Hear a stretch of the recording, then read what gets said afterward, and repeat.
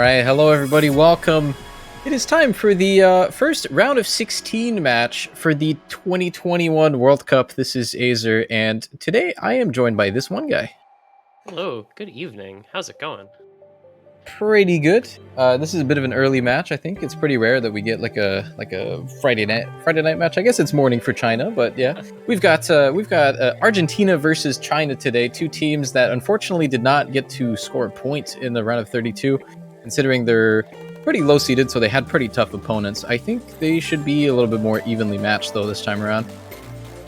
Yeah, I think based on their results in qualifiers, based on kind of the performance that they showed in their round of 32 matches, despite both getting swept 5-0, I think these two teams both actually do have some potential, and I do think, as you said, they'll be relatively evenly matched. Kind of those important players from both teams, the Emery Kuno pair and Slowburn from Argentina. China, of course, Genshin Phobia, Burger Fox. Milk Tea. They've got some players who can do well. Like, these are teams that are not, incapable of playing the pool proficiently. Yeah, I think they're both looking to have a better showing. I don't think they were satisfied with the way they played in round of 32, especially considering that a lot of these players did really well like earlier throughout the year. So looking to do a little bit more. I think it's also pretty hard to determine what the other team wants to do here. I think, like I said, they're very evenly matched, but also like in terms of not only in terms of score, but in terms of their priorities and stuff like that. I think this match is going to be very hard to like predict, if that makes sense. Honestly, I have no idea who's winning or what the team plans are, if that makes sense. Like, it's very hard to determine. I tried, but yeah, they've got a little bit of like an open book on both sides. Yeah, I think based on what we saw in their first round each, I think, Argentina probably not going to play too much reading stuff. Might look to ban out, like a low AR pick, something along those lines. China, on the other hand, maybe picking some more non-mechanics type of stuff. They picked like the tech map in week 1, for instance. So, like you said, there's not direct overlap kind of between these perceived skill sets. And new week, new pool.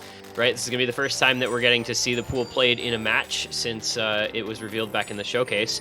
And so I think that's going to be something that's cool to see as well. Two teams kind of testing the waters for the first time for us here this week. Yes, and I think player reception so far, I'm going to talk about this real quick because this is the first match around at 16, but I think the player reception to this pool has been very exceedingly positive. I think the teams like playing this. There's not a lot not to like, so I think it's going to be pretty interesting to see the teams kind of enjoy themselves beyond just playing. Sometimes there's some maps you don't really want to play, but you kind of feel like you have to. But it doesn't seem like there's any of that here. Everyone is kind of a big fan of everything in this pool, which is very nice. In terms of pick ban, though, I think I'm fully expecting both of the teams to kind of stick to their cards from last round. If you look at the scores and their bans that they're going for, it's expected that China bans Nomad 2, which they just did. And Argentina is probably looking to ban Hidden 2, which if there's anything to go off of to compare the teams that would like give an advantage to the other team, those are literally the only two maps in the pool that like fit that. Everything else is kind of a toss-up, so I think it's about expected that we see both of those. Yeah, especially like this week's Hidden 2, is again, kind of that linear older style aim. It's a little more of a throwback feeling map than last week's, but it does get banned out by Argentina, so no surprises there regardless. And I really am just very curious to see what we kind of get out of this pool, what we'll end up seeing. China's going to run it back to the Nomad 4. That was their first pick last week. It's going to be their first pick again this week. The Hesperos, mapped by a Silica 3D Yoshi Spin. What a great diff name. This is actually, I like this map. I think it's pretty cool. I mean, it does have the cut streams, which can be kind of polarizing, but that nice early round, tech that's like not super crazy, but does test the tech elements that you expect to see. Yeah. Again, this is one of those maps where I think people are liking a lot. This slot in particular, I think, can tend to be a little bit polarizing, but this week is definitely a hit.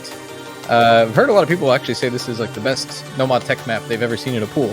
So we're about to see that pretty soon. I think for China here, I think it might be interesting. They're very likely playing their core roster. China likes to play around 4 players and really play those 4 players, even though they have all 8. You know, I think you're expecting to see Genshin Phobia, which is David, if anyone is not up to par with that. I'm a Burger Fox, Cuckoo, and Milk Tea or Lolo are going to be playing this, but it looks like maybe not for this map. They're gonna bring Strife in, which hasn't really played many maps so far. So this is a bit of a new showing. I think they didn't really play much last round.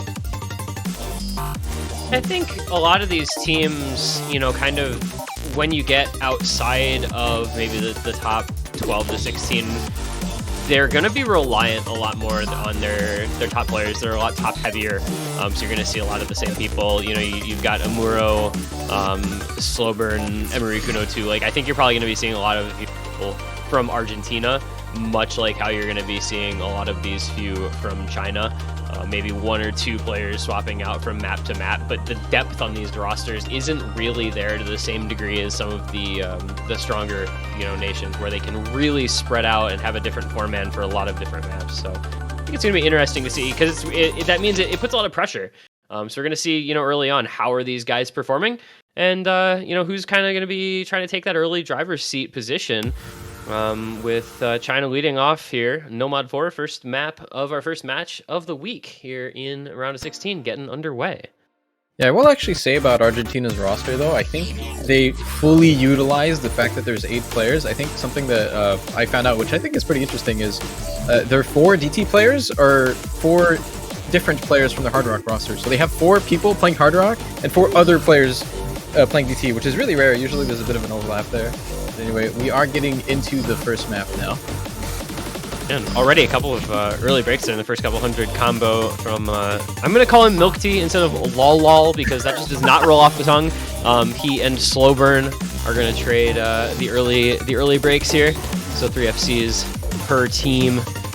The accuracy advantage already going pretty heavily in favor of China for the most part. Curious to see, like I said before, they, you know, kind of picked a couple of less mechanic favored maps in their first match, whereas Argentina trended actually more into the mechanics. So, you know, if we see things like the tech and alt maps from China, maybe more likely to see, you know, kind of a straightforward aim or speed map from Argentina the other way. Yeah, so far, pretty good showing on their first pick, though. I mean, about a third of the way through. Looking pretty strong on this, I think, as you'd expect from their first pick. But yeah, this map showcasing a lot of cut streams, and it is, like you said, this was their first pick last round, right? So they're definitely playing into their comfortable ground for now. Yep, and just the difference of Lexalia finding a break. So they have, you know, 2 missing FCs from Argentina versus 3 FCs still alive for China. See, it's interesting, you know, because I feel like last year they were a pretty well-rounded team with the roster that they had. Adding in, you know, Crystal to the roster obviously makes it a lot stronger. Another break from Lexalia. But I wonder if this year, you know, maybe China focuses more on a specific type of skills. Like, wow, that's okay. There goes Argentina. They collapsed. All right. Yeah, I thought I had some time to talk while everyone was just keeping combo. I was mistaken. Argentina just goes by the wayside.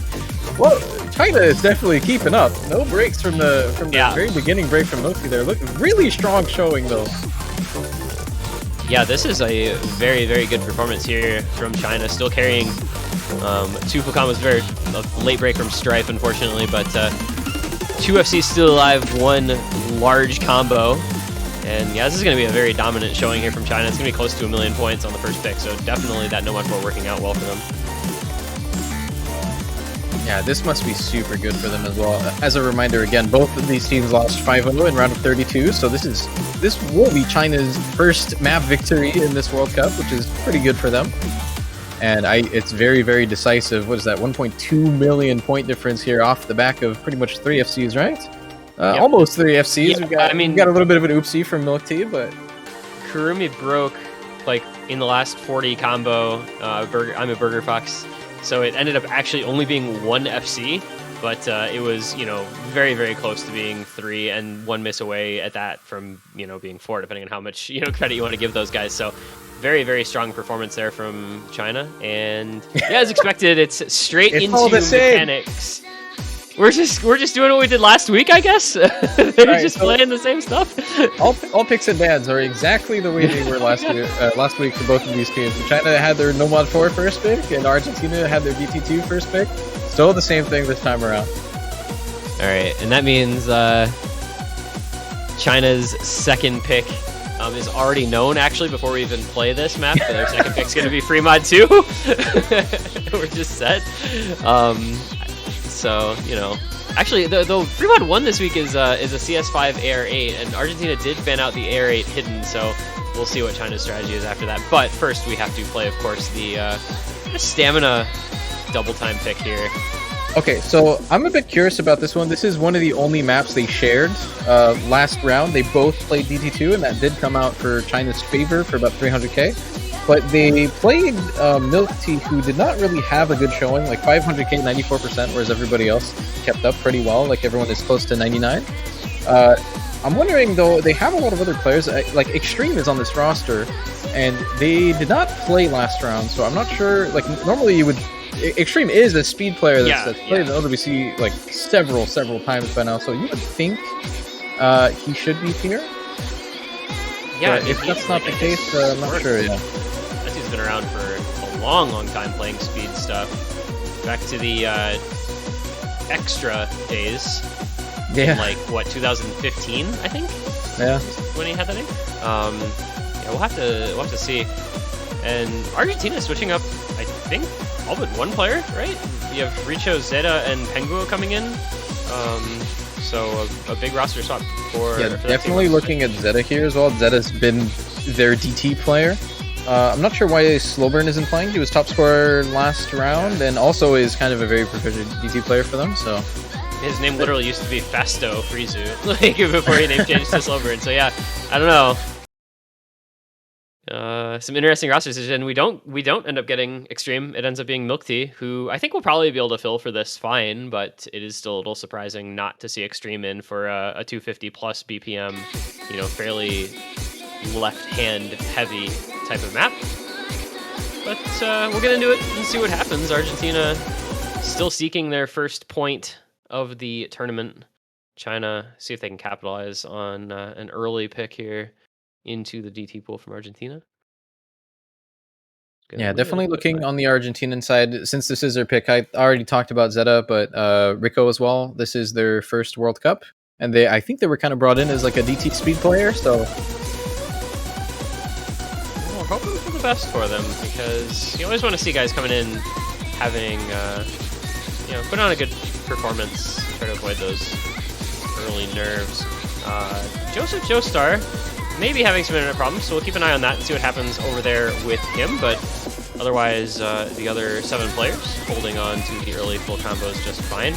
China internet does tend to be a little hit or miss. I don't know. A lot of the China players I feel like actually live in the USA. I don't know this year, but historically if that's been the case. I don't know about this team. But we're going to see what happens. No misses yet, which is good to see. Getting through several hundred combo. Yeah, this is unfortunately not new. It's a bit of a recurring theme for the Chinese World Cup teams.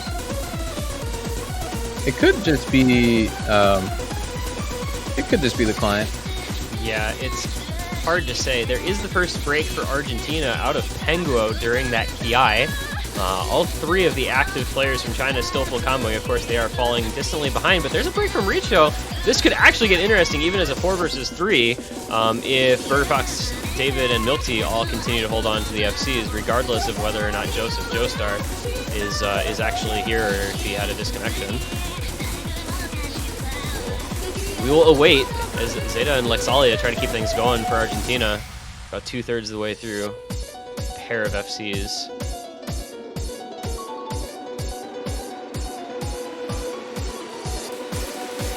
Yeah, I think regardless of the DT, if this is actually a 3v4, that would be kind of devastating. Especially if this is Argentina's first pick, probably their strongest pick. And there's a couple more breaks from Richo. There's a break from David, though, unfortunately. So I think any chance China had of a 3v4 is going to fall by the wayside there, and that's going to be Argentina. Depending, I guess, on the situation with Joseph Joestar, I think this is going to be pretty much Argentina taking it down to just one FC on the board after Milk Tea breaks. Oh, okay, he is here. Oh my god, that buffer. Okay, well, so Joseph Joestar is going to have a long way to go to catch up with the rest of the players. He is starting far behind. So we will have to kind of wait and see here what the MP says. But it does. I'm gonna just spoil it here. Argentina is going to end up winning. Joseph Joestar putting up a 600k score, and Argentina takes the point by about 350k. With the double FC, in fact, near double FC, I should say, from Lexalia and Zeta. So the newcomer doing a good job, putting up a 1.1 million score. Okay, I'm just thankful it wasn't actually DC and it was just some like internet shenanigans. Yeah. Because it's always a bit of a hassle whenever someone DCs. You don't know if you have to, redo or not. But nope, he did play. He does have his submitted score on the MP link, and yeah, it does go to Argentina. It was fairly close to 300k for a DT pick. That's not a big gap. I mean, it's just a couple misses here and there. China ended up with one FC with very low AC and without any other full combos. It's kind of, you can't really make that up very easily against a near double FC. And it is the 1-1, so both teams getting their first point of the tournament on their first picks in this match. And back over to China, and they do go the Fremod 1, so they deviate from the script here just a little bit. This is no longer scripted, folks. We're now live. But this makes sense, though. It's the CS5 AR8 Fremod pick. We're hitting Daquan live in person. Yeah, we've actually not seen Argentina play Fremod yet. Obviously, China picked the other Fremod last round, so I'm not quite sure who they're looking at in terms of mods, but I have a feeling we're probably, maybe not in this match, but over the course of the weekend as the other teams play, we're likely to see some more Hard Rocks on this. As it is a base AR8 map, right? It's the classic AR8 CS5 free mod, the good old free mod staple since like 2014 or something. So like, it can be a little bit rough sometimes to play this no mod for some players. It's just going to be a lot easier to just straight up just pull extra Hard Rocks and just not have any no mod. So we'll see if any of these teams decide to go for that. Yeah, I've been hearing the rumors of some potential Hard Rock overmod on this from a lot of the feedback that's been out there. So I think that will not be an unlikely sighting. I mean, it's 6.5 is, they're small circles, but they're not, it's not the end of the world. So we're gonna end up, I'm curious what we're gonna end up seeing, I should say, as the mods in this particular match, as we're trying to sort out the players. I think a couple of guys having a little trouble again. But looks like a Muro, Emery, Kuno 2, Penguo, I think are set. And then Kurumi, Kuku QY coming in for his first map, joining David and Strife. Yeah, when China played the other free mod, it was Genshin Pobi on the hidden and Strife on the Hard Rock. No other overmods, and that might be indicative of something. That map that they played free mod on was the easiest map in the pool, so maybe you would think they would go for a little bit more, but no, it looks like they just have Cuckoo and Bigger Fox play the no mods. It looks like they're looking to do the same thing here, most likely.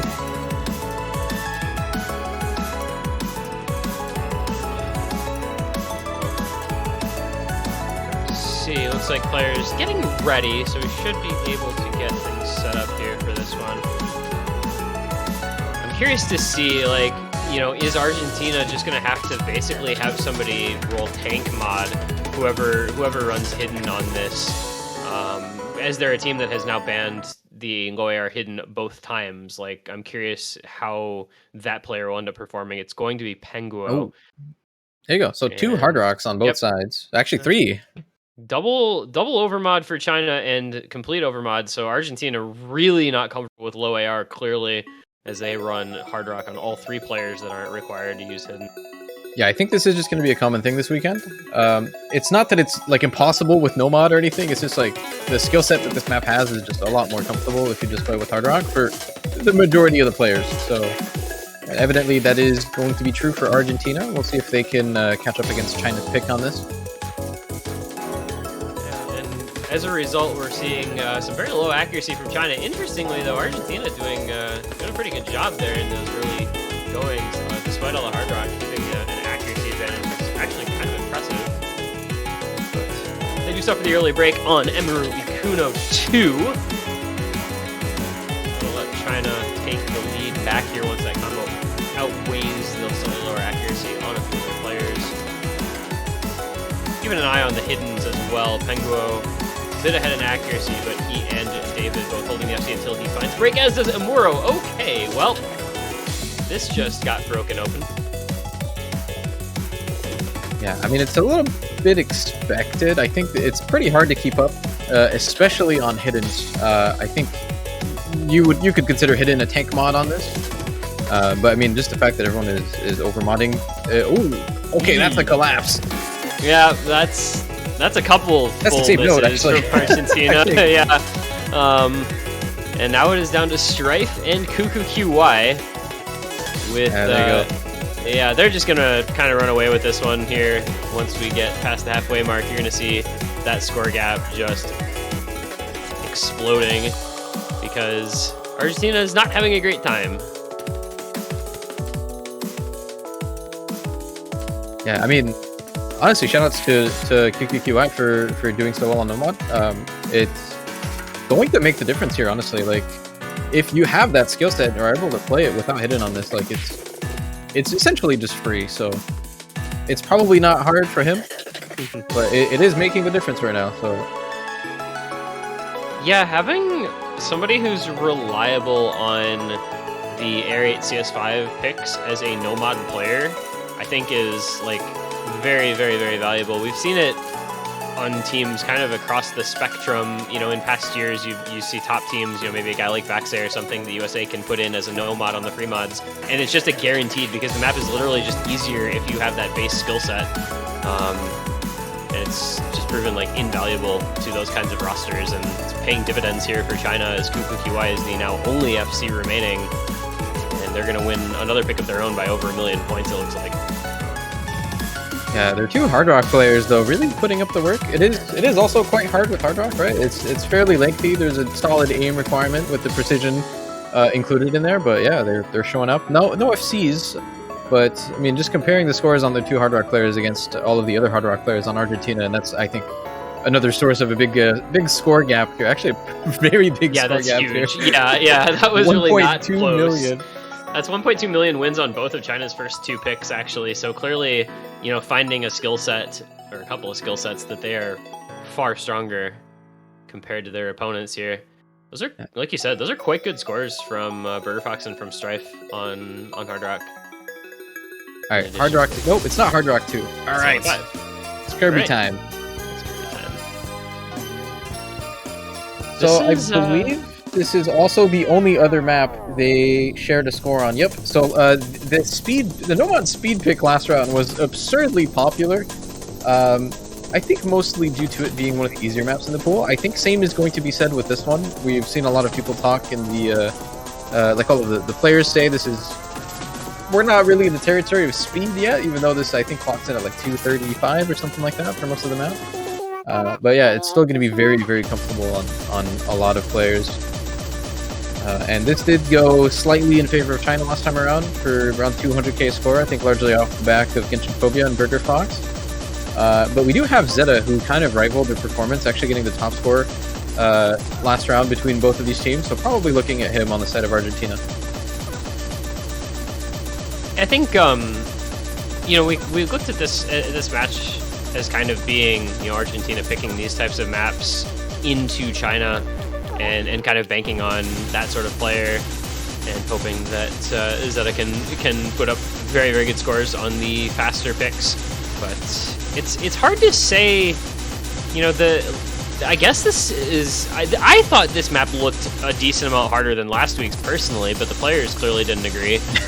They thought it was not difficult at all still. So curious to see whether people are hitting too fast. Yeah, dude, everybody's like left-hand players. I'm not comfortable with this. I'm not prepared for the world to just be like a billion players out there who can just look at a 250 BPM, you know, stamina map and say, "Oh, this is easy." Not prepared for that reality. But we'll have to see if this ends up being, you know, kind of a couple of FCs per team, in the way that the DT pick for Argentina was a couple minutes ago. looks like pretty similar rosters here as well. Have like Salia, Zeta, Penguo, and Richo is the same roster for Argentina. Bergfox, David, Lol, Milk Tea, the same. Cuckoo QI though going to replace Joseph Joestar for China. I'm okay. I didn't think Penguo was a speed player, so this might be a little bit of a weird roster selection. I would expected to see maybe like Amira Kuno 2 for this one, but maybe the map is a little bit of a difference, and I think this is going to get aborted. I think. I'm not really sure. Quickly saw in chat that they only had 3 players in or something. Maybe so. I'm not really positive what's going on here. We'll find out shortly. Penguo was in for... Yeah, they're not playing. It was just be aborted. Yeah. Penguo was in for DT2. He did put up just under 750k, so capable of playing, you know, decent. That map is 252 BPM, so a little bit faster than this one. Obviously, the stamina not required the same way, but all right. Yeah, I don't know. China and having internet problems during OSU tournaments is a tale as old as time. I feel like that's just anytime you see a China team in OWC, 3-digit World Cup, 4-digit World Cup, like there's going to be internet problems. There's just no way around it.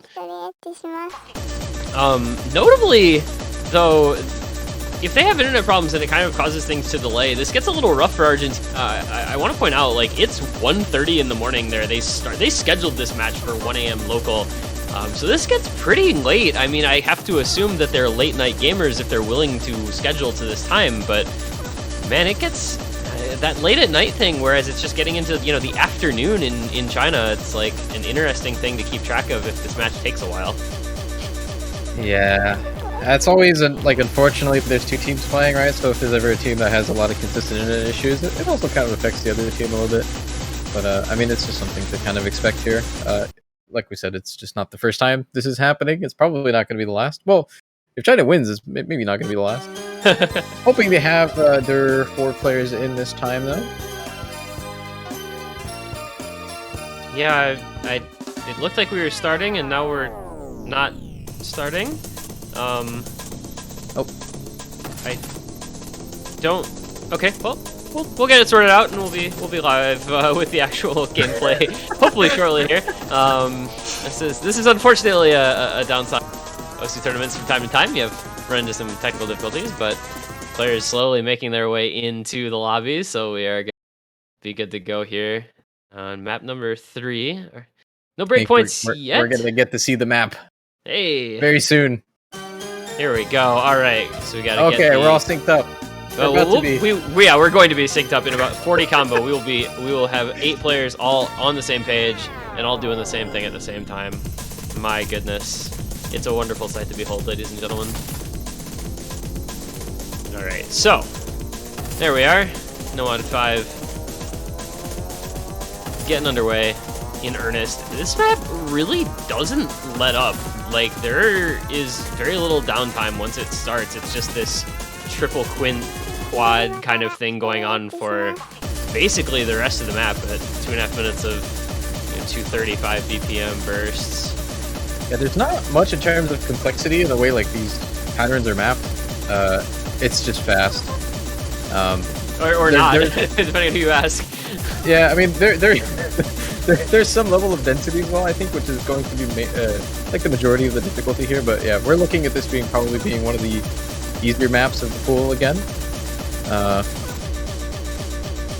being said, we did see a couple of breaks already from Richo down there from Argentina, so China will have a little bit of an early lead. About 100k or so, I believe, about all this different. Although the accuracy suffering on Milk Tea is going to help out Argentina a bit here. Shoutouts to Alden, by the way, his first OWC map, I believe. Yes, there's also a collab with Fairy, so both of their first OWC maps. Yeah, cool to see new custom mappers getting their maps picked immediately in the first match of the week. Like Salia, gonna be the second break, as followed up by Penguo. That's not looking good for Argentina. That's a bad spot to be in now. 4 FCs still on the board for China, and only 1 for the Argentinians.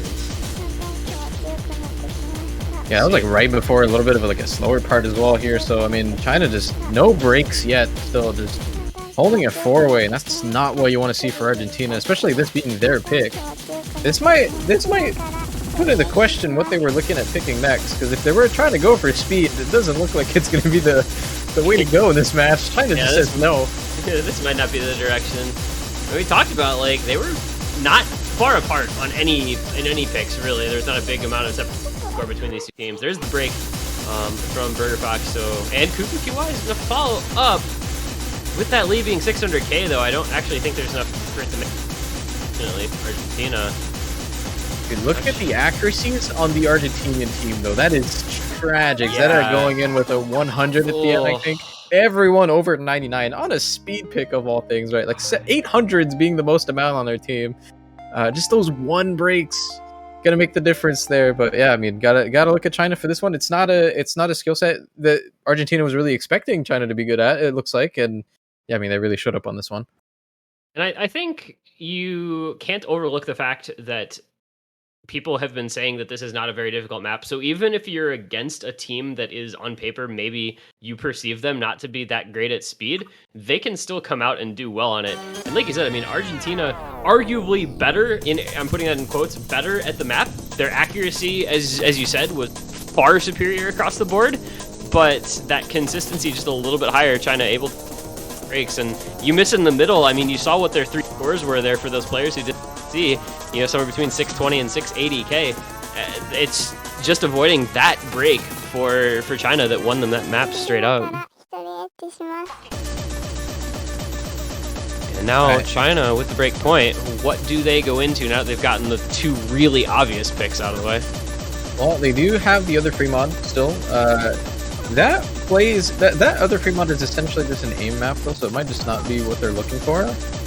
I think they were probably just looking at like mod advantage stuff, but that is not a mod advantage map. That is just like a raw aim map, and you don't really, you're not going to see any more than just 2 mods on that map, like from any team, I think. So maybe not what they're looking at.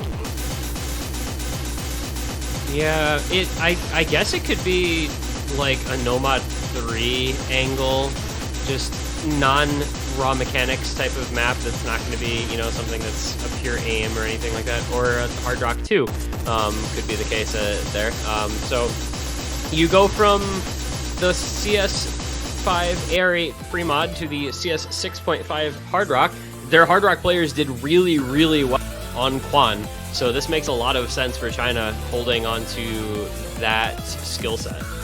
Yeah, this is actually a pick that I think you could expect Argentina to go for as well. It was their only other pick last round, but I think the map is fairly different. This is very slow for Hard Rock. This is the 145 BPM map with rhythm complexity. It's very unique, so it's not like any other map we've seen previously in this World Cup. There is just no equivalent in this slot, in this World Cup, that is. So I think this is probably a good pick for China, considering, like you said, their Hard Rock players did exceedingly well on that other free mod. But also, this does kind of share a few similarities.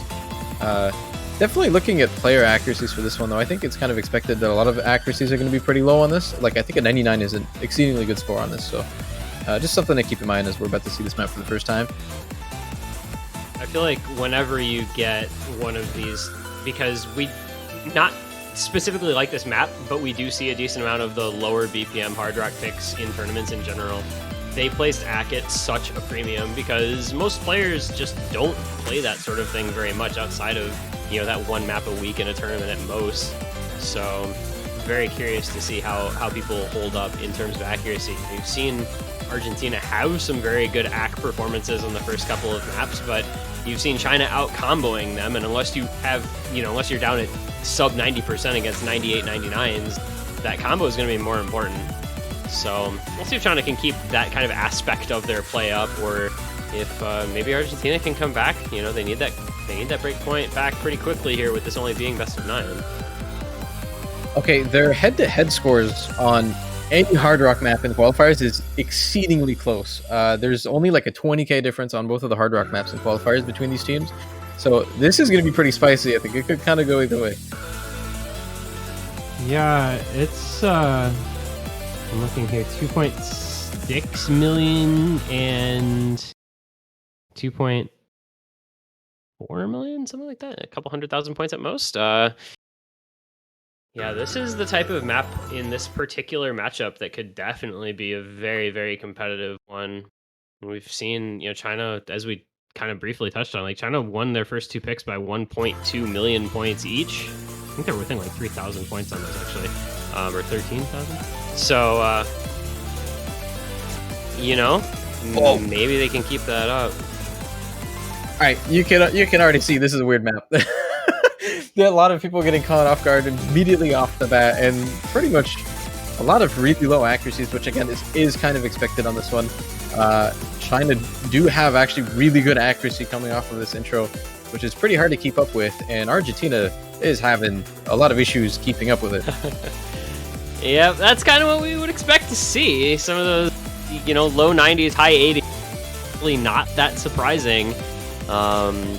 And multiple breaks. Boy, there is one combo on the side of Argentina.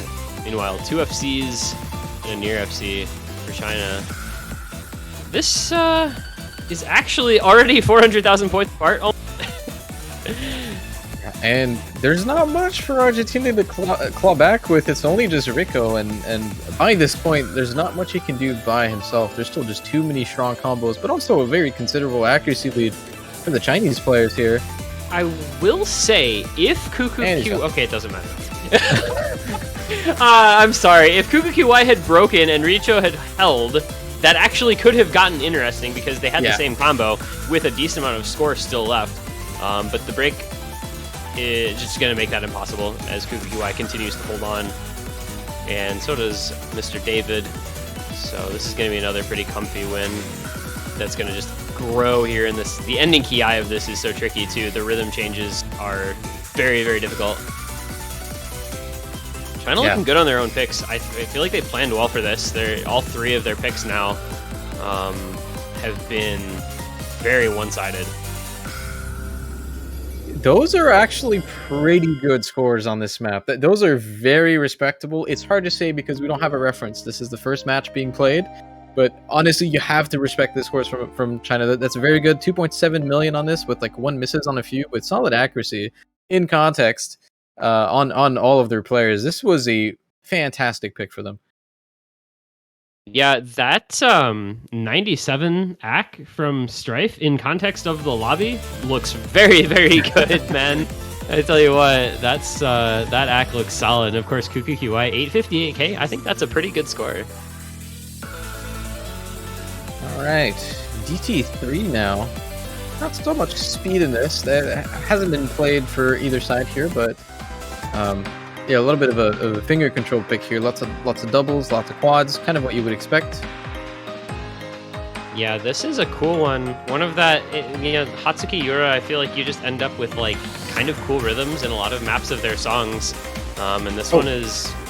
Actually, I take it back. China did play this last time. Okay. But I like, and this is one of the few non-customs as well. This was a custom for a different tournament, though, so I guess it kind of still counts. Hitball does, I think, cool things with his mapping. Usually you get very unique maps from him. So hopefully this will play well for both these rosters.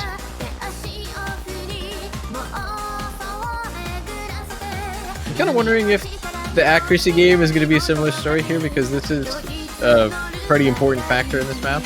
Obviously, it's like the complete opposite spectrum of what is considered accuracy. Right? Like last map, we just had like some super low BPM with Hard Rock, so it's really hard because Hard Rock is always harder and harder the lower the BPM goes. Whereas in this case, it's just kind of fast. It's just a typical finger control pick. We'll see if China can show the same story here. They did have pretty low accuracies on the last round that they played. I'm looking at like 96, 95.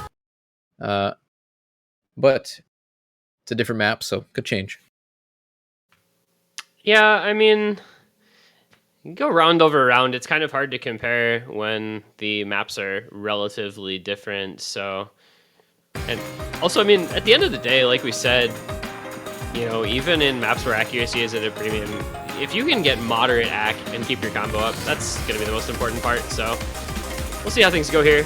Zeta already with the very early break right at the beginning, but hopefully should not affect anything too much going forward. This is a decently long, again, all three of these 2.5 to 3 minutes in the DT pool, so get some time to get into a rhythm and hopefully build up some decent combo for both sides.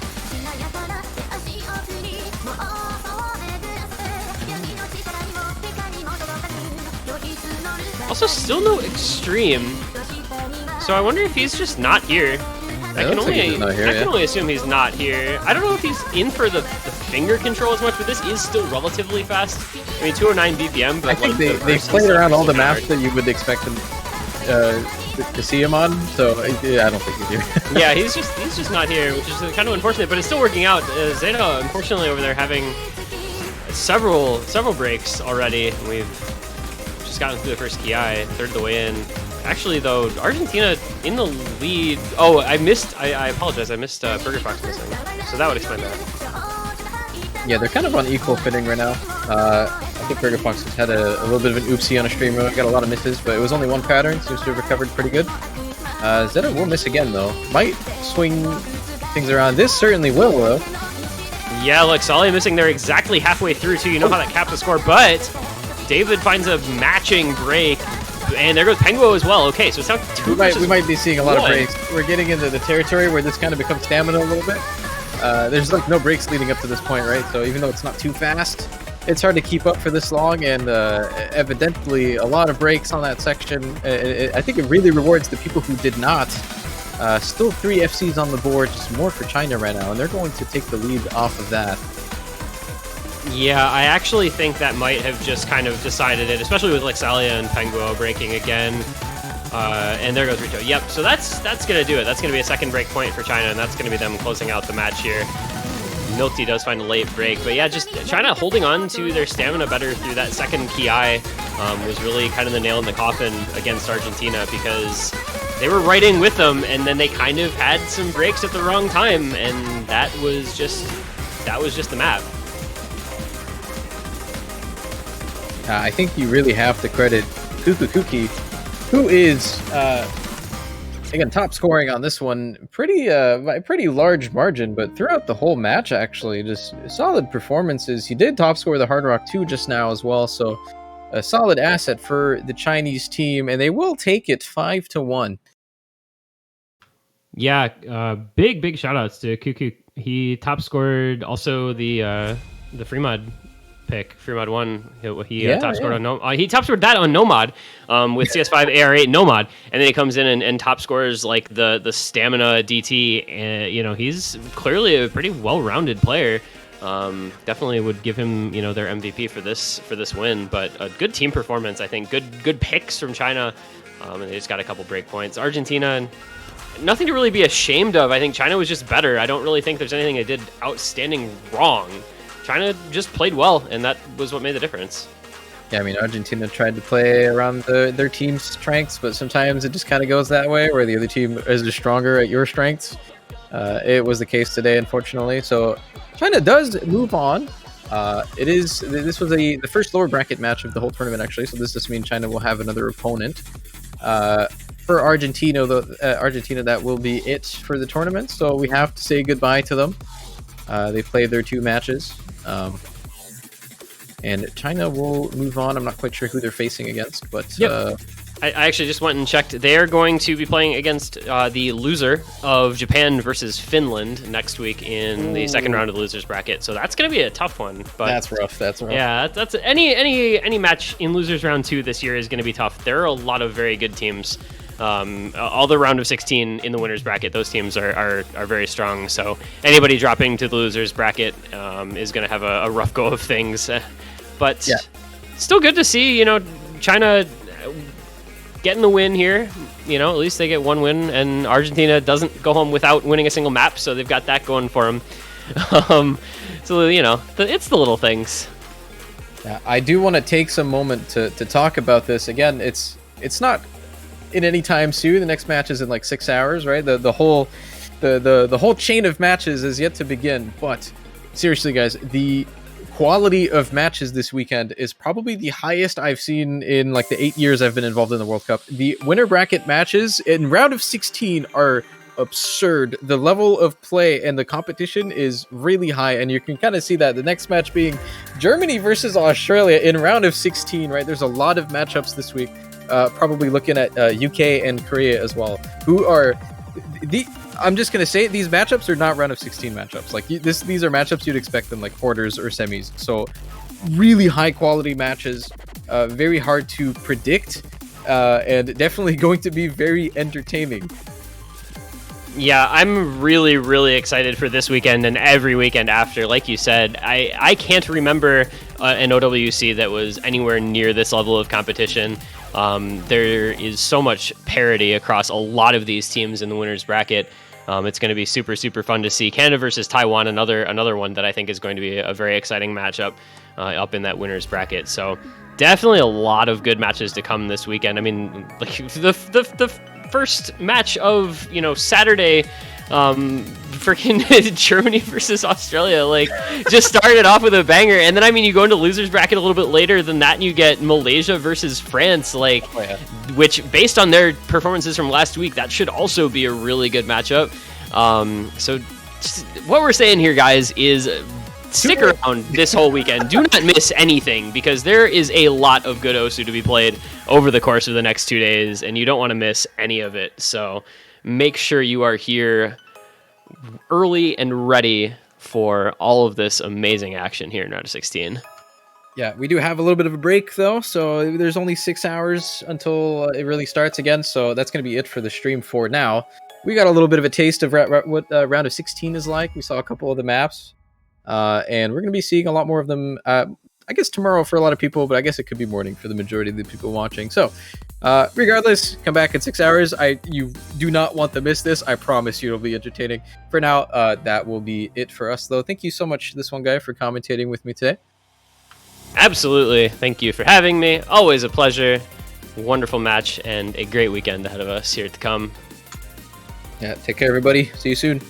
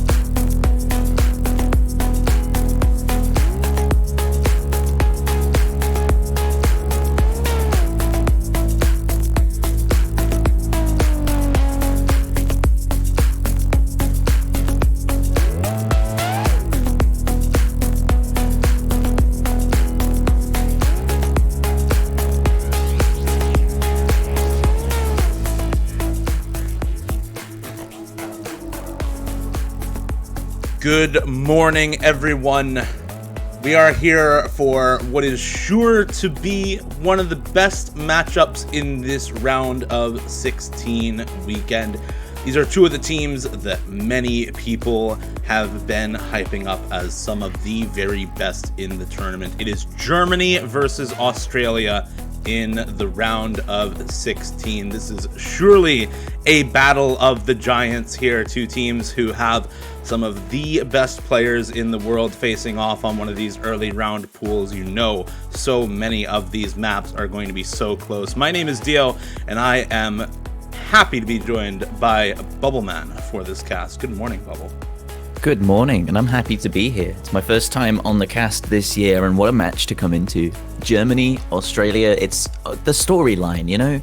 White Cat comes out of nowhere, hits the number one spot. Everyone knows his name, and then Emrek just decides, well, okay, it's my turn too, and takes it off him. We got the number one and the number two player in this match. And that's to say nothing about the rest of their team. Yeah, both of the rest of these teams, you know, obviously one player does not make the full team in a 4 versus 4.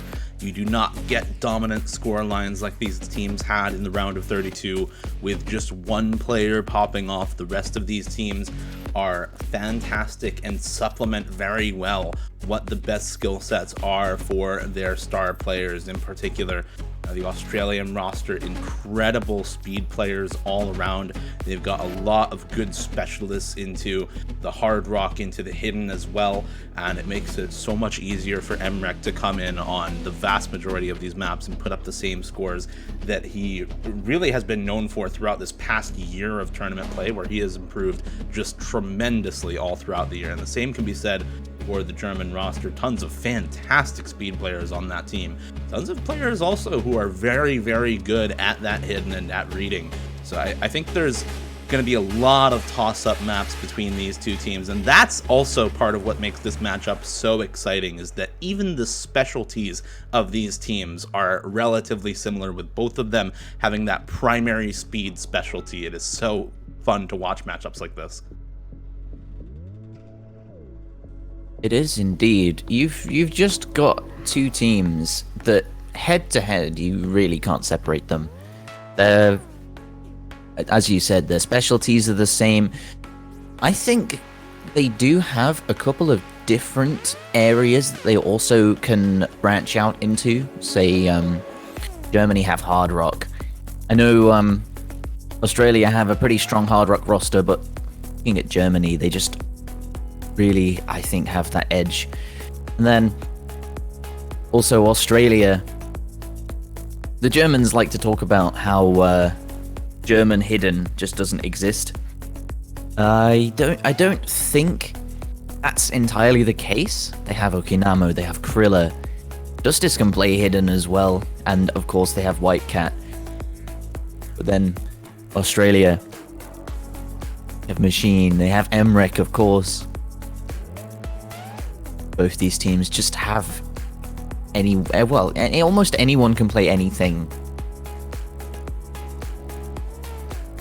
Yeah, there really is not a lot of defined weaknesses on either of these rosters. If you have to separate a single weakness on either roster, and even then it hurts to call it a weakness, because neither of these teams are really bad at anything, right? It's just something that they're not quite as good at, that they might not have quite as strong of a roster for compared to some of the other skill sets. I think that it is, and it comes down a little bit to a very strong hard rock roster for Germany, as you said, and a slightly stronger hidden roster for Australia, where they do have, you know, very strong hidden players, and even Jordan the Bear has been surprisingly good on hidden recently. Machine, very, very strong on that hidden, as you said, is supplemented very well, of course, by the fantastic scores that always come out of Emrek. And then I think Vivace is probably going to be their last member on the hidden, which is a again, very scary roster. We do see a couple bans come out, by the way. Australia banning out Alicho in Fremont. That is that awkward anti-aim pick. Lots of pattern aim, lots of polygonal stuff, lots of really weird wide-angle jumps in that map. And then a double time one ban out from Germany. So already starting off with some dips into that double time modification. It's just the aim map is banned out this time around, but it does show some respect from both teams towards what we thought would be some of the best skill sets for either of them, with Alicho, particularly for the Hard Rock members on the German roster, being a very, very strong pick.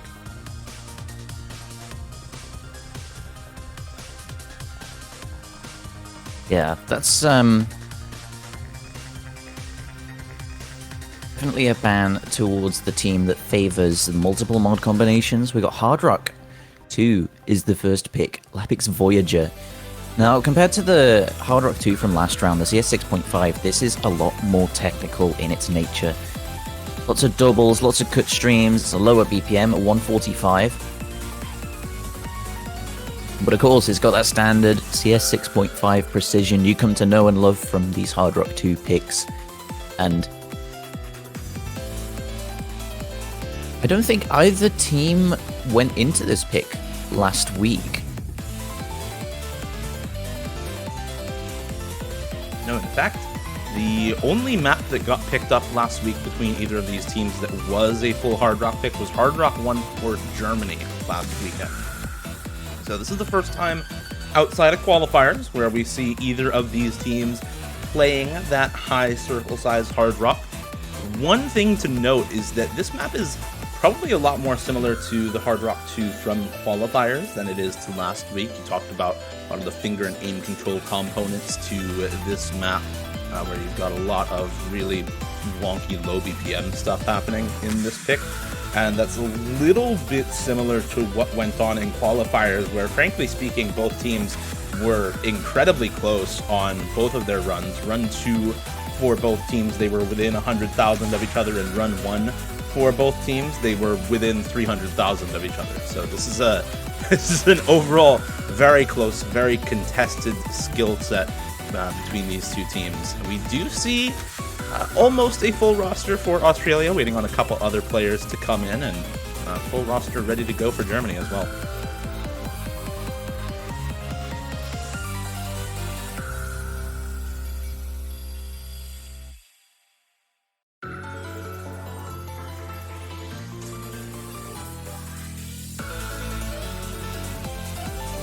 Just waiting to get the players in and ready. Looking like good looks are out into the chat. We will head into map number 1 of... I quite possibly think this is the match that everyone's going to turn up for. It's Germany-Australia. Two powerhouses. Australia maybe inting qualifiers a little bit, not having Emmerich. Still managing to put up a decent, if not good, performance.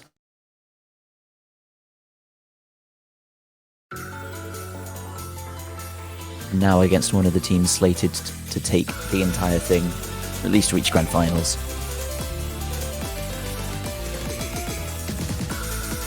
You can already see that finger control and aim control components coming into this map. Lots of 1/3, lots of high spacing all around. You see an early break come out from Milo Milkshake on this map. The Machine either breaking at the very start or dropping a couple slide rends here or there, down about 10 combo. Holowatcher finding an early break for the German roster. The rest of the lobby, Dustus, Whitecat, Triller, Emmerich, and Vivace all still holding on to their FCs at the moment. But Machine dropping down once again for Team Australia, and that is a little bit of a concern. You do still have those 3 full combos now for Team Germany, and with Milo Milkshake finding that second drop, it's just Emmerich and Vivace left to stand against these 3 FCs, plus a supporting combo from Holowatcher for Team Germany. So this is looking like a fairly solid breakpoint chance for Germany at the moment.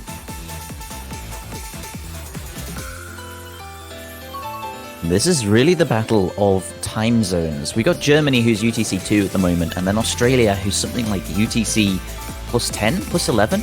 It's 11 PM over there at the moment, and it's maybe 1 PM for the Germans. It's all about what's your preferred time to play the game. Do the Germans think they're more awake earlier in the day?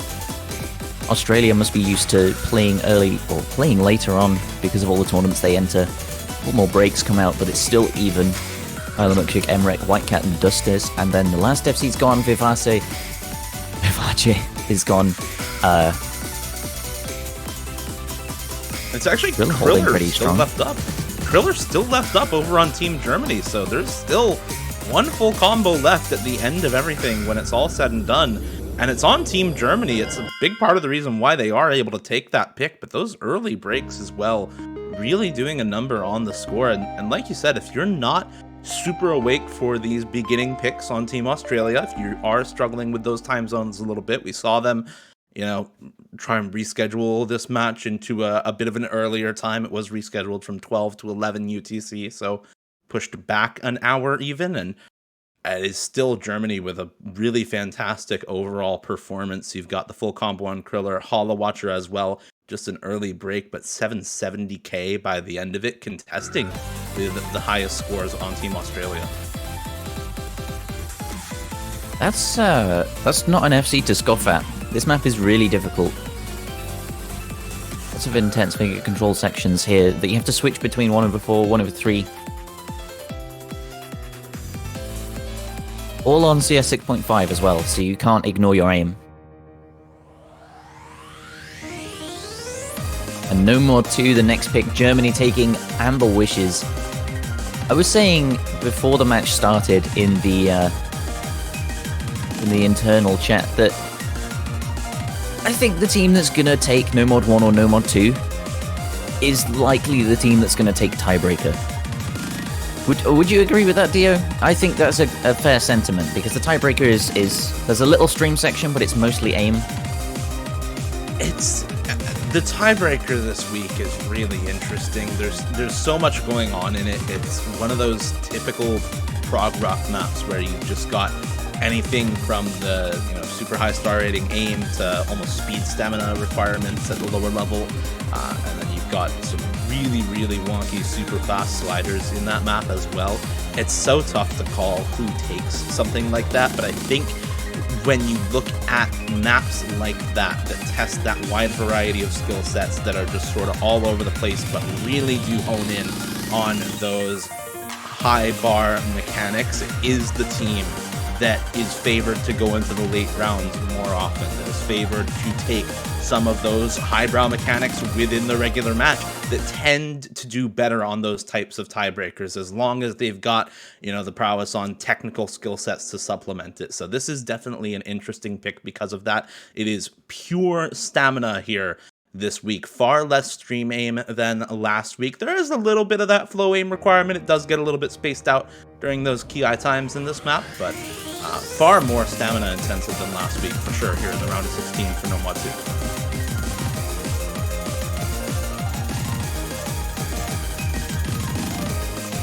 Straight in. It doesn't waste any time getting started this map. Whitecap finds a small drop immediately. Going to be around about 100k off his score by the end of it. That's how brutal Score V2 is in terms of maximum scoring potential. Which, if it does come down to that, then it will be a pretty crazy scoreline, because we'll see 7 FCs.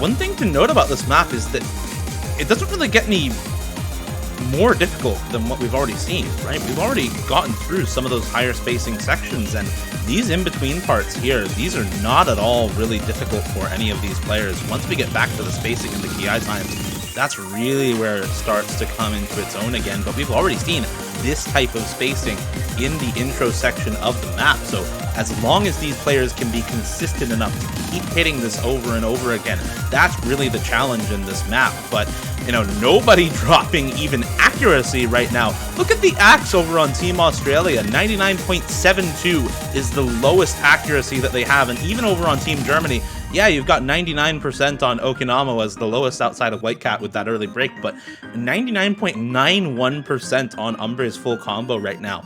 This is just about as close as it gets, right? One player with a super early drop in Whitecap, and that's it. He's down 50k from an FC, or where an FC would be with that accuracy, right? So this is incredibly close between these two teams. It is slight act difference, it is slight combo difference, and that is it.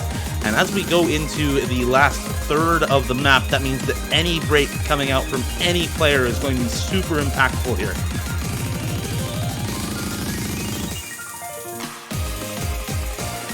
Level 100 from Emmerich. Spacing increases a little bit into the outro. As we mentioned, the 1/3s didn't catch any accuracy from any players as well. Noting that everyone well prepared for this match. As you have to be when you are up against another powerhouse in one of these early rounds. These types of maps can come down to just the slightest of breaks, and there goes Kriller right at the end of the map as well.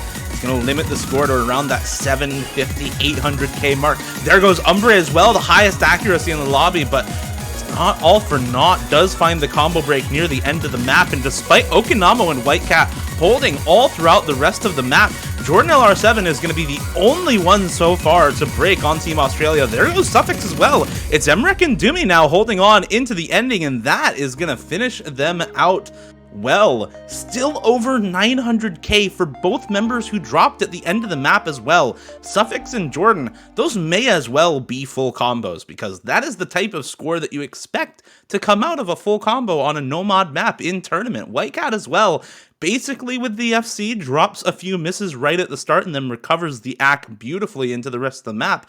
But those other early breaks from Kriller and Umbre, just not quite what Germany needed. Those breaks near the end of the map completely decide it, and that is, Bubba, you were talking about it before, the kind of scoreline we were going to see on this map if that early break from Whitecat did end up mattering. That's basically the scoreline we saw.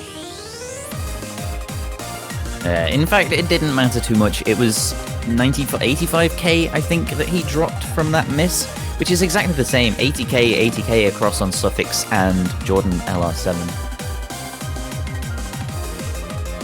So really, it wouldn't matter too much. Only 2 misses, and that is a crazy team score. 3.8 million in the round of 16. I think we'll be seeing a few more of those today, however. And that's not to say that, you know, we'll be seeing them on DT, because I think we'll see much higher on DT. With the 1.2 multiplier on that, I think it'll be maybe 4.6 mil, 4.7 mil for teams. 2 breakpoints, however, neither team gaining an edge yet. We've got 2 picks, Hard Rock 2, No Mod 2.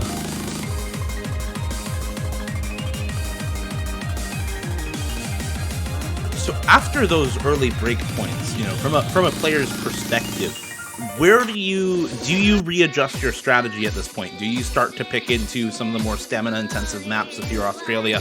It seems like that's the way they're thinking. They end up going for double time 2 here. Classic Senya DT in the DT2 slot for this round. Basically just burst speed all throughout. It's what you would typically expect from a Senya map in any double time pool. Lots of long bursts at 255 BPM. It's a song that a lot of people will know. Been around in this game since 2013, I think. This is a remap by Lucent. Lunatic difficulty. Not the shortest of DT maps. Despite it being a modern remap, it is pretty old-styled.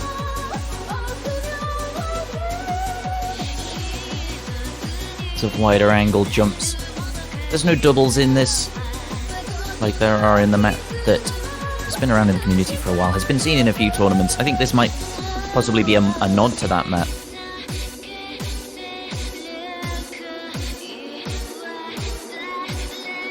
I think definitely part of the reason why those doubles were foregone when mapping this is that it is meant to be in that DT2 slot. You tend to try and stay away from a little bit of that finger control when you do have a dedicated finger control pick in double time 3 in this pool. So definitely fits well with what was intended from the get-go for this map. And like you said, I think a lot of Lucid maps actually kind of have that slight old styling, the almost, 2015-ish kind of feel to them, where you've got some of those wide angle jumps that do make it the slightest bit uncomfortable, make the aim, that little bit trickier, that differentiates it a lot from what you expect to see in DT1, where it is that very comfortable, almost farm style aim, where you just got acute angle jumps with nothing really difficult going on there. There's a lot more obtuse wide angle jumps in this map instead. But really the test in this, there is some of that aim. You've got some of those squares that start off right away, but you can already see all of the bursts in this map, and lots of consecutive bursts, consecutive triples all over the place as well, which are deceptively difficult on stamina. You might look at this map and say, oh, it's only triples, it's only some 5-note bursts, but when you put them right in a row like this, it becomes much more draining on the stamina. The control required to swap between those single taps and the bursts is much more difficult than just one burst every once in a while. And this could even come down to an act battle. This is the chorus, but the choruses don't get any harder than the verses are. Very consistently difficult throughout the entire map.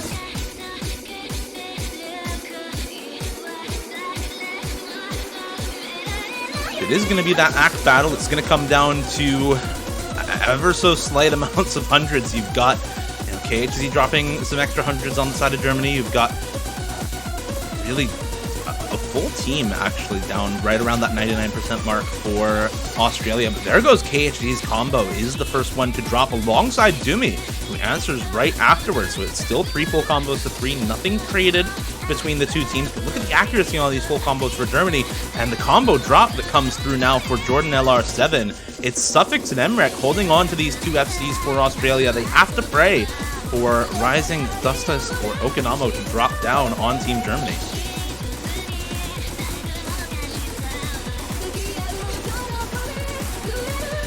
Actually missing again. It's still 3-2. Possibly getting those early match nerves out. This is the third map of the match. It is his first that he is appearing in. I think it's definitely see the shake after the break. Finds another break with those shakes and finds another slider break for KHZ. Definitely remember having the most trouble with this. Look at the accuracy on Okinamo and Dustas as well. Both of those full combos with 99.8 for Okinamo, 99.6 for Dustas. There goes Rising's combo, by the way. It's Jordan LR7 and Dummy with a good recovery, but there goes Suffix's FC. And it's only Emrek now with the FC for Australia.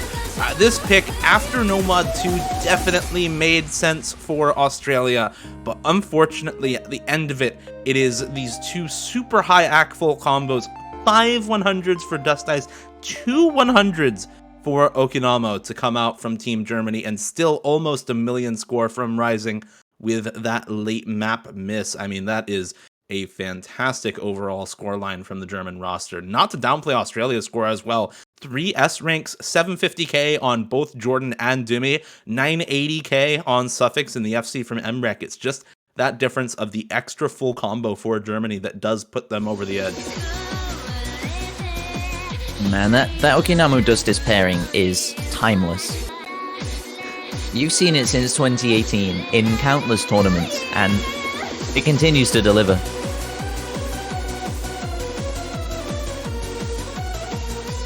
It definitely delivers. Those two have just been, they've been tearing it up, especially recently in 2021 in a lot of different team tournaments, and it is always so fun to watch when you see them both go in on maps like that and just wreak havoc, because it is that's what they do. That's the specialty, right? Is those double time stamina. It is indeed. I mean, quite surprisingly as well, because Dustas has just been taking a break, possibly even into retirement in 2021. Hadn't been playing at all. 2020, he was very inactive as well. So to see him still be playing and to still be putting up these performances, even though he doesn't play the game actively, you can really tell he has an incredible grounding in fundamentals, just to be able to pick the game back up again and destroy it.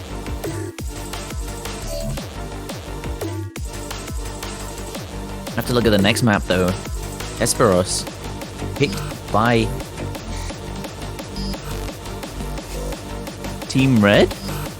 Picked by Germany. I don't know. I thought that Germany picked DT2. Sorry, I just completely Oh, that one hit me. Right. We've got ourselves a triple breakpoint match, Bubble. We've got ourselves 3 breakpoints in a row now. Will it be the 4th?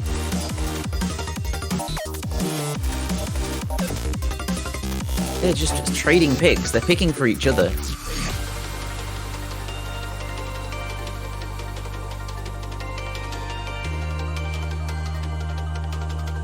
This, however, I'm not too sure whether it will be a breakpoint. We've got Machine, Doomy, Emrek, but then on the other side, Okinamo does this, of course, Krilla, White Cat, who is Australia's 4th for this.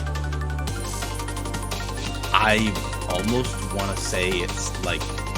I almost want to say it's Jordan Bear as their 4th. As he joins the lobby. Yeah, it would be either him or Vivace for me, but I feel like this is a slightly less slider-focused map compared to last week, where I think it would be more so a Vivace map. This one, though, it's also super low BPM. I think it's probably very up in the air as to which one of them does go in for this map.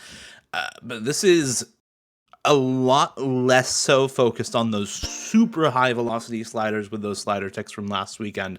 More so focused on, can you aim tons of smaller sliders, still with those weird slider shape, and without those slider ticks, but in between them, lots of high spacing patterns, lots of those typical space triples you see a lot in tech maps in the modern day. But this is like a specialty pick from Germany, right? This is Kriller's wheelhouse. This is White Cat's wheelhouse for sure. I think those two at the top of the lobby are the players to watch for Germany. Okinamo and Dust Ice, not to downplay them, but this is the specialty of a couple other players on the German roster for sure.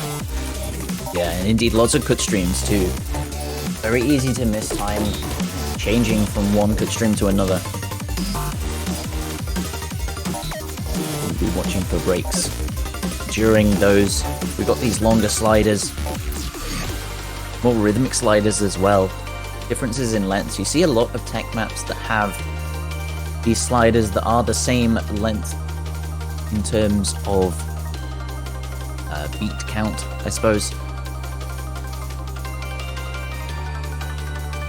One thing to note, we did see an early break for Dust Ice right at the start of the map. A little bit over 100 combo in. So he is down that about 100 combo.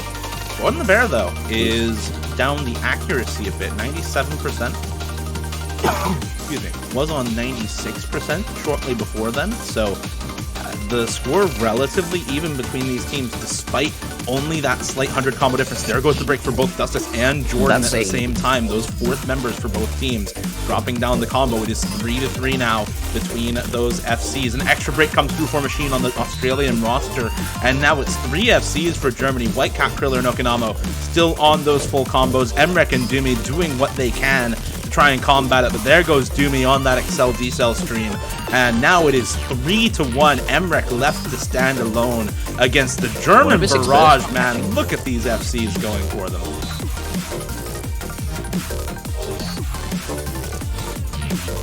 There goes White Cat and Okinamo, however. Now it's only Kriller on the German roster. This is a 300,000 score lead, but we are nearing the end of the map. There is only so much potential score left for any of these players. And with that 3-way wipe for the supporting scores on Australia, even if Emrek holds the full combo and Kriller breaks here, there's not a way that this comeback happens.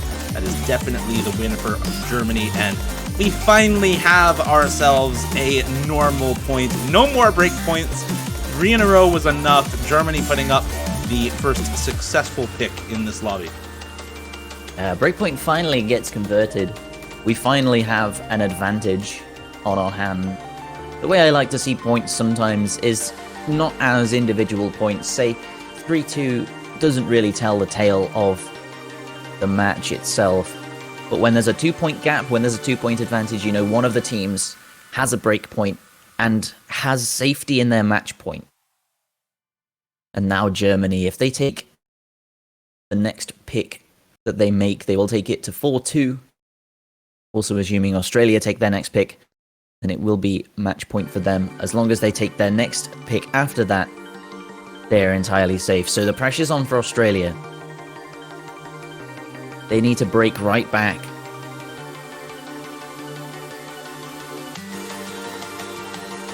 It is possible on this map pool. It's not a large map pool. But of course, in a shorter best of series is best of 9.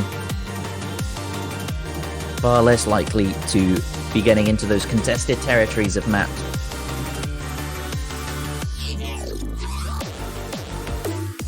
Got DT3 still open. DT1 was banned by Germany. Nomod 5's around also, and they have 2 other picks, like Nomod 3 they did pretty well on. Hard Rock 1.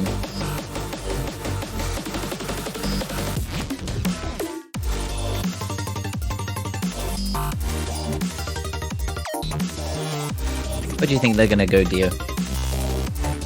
That's what I'm thinking about for myself. I'm really not sure. It's so tough to delineate which picks are more successful for either team.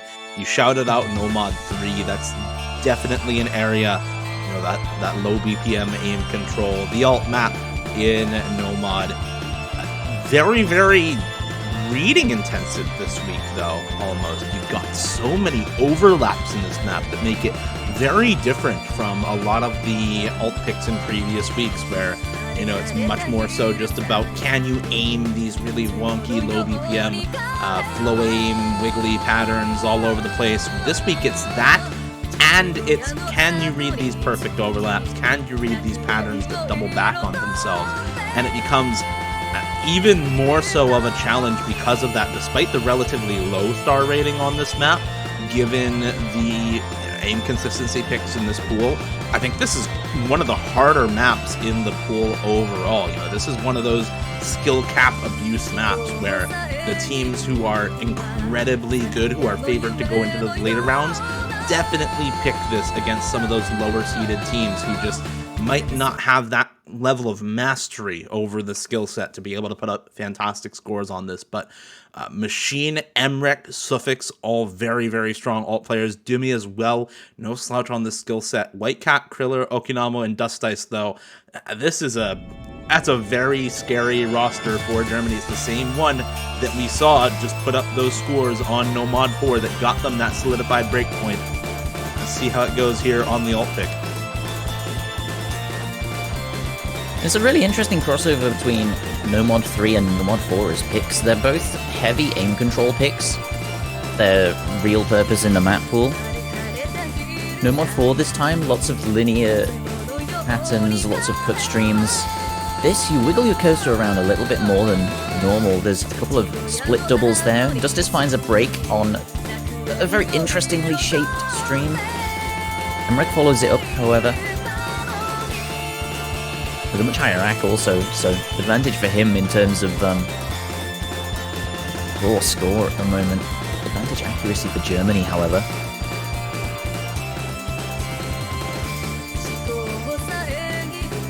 Justice overall having a little bit more trouble with this map than Emrek, though, finding a second set of breaks, dropping the accuracy, as you said.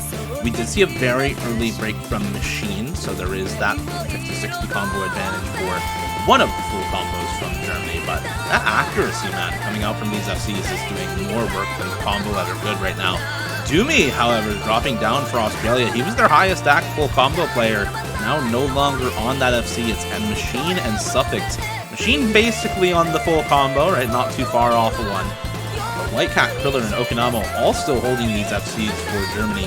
Is really big for them right now. It's going to help them get that score lead that they really want to see. But Okinamo now dropping down means that this is once again a very contested pick. Whitecat and Kriller versus Machine and Suffix on those high combos. You do have an extra supporting combo from Emrek over Dust Ice right now, and Dumi with a higher combo than Okinamo. So this is overall combo lead for Australia right now. It's going to start pulling that score lead back over to Team Blue, and you can see it about to swap over right now. Nobody getting tripped up on that cut double stream. Going now into the breakdown section. This is likely one of the hardest parts of the map. Indeed, you have to change a lot between linear aim, back and forth aim as well, and it catches Machine. It catches Suffix as well. That is huge for Australia. Both of those full combos dropped down during that section, and no combo breaks for Germany whatsoever. Whitecat and Krill are still on these FCs. Whitecat, as of recent, has been one of the single best alt players in tournament. You look at his performance in Corsace Open 2020 or 2021, excuse me, with Team and he was consistently one of the best players on any alt pick. And he's showing it off once again here. That is a 1/100 full combo from Whitecat right now. Even with that extra drop from Dumi and Machine, even with Emrek still holding on for Team Australia, I mean, look at these plays coming out from Kriller and Whitecat right now. This is why people are talking up this team as a potential to beat the United States this year. These types of team performances are just ridiculous from Germany right now, and a second break point ready to be consolidated for the match as well. Indeed, if they do take their next pick, match point, they take it. Absolutely crazy team score. 1/100 from Whitecat, 5 from Kriller. Justice bringing back a 1.2k combo after his early mishaps. Dynamo, I think, splitting his combo in half. Missing at the 800 combo mark. And of course, there's a great demonstration of the area, the place in the map where you miss really decides your end score. We can talk about Core V2 being balanced towards AC rather than combo, but you break your combo in half, you get 650k, just like Okinamo did, with really high accuracy also, I might add. And then we look at the No Mod 2, we look at Whitecat's miss on that. He's still got 915. It was a miss 100 combo in.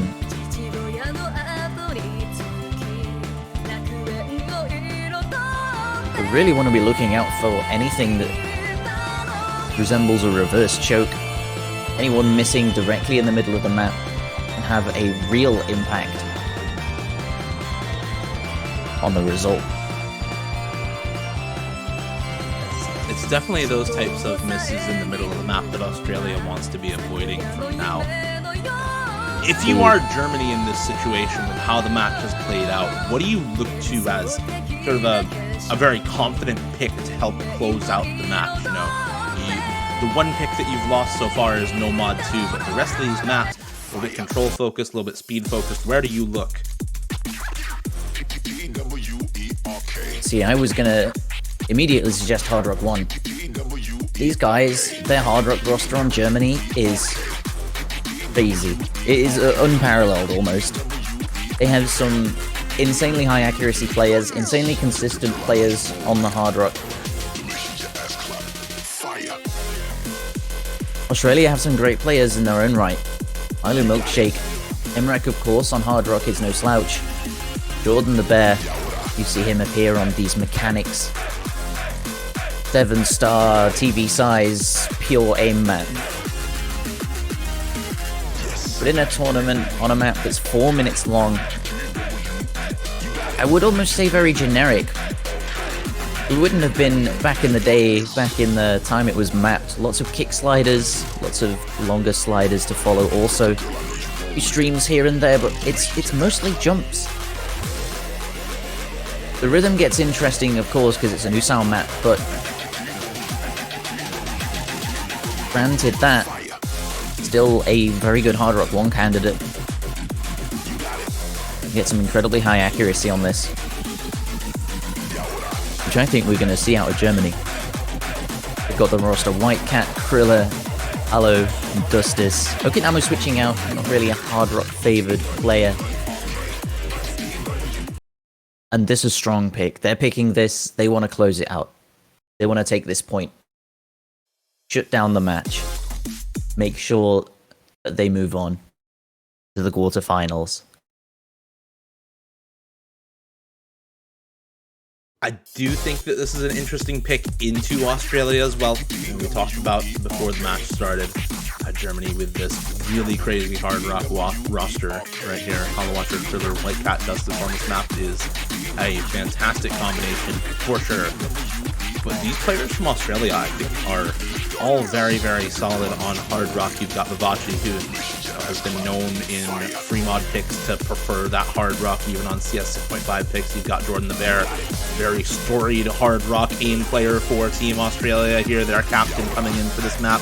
Emrek, of course, is going to be solid on this pick, and then Milo Milkshake is, contrary to what his profile would have you believe, a Hard Rock main, one of the better Hard Rock tech players in the game right now.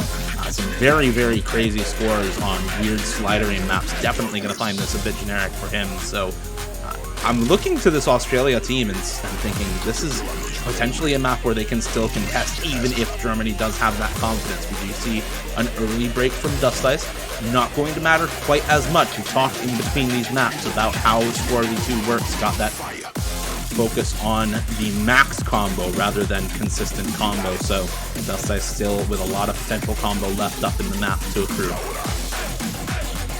There's a break from Hallow as well. Accuracy got himself, not finding the aim consistency he would like today. Milo following up a quick trade, but still one that comes out well for Australia.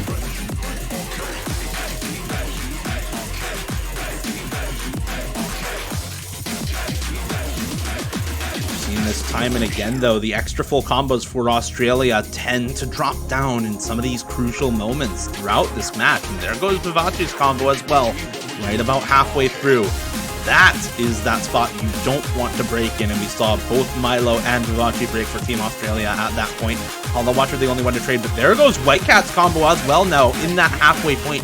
It's just Kriller left up with the FC for Germany right now, and suddenly this rock-solid roster that we've seen for them on some previous picks is starting to look a little shaky. The cracks are showing for Team Australia right now, and they're trying to pry the crowbar in. They're trying to get a way back into this match, wedge themselves back in here.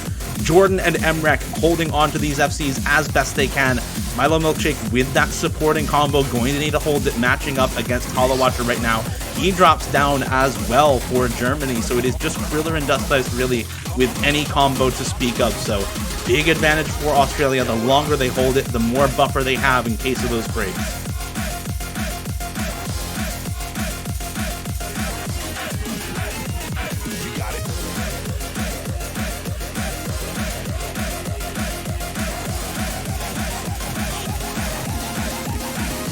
There goes Jordan, misses on one of those kick sliders, finds the slider break in that speedier section. It's Emrek versus Kriller right now on the full combos. The supporting combos are still there for Vivace and Milo Milkshake. HoloWatcher having a little bit of extra trouble with this pick. I think there's enough buffer to hold it out until the end, but it's only about 100k. This is still very close going into the ending.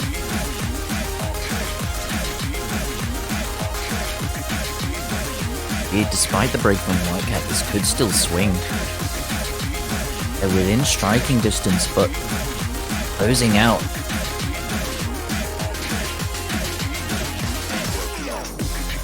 Keeping it safe, holding it into their chest. The lead very slowly closing, and in a perfect world, if this map was to continue on to infinity, then Germany would have taken this, but map's end. Australia take another break point. There has only been one conversion. There has only been 1 point in this match so far, I think, that hasn't been a break point.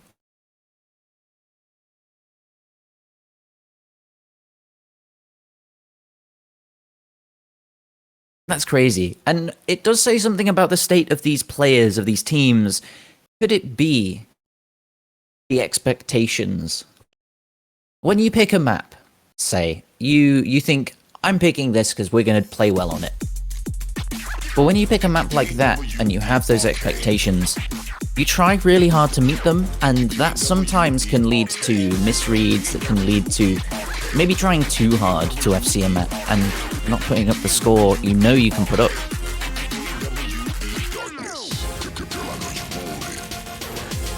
Am I sounding crazy? Does that make sense? It's the pressure, right? It's the pressure that weighs down when you are expected to come out on top, when you are expected to do well. on those sorts of picks. It's the reason why lower seeded teams so often in these early rounds are able to pick up a point or two here and there against teams who, in a perfect environment, no nerves whatsoever, you would say 99 times out of 100 always win every single map, right? It's that pressure that makes it so much easier for those lower seeded teams to pick up those 1 or 2 points here and there throughout a match, and it's that pressure that makes it so much harder to convert in these early rounds where you know any miss is super important. It's the full combos that are almost expected in round of 32, round of 16 from these types of teams where you have just monsters on both rosters, right? Indeed, yeah, and you could look at both of these teams and say they can four-way every single map in these pools. On any one day, essentially, they will have 4 players to put in the lobby that can all produce FCs. It's an interesting one. No Mod 2. Is this Australia's trump card? Is this the last pick, the best pick, the one that's going to win them this match? We will see, I suppose. Mapped by Flask, its approach rate 8, as is every good reading map. OD8, so the accuracy is not too strenuous. It's 144 BPM. It's 2 minutes in length. This could be over in a flash, really. 5.5 stars also, so the aim mechanics requirement is not too difficult. There's a few space triples here and there that aren't really reflected in the star rating, but mostly it's just reading, getting your rhythms right, making sure you don't stumble on perfect stacks. Really enjoyable map, this one. I really enjoyed practicing this. This map is one of the more interesting ones in the pool for sure. There's a lot of throwbacks to how these types of taiko songs have been mapped traditionally in Standard, with a lot of linear grid snap aim as well that you talked about. But just to talk about the teams a little bit, when we have everything on the line for Australia right now, right? The winner's bracket run is on the line for Australia. Indeed, yeah. And it's match point for Germany. When you are forced into your last pick with that kind of pressure, you want something that you know you have an advantage on. You take a look at the qualifier scores for both of these teams on Hidden 2, and it is an 800,000 score advantage for Australia. That is massive. That is a huge score lead. That is 200k average on each player for Australia. And that is without MREC, by the way. So you add in MREC, and the expectation, once again, is that Australia can put up an absolutely huge team score on this pick. We talked about Hidden potentially being something that they are fantastic on. We do see a couple early breaks from Jordan and Dumi. We do see early match breaks for White Cat and Okinamo as well. Kriller and Hollow Watcher, alongside Emmerich and Machine holding on to those full combos. We do see a break from Emmerich as I say that as well. So it is 1 full combo to 2 right now in the favor of Germany. The accuracy as well doing them quite a few favors right now for Team Germany. Here comes the space triples that I was talking about. You see the spacing start to increase on these. Everyone hitting them so far. Kinamo, Machine, Jordan all trading breaks. Dumi as well, so that's 3-1. And it's Germany coming out ahead. Kriller, Hollow Watcher. Both still on the FCs, and White Cat comboing through that section with 200 now. Far more than a match for MREC, and Australia really struggling with this.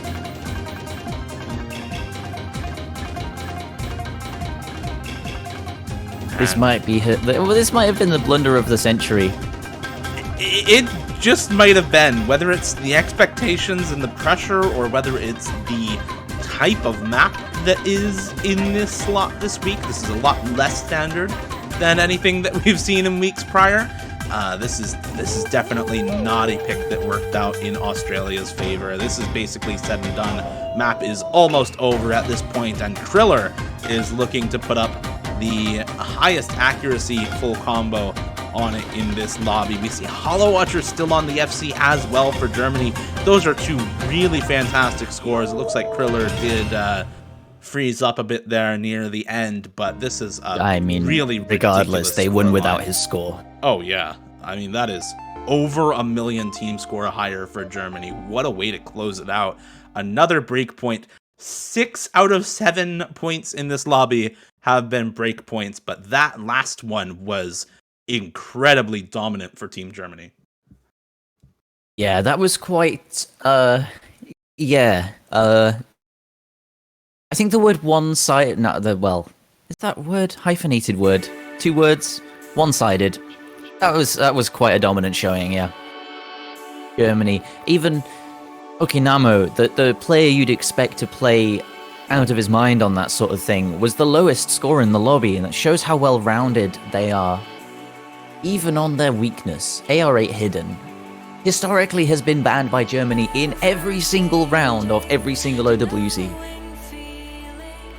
But they leave it open this year, they take it, and it puts them into the quarterfinals.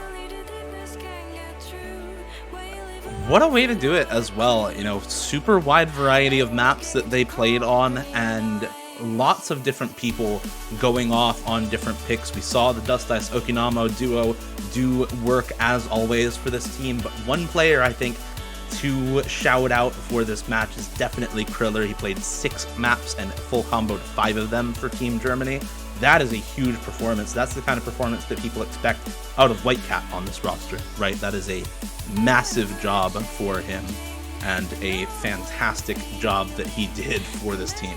Yeah, brilliantly well done by him. I mean, any one of those players in this lobby could have put up 5 out of 6 FCs, and Kriller was the one to do it against the nerves that he must have been feeling, all of the pressure weighing down on a new player, I think, to the roster in Kriller. He shows why he's on there. He definitely has. There is no doubt in anyone's mind after this match that he is definitely deserving of that spot. Definitely some expectations for next week have been set up for him, but he has really performed in this match.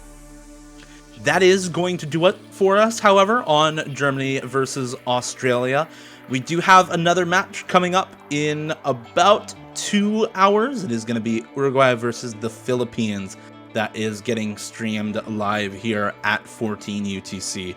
So join us back later on at about 14 UTC for Uruguay versus the Philippines. That is going to do it for us for Germany versus Australia.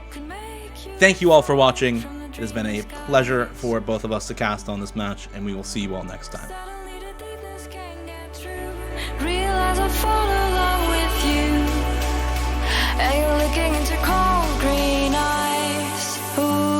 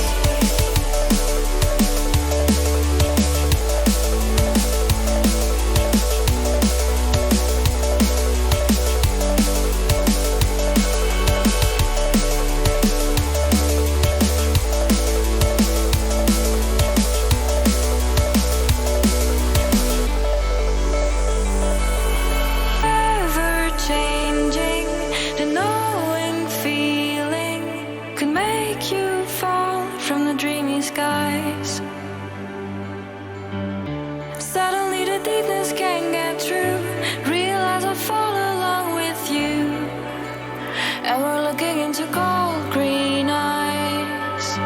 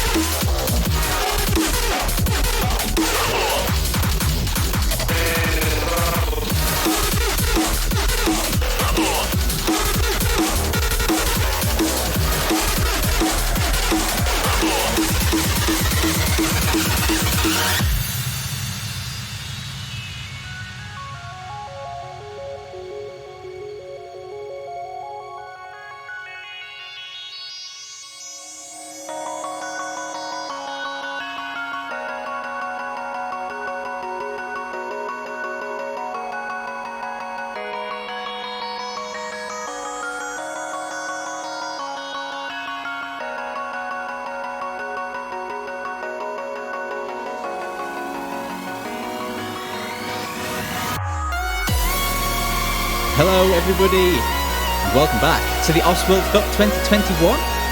Round 16 is continuing on now. Ain't no breaks on this train. The next game we have on stream for you guys is going to be losers bracket matchup.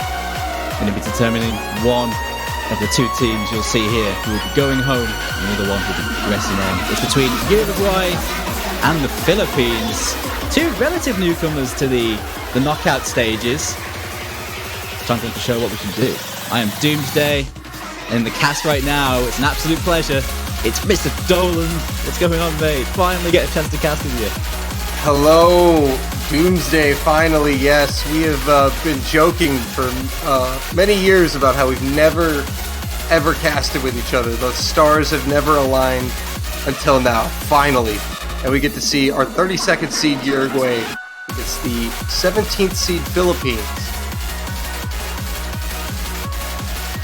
So a lot of the times, these two generally got stuck in groups in the group stage era of OWC. They're one of those teams that get through it originally, but they'd have a hard time trying to get out of those groups. But Philippines last year had a nice little run as well, getting through the qualifiers and getting some good bracket stage matches. But Uruguay here have not actually played in a knockout stage since like the third OWC. It's been a very long time since Uruguay have been able to play at this level. It's awesome to see them make it finally.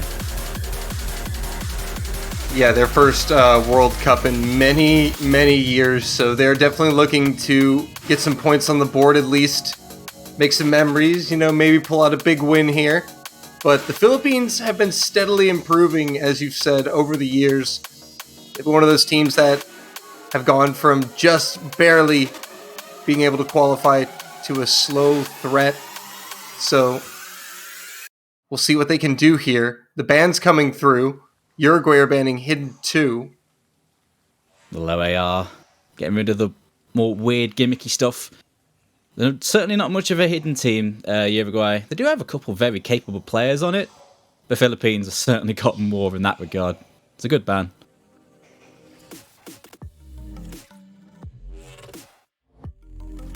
Now we'll see where the Philippines go with this one. Will there be a No-Mod 1 ban? You have to wonder. Well, we've seen it a lot last week, didn't we? No one likes playing No-Mod 1s in tournaments. That RNG factor of raw aim. I mean, this No-Mod 1, I'd say it's a little bit more comfortable than last week's, although it's far more, raw mechanics intensive. But it's kind of got more of a comfy flow. Still got that RNG though. I think it's still going to be not massively popular. I feel like Philippines would have a stronger sort of raw aim team though against Uruguay, but again, it's that RNG factor, right? Yeah, and the Philippines are taking quite a bit of time here for their ban. They may be stuck between a few different maps, but it is going to be double time 3. I think that one makes sense. Uruguay had a nice set of scores on the equivalent map last week. I mean, they played against the US, they didn't win it, but they did have some nice scores. 3 near 1 million scores on that.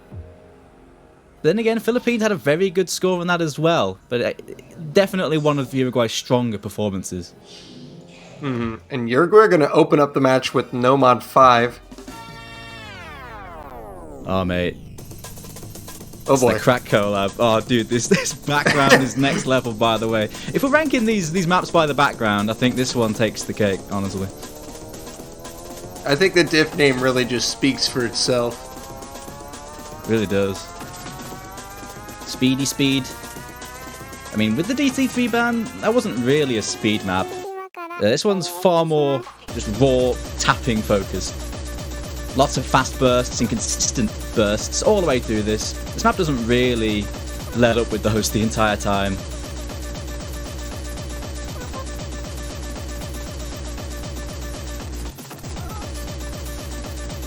Alright, looks like the players are set. Just waiting for the referee to get things squared away.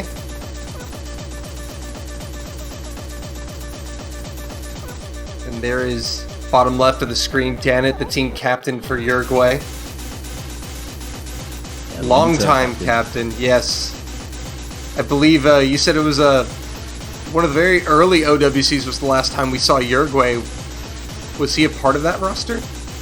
I don't think he was playing way back then, but ever since, I think past the group stage era, he's captained every single time. He's at least been on the team every single time since then, what, 2017 or so, I think? So yeah, he's been waiting for his moment to get here, for sure. Well, here's another opportunity for him and his team. Uruguay and Philippines in the round of 16. Here we go. Fighting for their lives here, their tournament lives. Doesn't happen too often for these guys. They don't want it to end early. Let's see. So far, just a slight accuracy advantage for Uruguay.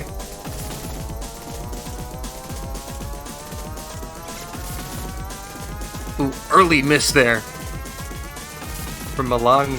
I don't know how you pronounce that name, to be honest. With El Malanga. Actually, it's quite interesting to see him. This is his first map in the tournament. He didn't even play qualifiers. Really? His very first map, yeah. Saving him. Well, unfortunately, misses coming in from Uruguay, as well as Zone Luis and Xylos from the Philippines. Kazuki is going to trade one of those back, so 2 misses apiece, but Malagna was struggling a bit more than others on the Philippines, and Kazuki will find yet another miss. Well, Kazuki's accuracy is very good. Just finding those little inconsistencies, it's costing him. And it is a 2v2 right now, and actually Uruguay are slowly pulling this back, even though Kazuki and Malagna find another miss. Rebo and Dana doing a very good job here. The 2FC's to 1 here in favour of Uruguay, you know. Yeah, the 2 main carries, I'd say, for this team, Darnit and Rebo, putting in a shift on this first map. Yeah, I didn't see that Elki had dropped. That's why the score had started shifting. It's only Hyuk for the Philippines, and Elki will find yet another miss. So Uruguay have about a third of the map left, and they're looking good, building a slight advantage here. A slightly easier section here. Probably the only real break section, I'd say. Them getting straight into more speed all the way to the end after this. It's still so close. The recoveries from Philippines looking real peachy. Yeah, this is quite a comeback, though, from Uruguay here, but this is still in dangerous territory for Uruguay. The Philippines are still there. They've got Hyuk, and they've got supporting combos from Xylos and Zone Luis as we get some quiet lag here. Building tension. Oh boy. Oh boy. Oh boy, the desync. Well, We may never know. Oh, Xylos breaks though. That's more for Uruguay there. And Elki. Yeah, Uruguay looking very good. There are no breaks coming in on their side despite the desync. And it looks like Uruguay are going to come through here and win this one by about 280,000 points. A strong opening pick. Yeah, really strong, really strong. Got a bit of desync at the end there, but in the end, we see Uruguay will take first blood here. 2 nice FCs from their 2 big players. Darnit and Rebo, that's exactly what they will want in a game like this. Fantastic start for the newcomers here. Yeah, especially from Donnet, the captain, 99.3% AC, 12 100s, and 26 100s coming out of Rainbow. Very respectable scores there. Hyuk also putting in some work for the Philippines. Unfortunately, Uruguay, the stronger team performance.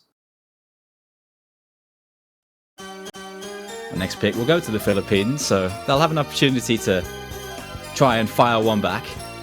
I mean, we saw Hyuk there with the FC. He's going to be so important. He absolutely dominated in the qualifiers, and he had a good game last week. Although he didn't play every map, which kind of surprised me. Definitely one of the players that he will need to perform for this team throughout this tournament. True. Also, as we get the pick coming in here from the Philippines, it's going to be free mod 1. We see that France have taken first blood over Malaysia. And they lead at 1-0. Akura with the top score there.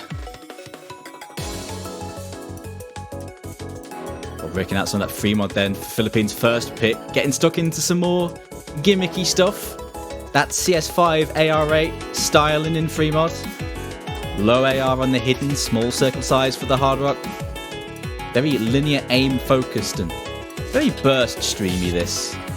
Very aim focused sort of lower AR man. We are seeing some substitutions. We see Lilyflower, Ramu for the Philippines. It looks like Uruguay are going to get one sub in. It's going to be Rabbit coming in here. Oh, he's probably going to be coming in for the hidden for Uruguay. He's one of their core hidden players. So no doubt he's going to be taking the low AR, right? Because this is the first free mod low approach rate map we've seen in this tournament. Last week's didn't have an AR8. He could also be no modding though. Maybe just taking that no mod low AR sort of comfort, but it's probably going to be hidden. As for the Philippines though, I'm looking at them as who's going to be taking the hidden. Not too sure. It could be Hyuk. Although maybe they'll put him on the no mod and just guarantee a higher score from him. They have a few players that could deal with this on AR8. Ramu could do it as well. Maybe Lilyflower could take this one too. There's a few. They have choices. And the Philippines do have quite a bit of choices looking at their roster. They have a lot of depth, Philippines. Honestly, a strong team, pretty underseeded. At least in my opinion, from the qualifiers. They have a good skill ceiling and they have plenty of choices when it comes to gimmicky stuff like this. I don't think Uruguay have that luxury, to be honest. On gimmicks, they do have to rely on, one player to take the hit on a low AR hidden. Yeah, that's usually how we see the numbers advantage play out on the stronger overall rosters. The Philippines are going to be able to field a stronger 2-3 man roster on more of these maps than Uruguay is. Uruguay's going to have a few maps they can compete on maybe here, but the Philippines are going to have, as you said, they've got just so much depth compared to Uruguay. So they're going to have to use that to their advantage to get some points on the board here. And a lot of people have them winning this match by 5-0, 5-1, 5-2 on pick'ems. So Uruguay is out to ruin some pick'ems, and we see some over-modding coming in. Good lord, yeah. No mods. Everyone is modding. What is no mod? Get out! This is OWC! Overrated. Long have we waited. AR10 activated. Oh my goodness. Philippines will have Ramu and Lilyflower on HDHR. Rebo is HDHR as well. So it looks like the Philippines are going to have a slight advantage in terms of the mods, but Uruguay are going to be keeping up with some over-modding of their own.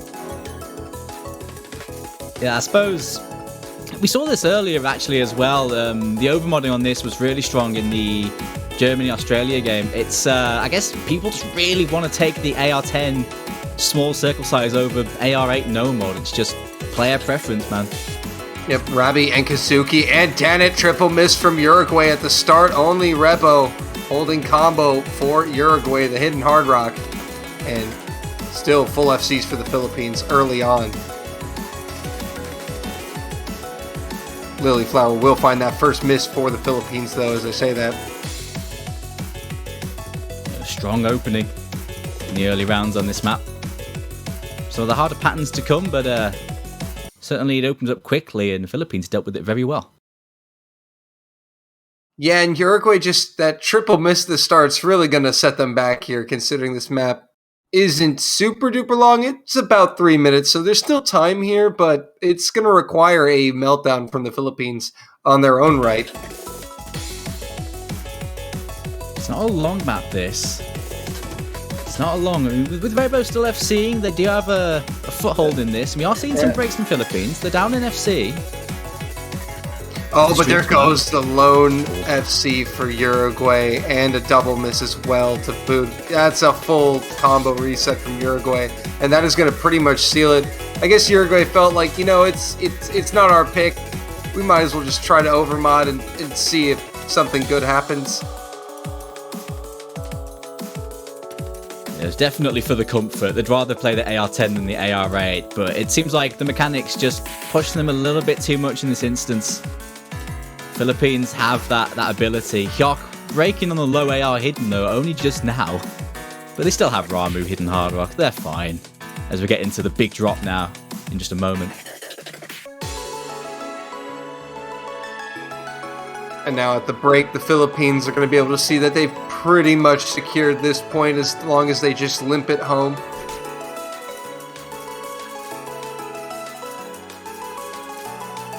Real unfortunate there for Uruguay. It seems to have caught them out a little bit. They had some decent combos, but you can tell by the accuracies that they are holding on a little bit, the Uruguay. This would be one where they just have to lick their wounds and come back next map. Philippines looking far stronger on this one in particular. Yeah, this is going to be a match for Uruguay where they are going to have to win as many of their own picks as possible. Because the Philippines aren't going to be able to exploit their depth like they have here on this free mod. 1-1. As clean as you like. Both teams winning their own picks, so it's about as good as they'd hope for, I'd imagine. Big win, though, for the Philippines, and that is a nice hidden hard rock full combo right there from Ramu. Very nicely done. Gotta say, there's a few good accuracies around the board, though. Rainbow with 98.9, Zone Louise with a 99.5 almost, slider break. That's tragic. Oh, the slider break just in the middle of the map to kind of get score capped. You hate to see it. Would have been an absolute monster score had it not been for the slider break. But Ramu coming in clutch, 1.1 million points. And also, we see that France now have a 2-0 lead over Malaysia, taking a break point. Yeah, big win on the Nomad 5, the speed map, winning by over 800k. So France with a good start there.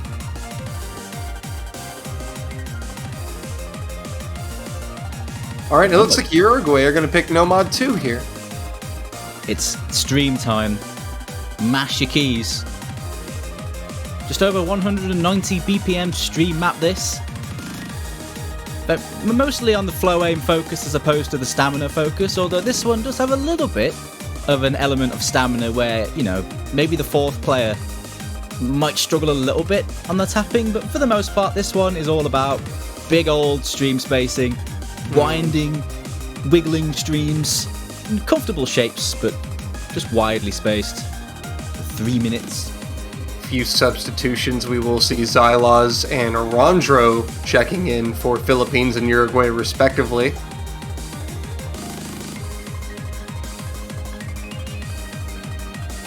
No surprise to see Ramu in for the Philippines, coming off that brilliant hidden hard rock score. Yeah, you keep your players in that are on form. Unless they absolutely struggle on a map, you want to keep them in. Ramu is versatile enough at this level, and has a very good skill cap, should be able to cover a lot of the maps at this level. Well, here we go into round number 3. It's a 1-1 game. Uruguay looking to extend the lead. Yep, and you mentioned they're bringing Rondro in. Rondro did come in a lot for the speed maps in the last match. Did really well on the Speedy No mod last week. Didn't see a stream map, but I imagine he's in for those two. Freaking out that stamina. Here we go. Early miss from Kazuki and Rondro and Zone Louise as well. That will favor the Philippines. Yeah, there actually was a few coughs. I think Rondro completely whiffed some of the early streams there. Plenty of time though. Good start from the Philippines. I mean, actually, the accuracy advantage is going to be in favor of Uruguay. Even though Kazuki and Rondro find another miss, the Philippines will only just now take the lead. Actually, looking at it, yeah, the accuracies are very even. The combos are going to be deciding it now. But I guess, yeah, the opening exchange is pretty even in terms of the hack. Yeah, a few players still looking very comfortable. Danit for Uruguay looking very nice, as well as Hyok for the Philippines.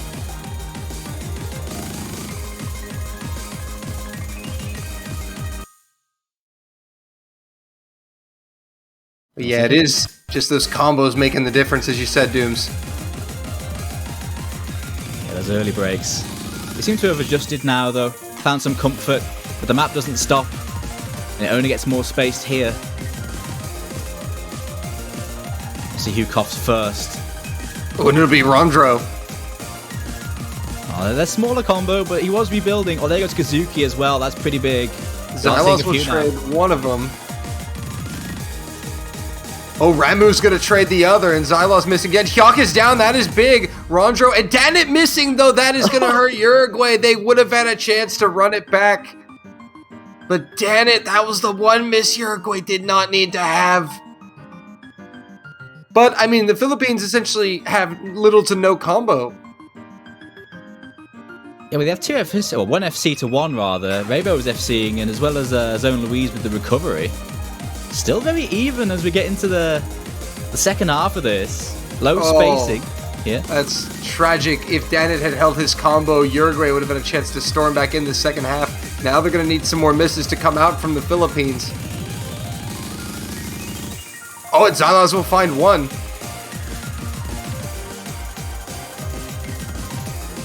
But it's just Raybo versus Zone Louise. Rondro finding yet another miss. Oh, Zone Louise goes down. That is huge. Massive even. Raybo now has a big opportunity here. The map does not slow down here.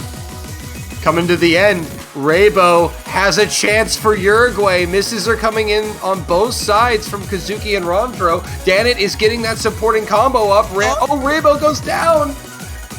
Ramu's down. It's Hyok versus Danit. And Hyok is trying to deny Uruguay. And it looks like he's going to be able to do it. As Kazuki finds the break.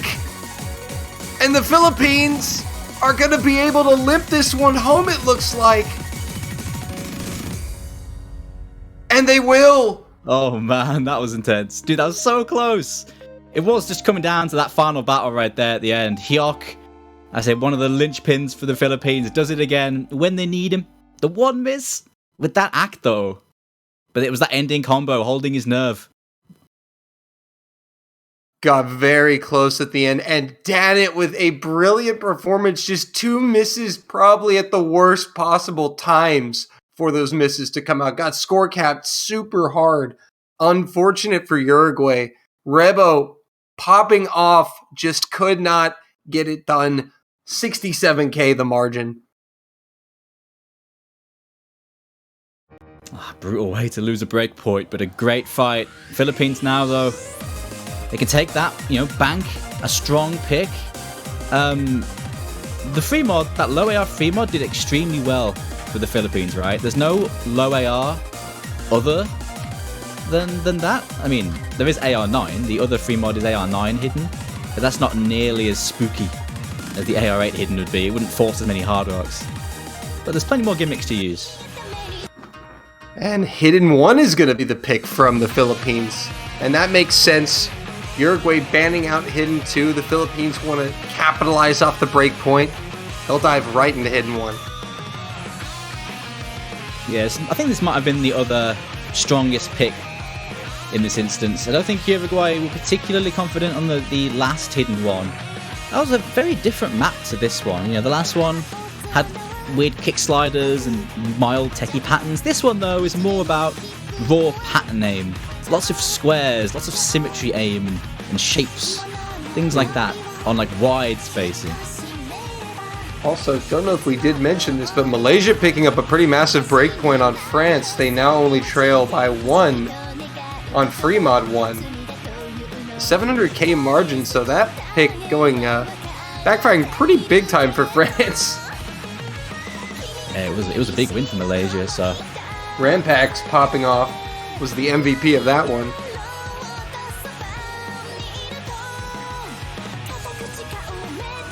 But how about Rebo?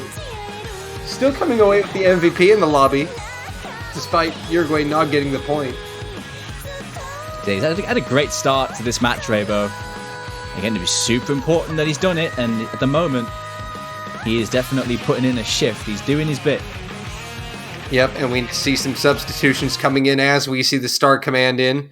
FDX checking in for Uruguay. Maybe obviously FDX fill in for the hidden maps. So we expect this one to be favored for the Philippines, but we'll see how Uruguay's hidden roster handles this one. Quite a long map, 4 minutes long. You know what though, with this one being more about raw aim, even if it is the awkward kind of aim, it's the sort of map that has that no mod 1 effect somewhat, where it can bring out those silly misses. So hey, this one might be a bit more up Uruguay's alley to potentially take, but no doubt a big breakpoint if they can win this against the Philippines. Oh, would be massive. Only an opening miss from Danit from Uruguay. So far, 7 FCs aside from him. Very close.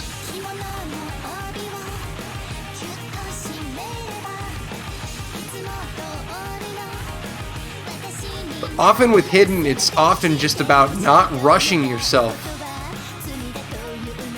Because often the impulse is to see it and then try to immediately click it. It's easily done, especially when you're under pressure to just not miss. And Ravi is going to find the second miss for Uruguay. Philippines still with 4-way FCs, extending the advantage now over 50k and growing.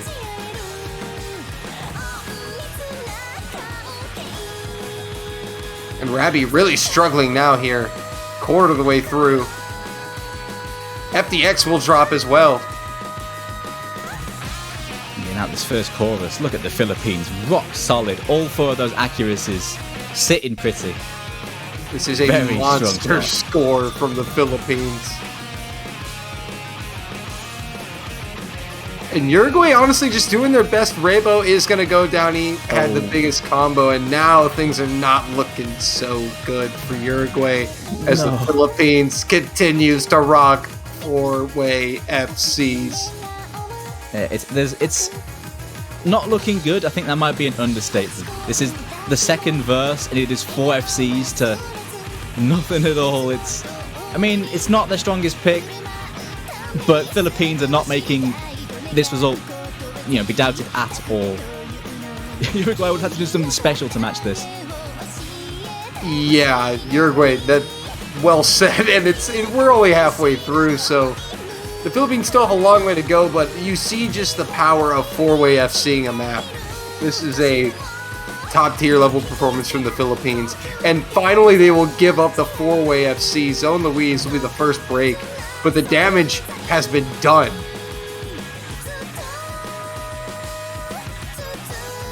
Again, now the second chorus now. They still got 3. Here comes the solo now. Some tricky aim patterns here. We'll see how Rebo and Danit fare here as they're rebuilding their combos. Zone Louise will find the second miss for the Philippines, with still 3 full combos. And we'll see if those 3 FCs hold up through the solo. Oh, and they will. Yeah, still got 3 coming out of that section. This is honestly really good. This is a really good team score so far here from the Philippines. Mightily impressive. Just a shame about Zone Louise's odd little misses. The accuracy is still so good. Nice recoveries though from Uruguay though. Yeah, nice recovers from Danit and Rebo here with 2 700 combos. It's just unfortunate that there's nothing they can do. Just their opponents are... They're just simply being outmatched on Hidden.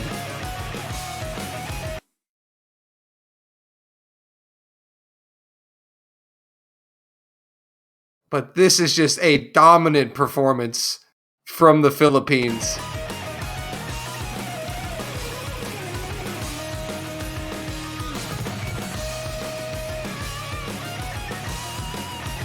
And they're just looking to bring home a 3-way FC.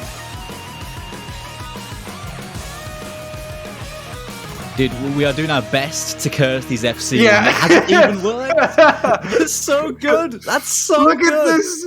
3.7 million points, ladies and gentlemen. Oh, man. That's actually super good. Incredible, even. That's going to be one of the top scores on the weekend on this map. Maybe not the top. I mean, if someone beats that, it would have been a stupidly good score. But despite all of this, the best act in the lobby comes from Rebo on Uruguay with a 2 miss and some slider breaks. Oh, that's just tragic. Tragic. Oh, He's been my playing so goodness. well, Rebo. Oh, man. Yeah, that's There's a just massive not way to much win a you point. could say after that. That was just dominance. And Uruguay are just going to fire with double time 2 here. So they're going to speed things up, change up the skill set. They said, let's do anything but what we just did. Yeah, you want to stay as far away from that as possible. I wouldn't be surprised to see a No Mod 1 after that.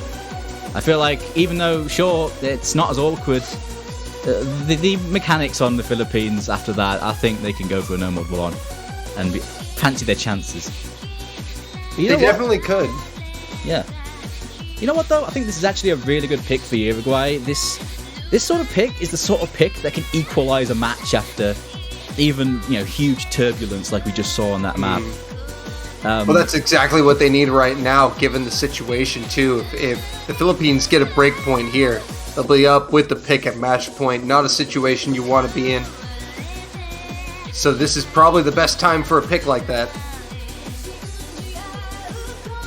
It's going to be more about the speed. But the 255 Philippines, BPM. the Philippines have activated their trap card Doomsday. It's Milk Tea. Dun. It's milk teaism. This is what happens when you break out the speed. It summons this absolute beast of a player. Super highly ranked. Definitely one of Philippines' key players, especially if they get to the harder maps in this tournament. Going to be super important. Definitely see him in for the speedy picks like this one.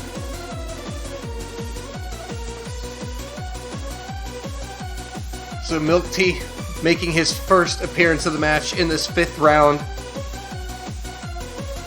We see a Malengna coming back in for Uruguay, along with Kazuki.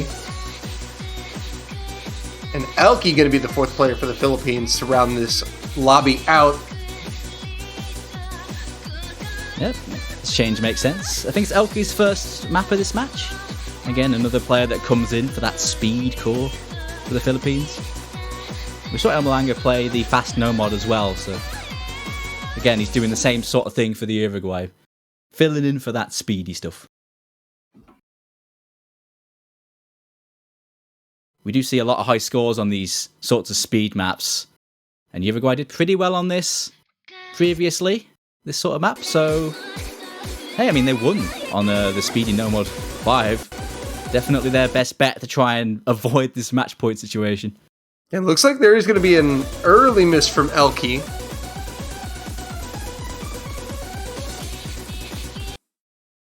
And Milk Tea. Well, very early, yeah. Getting used to the speed, adjusting a little bit.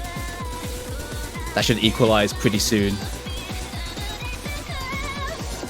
A couple players struggling here in the accuracy department. Ooh, and a double miss from Uruguay coming out from Danit and Malanga. I got it right that time. Hey.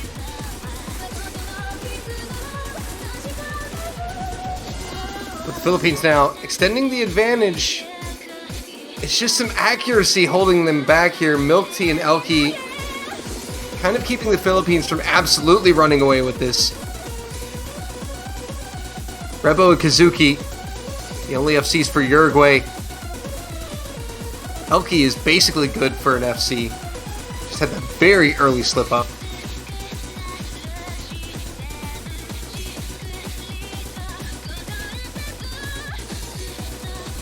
Accuracy is fairly even, slightly in favor of the Philippines, but combo-wise, Uruguay still in it. Oh, Kazuki with the break, though, right there.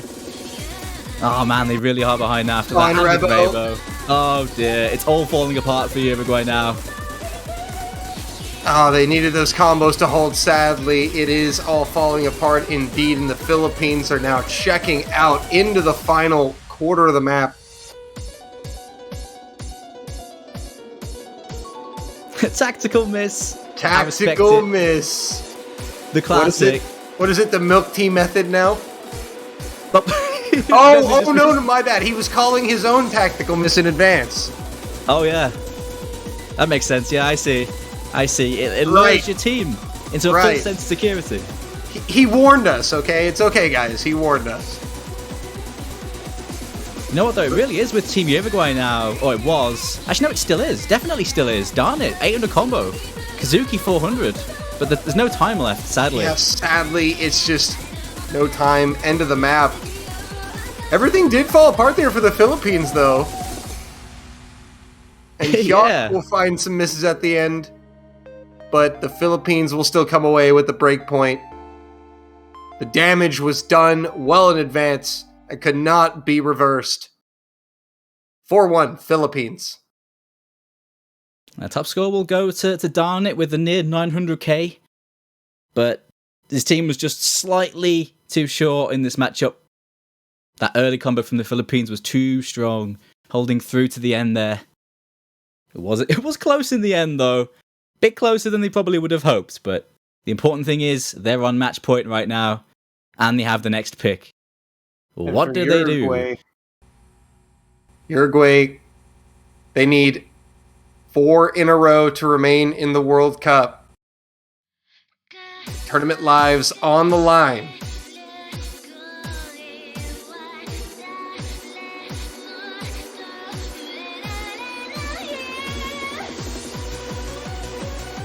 This is kind of an interesting situation to be in here because Uruguay have been going towards speed a little bit. There's no more hidden. Yeah, they're going to have to go with something a bit different. I think there's a few maps they could still use. You could go into the free mod again. It's AR9, but I don't think it's going to force all those hard rocks in Aoicho. But, you know, you could go into something like those No Mod 3 or 4, which are more troll-focused maps. Something like that they could make use of, but Uruguay should have the players to deal with those sorts of maps. Yeah, they are going into free mod then, so they are going for more mods. And I don't think we're going to see as much overmodding on this one as we did previously, at least not from Uruguay's end. Not as much, no. You could see some more hard rocks though. I think we still could see a couple because this is big circle size. Circle size 3.5. So hard rock actually keeps the circle size pretty doable. And some players prefer to read that, especially on AR10. But I don't think we're going to see a whole sea of overmodding unless they want to be creative, you know?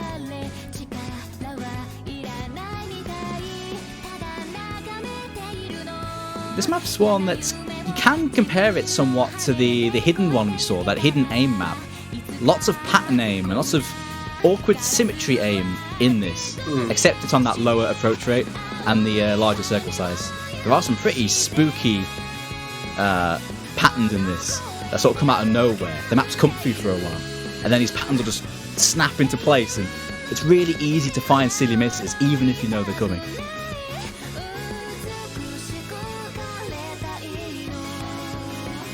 You know what, after seeing Hidden 1, I wouldn't doubt the Philippines to deal with this one just fine. Yeah, I do not doubt them on aim like that. 3-way FC on that map. The only good news for Uruguay here is that only one player has to play hidden. Yep, just the one. I wonder who it's going to be, though. We're not seeing Rabbi for this one. No, it looks like Rebo. It's going to be taking the hidden. I think I just spotted there. Yep. Oh, there is a lot of overmods, though. Oh, man. On Uruguay. What, Uruguay, I like this. They live by the sword, or they shall die by the sword. I love it. Go big or go home, dude. Yes. So, we've got 4 Hard Rocks total in the lobby, 2 Hiddens, 2 no mods. Uruguay will have the score advantage based off of mods. As long as those mods can hold combo. You know what? In that case, if the Philippines are expected to do super well again, the mod combo will allow Uruguay to have that little advantage. Might actually play into their hands if Philippines pop off again and Uruguay can match them. It's a ballsy tactic, but I can see why after that hidden one ridiculous performance. And right now, I mean, the score is flickering back and forth. It's just barely in favor of the Philippines right now, just the accuracy advantage. But Ramu is going to be finding the first miss. Dana is going to trade one of them back. So that is 1 hidden down for the Philippines, 1 Hard Rock down for Uruguay. That should favor the Philippines, I believe.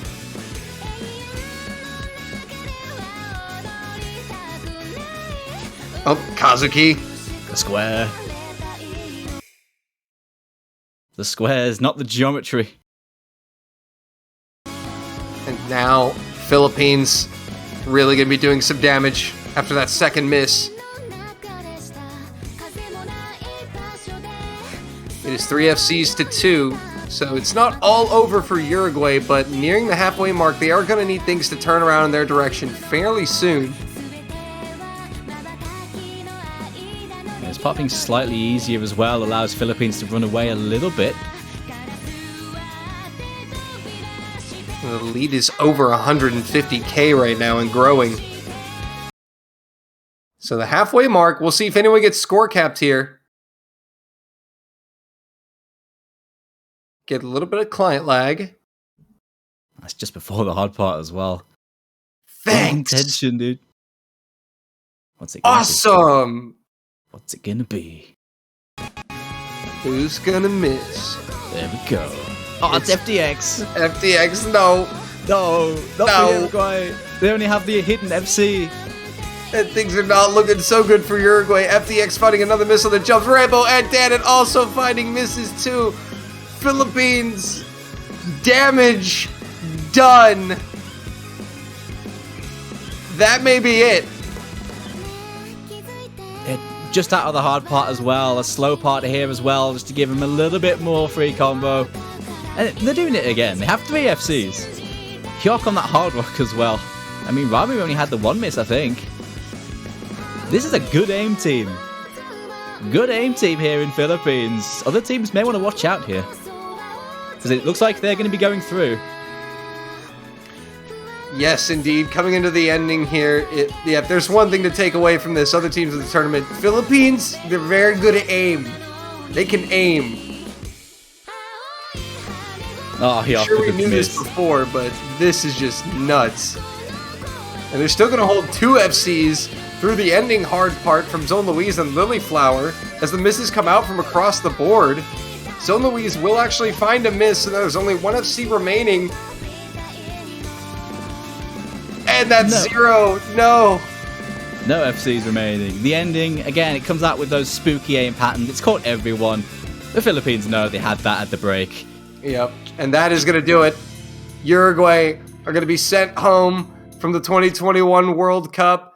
The Philippines will advance in the losers bracket 5-1. Uruguay will at least take a point. Yeah, they do take that point win, but sadly, this is where their OWC journey ends this year. But it's been lovely seeing Uruguay play this year and finally make it through. But it wasn't to be here. Philippines will be progressing in the losers bracket. Yeah, good job on Uruguay for qualifying for the World Cup. Hopefully we'll see them back next year, but the Philippines going to be victorious today, 5-1. They will be advancing further in the losers bracket. Anyways, I think we need to quickly switch over because there is another Yes, game going indeed. on right now. I think we want to cover while it's going on between Malaysia and France. They're having a scrap, and it's currently 4-2 in favor of France. At least the last update we got. It may or may not have ended, we're not sure, but we'll see if we can bring the remainder of that match to you in just a moment. And again, congratulations to Philippines. Those aim scores. Ooh. Oh yeah, they showed up, made a massive statement. That was pretty intense. I mean, especially that hidden one score. That was probably just. We'll see if that ends up being one of the best hidden one scores of the week. But here we are. It's 4-2 in favor of France. So France looking to win it here, and they've got a pretty healthy advantage over Malaysia at the halfway mark on this Hard Rock pick. A moment joining into the possible win here, although one of the FCs for France did drop. Musty goes down. Yeah, this pick, very technical Hard Rock pick. Although Wuha, Shane Liang, and Thunder going to be also finding drops. It is Rampax versus Justman and Hifkill.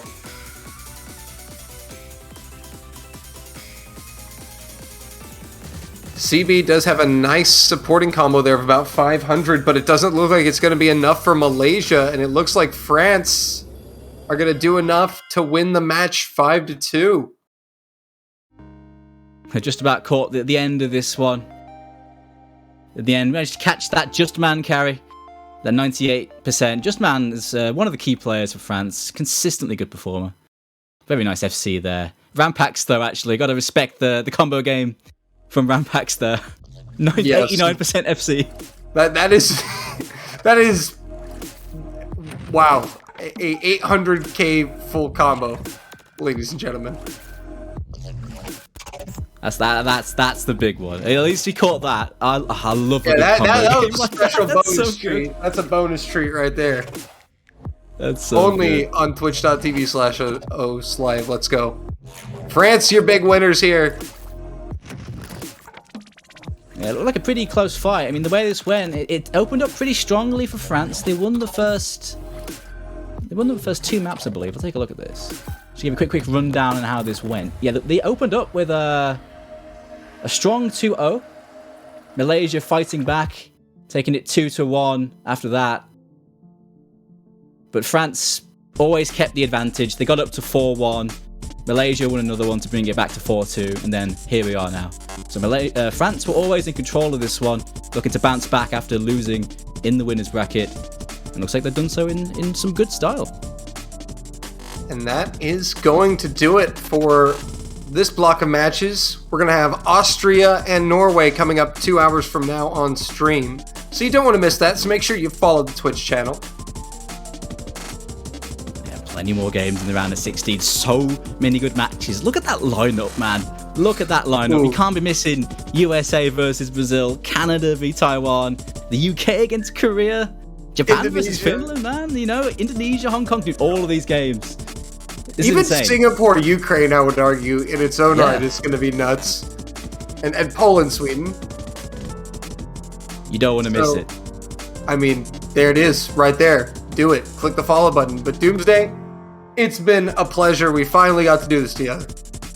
Oh, mate, it's been awesome. Finally get a cast, the Doomsday Dolan cast. Hope you all enjoyed the games with us as well. Thank you guys so much for watching. We will see you in 2 hours for Austria, Norway.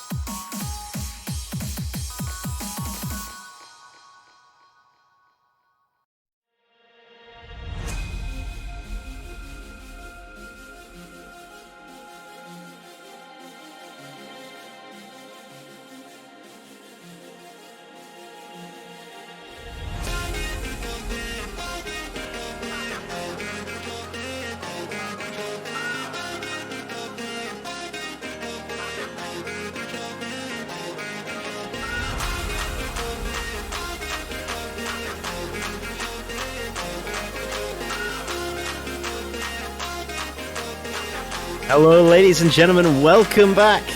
We are in the round of 16 for the Ost World Cup 2021.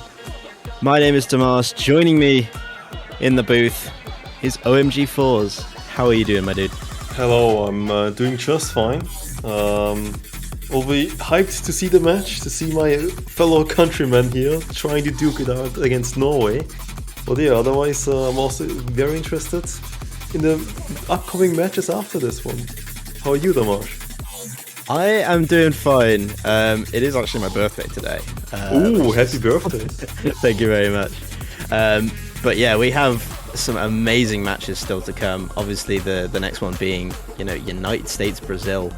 An absolutely amazing match. But this could have some interesting moments to it as well. I think Austria are just in a really bad position with seeding this year, having Germany in the first round and now having Norway in the losers bracket, the round of 16. It's a tough call for any team, but particularly Norway on these early rounds. They can be deadly. They took a few points off Australia in the first round. This is a tough team, and with this pool as well. It'll be interesting to see what Austria's strategy is, I think, more than anything, against this Norway team. Yeah, personally, knowing these players, there's definitely a bit of a mismatch, or how I should say, there's not really a four-way roster for every single skill set, which is very easy to take advantage of. And yeah, it's just clear weaknesses, which Norway can definitely abuse. Austria will probably just go for the Hard Rocks, number 2, and we'll see after that, pretty much. Yeah, I was picking Austria to really think about that Hard Rock too. Let's start getting into the rolls, and looks like Austria's actually won the rolls, so they're going to do first pick, which is an interesting choice. Obviously, want to start this off strong. What do you think these teams are looking to ban? Particularly Norway. I'm curious about what they're going to try and isolate of Austria's picks. To be honest, Norway is probably just going to look at what Austria performed best on and in relation to themselves, and that's probably one of the Hard Rocks. I can see either Hard Rock 1 or Hard Rock 2 being banned. I can also see number 2 potentially being banned, because you do have decent number 2 players on the Austrian side. And they ban number 1 because they just don't want to play the jump maps, which, sure, completely understandable. It is a choke point, Nomad 1. If you're not 100% comfortable on it, it is. It can be such an easy loss if you're not 110% on a map like that. And then of course Nomad 3 coming in from Norway there. Oh, sorry, Austria. I do apologize. Yeah, Nomad 3 is just if you're uncomfortable with alternating and you don't have a solid 4-way roster for alternate, you're gonna have some really bad scores on this one, and probably in the low 300 to 400k. So you just ban it out 100%. Yeah, I think we saw Norway as well putting a very decent team score on Nomad 3 last week. What was it, like 2.6 million team score, I think, something around there. Yeah. And yeah, Austria just thinking, we really cannot match that.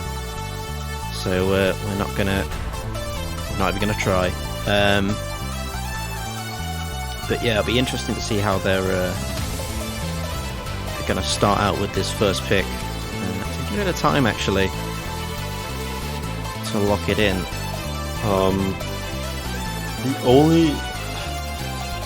I'm trying to think. Mostly Austria is also probably gonna get skill caps. Each time the pool gets harder, and this one obviously being harder last week is not really helping that. What a surprise, we do see the normal 2 being picked first. That's one of the avenues.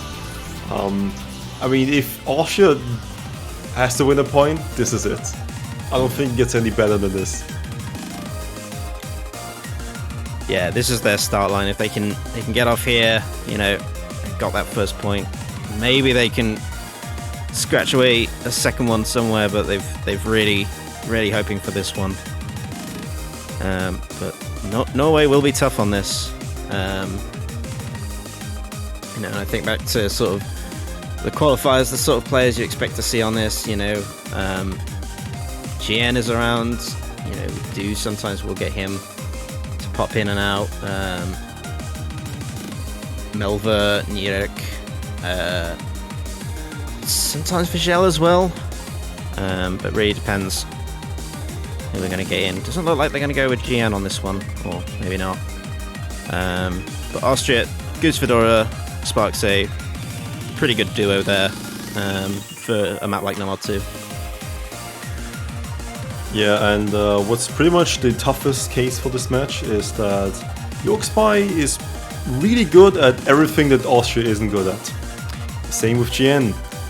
And finding 2 more players who pretty much just give supporting combos is plenty enough to beat Austria on most leading base picks, which Norway has plenty of to choose from in this pool. Yeah, no, definitely. So there is GN. In fact, he will make an appearance. Looks like we have Nuharu for Austria having a couple of connection issues. It is a concern, isn't it? Apparently he's also playing in a different tourney right now, so oh god, okay. His connection will be slightly delayed here. That is a classic Austrian move. Pretty much. That's I don't see the Austrian culture just lacking in any shape or form from the Austrian team here. They came in here not caring. They play like they don't care, and who knows? They might get a point. They might even win the match. That's just how you go about it. Yeah, the Austrian mindset is it's a perplexing one to say the least. But yeah, here we go. The opening point. Opening map of this this best of 9 matchup. Starting with Austria's Nomad 2.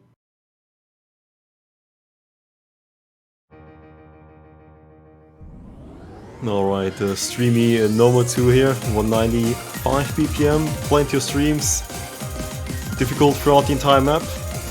Let's see how many misses we get in the first part of the map, because that's essentially how hard the entire map becomes. Yeah, and so far Norway actually off to the slightly better start overall in accuracy. It's because struggling a bit with the accuracy, but there goes Ninarik. Penguinzy with finding drops, so it is Austria's favour to start this off, although Farmist also found a drop as well, which I missed. So he's keeping it a little bit even. The accuracy is not great overall from Austria to start this off.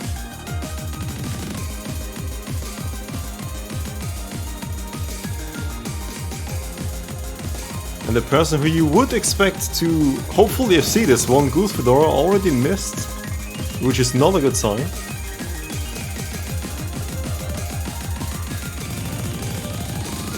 No, definitely not. The spot covers are there. There's a trade there for Pharmacist and Ninarik. So it looks like it's just in favour of Norway at the moment. There's 4 combos coming in from GN. And Jusen holding strong. It's only Sparksy on the side of Austria with a support combo from Goose Fedora, who is recovering. But there goes GN. Ninarik goes as well. Jusen and Penguinzy against Sparksy and Goose Fedora. Oh, but Sparksy goes right before the halfway break.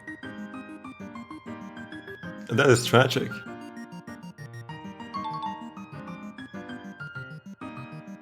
Well, now you just start praying, because that's really all you have left. Because we do still see 1 FC on the side of Norway, and a pretty high combo from Penguinzy. Yeah, and with only Goose Fedora to really combat it, there's not a lot that Austria can do here. Except, like you said, just pray for that break. Sukas finding another break. Pharmacist will go as well. No supporting combos from them for the side of Austria.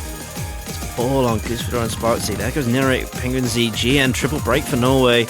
Niljosen is still holding on to that full combo. There goes Goose Fedora, the big combo, and I think we can pretty much write this one off with still just about a quarter of the map left to go. Jusen finally breaks, and that's going to stop the score gain for Norway, but I don't see a way for Austria to come back into this at all, unfortunately for them. Yeah, pretty much all combos reset. 500k advantage here on the side of Norway. That's gonna be the first point for Norway. A break point even.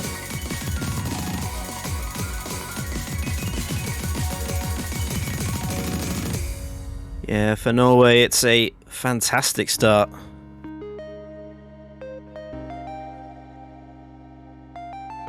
But very tragic for Austria. It was probably one of their better maps, and I don't know if they're necessarily skill capped already, but it's not the start you want going into this first match against Norway, because they are. I imagine Norway are going to pick something very radically different. You know, probably particularly maybe something in that hidden or free mod pool, which they're just known to be very dangerous on. Yeah, absolutely. I think if Norway just flat out picks Hidden 2, that's, I would essentially call it a 3 point. There are, however, interestingly enough, you do have DT2 and Nomad 5 as options on the side of Norway, because you actually have a 4 or like a 3.5 man roster, I would say, on Norway, while on Austria it's more of a 2-way / 2.5 way roster. So speed is also pretty favored towards Norway. And there we go, we see the DT2 for speed. Yeah, you hit the nail on the head on that one. DT2, very interesting little map here. On Lucent's maps. I love hearing this tune. Every time that I hear this tune, there's like so many different covers and different versions of this. I love hearing it every time. Yeah, an old classic. Well, hopefully people feel a bit of nostalgia hearing this again. It unfortunately isn't the Scorpio map set, the old one, but it is in an old style at least.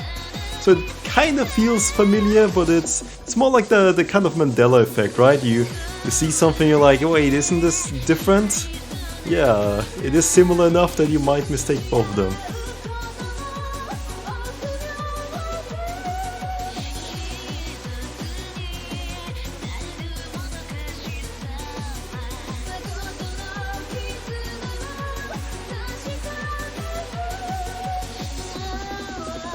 Yeah, looking at this lineup on the side of Austria, you know, I've got Goose Fedora. I'm not too sure on Tomadoy in terms of DT2 or DT in general. I mean, this is the lineup they're going to go for.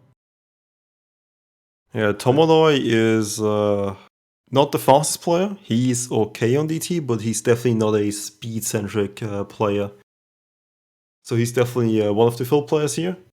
People I would pay attention to on the Austrian side is mostly, I would say, Goose Fedora and Alparapa. Well, Goose already missed, so that is unlucky, but I should stop talking at this point. Those are maybe not the two people you should take a look at. Oh no.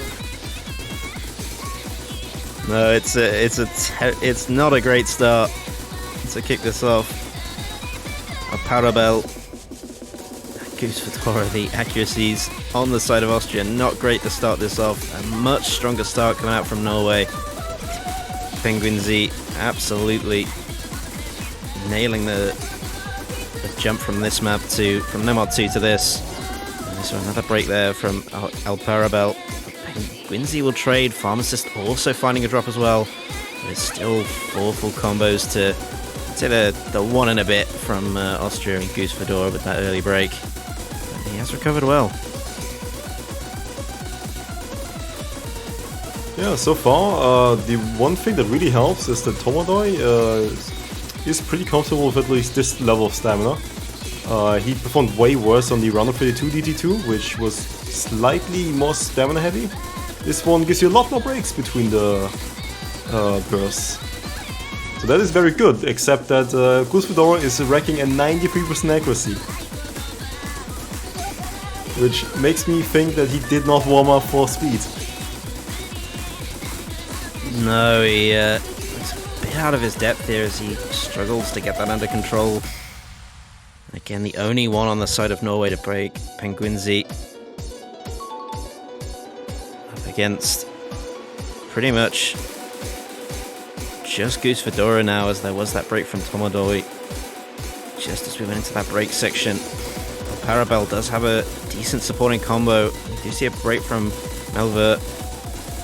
With 2 full combos, they're still trading, and look at the score gap already. We're in the last quarter of the map. And there really is just nothing Austria can do on this map. They just do not have the roster to compete against Norway on this.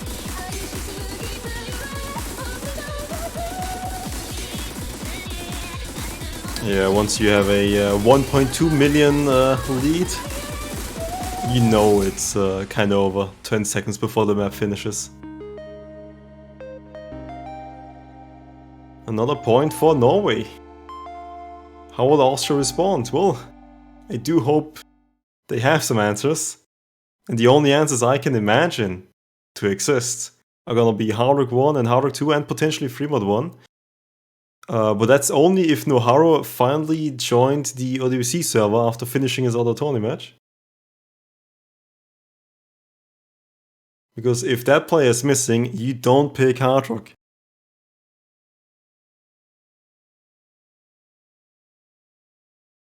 No, it's gonna weaken your roster just that little bit more. Which at this point, you can't afford to. No, exactly. You can't afford to have any players missing, especially, it's a losers bracket match. We'll be saying goodbye to one of these 2 teams.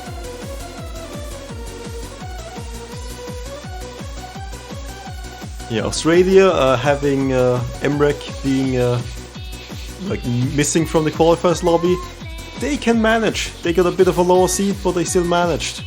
Austria, however, despite the names sounding quite similar, cannot afford someone like that to be missing. Unfortunately, we do not have an Austrian Emrek, but we do have Goose Fedora. And there is a Hardrock 1 pick. Now, is Noharu joining the lobby? I do hope so.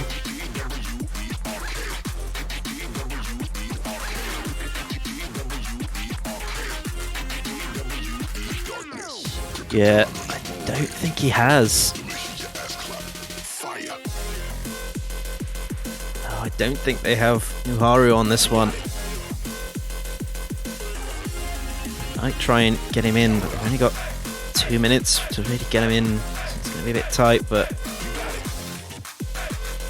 got Cesus in just to hold, maybe try and hold the spot if he isn't. Alright,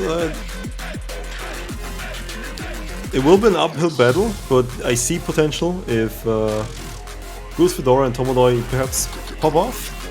There might be potential.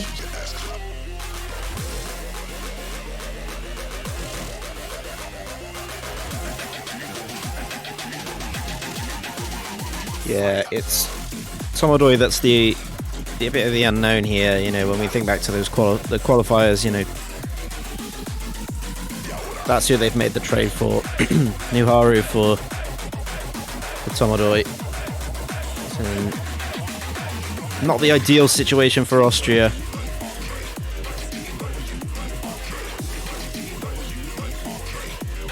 But maybe it will work out for them. Yeah, Hardrock is definitely something which was the only map, Hardrock 1 was the only map that Austria would actually win over Norway, even on the qualifiers pool. So that might give you a bit of hope. Well, this is the second best chance I would say they have at a point. I think so far Austria is definitely picking their strengths. Now it's just all about execution and performing on that pick.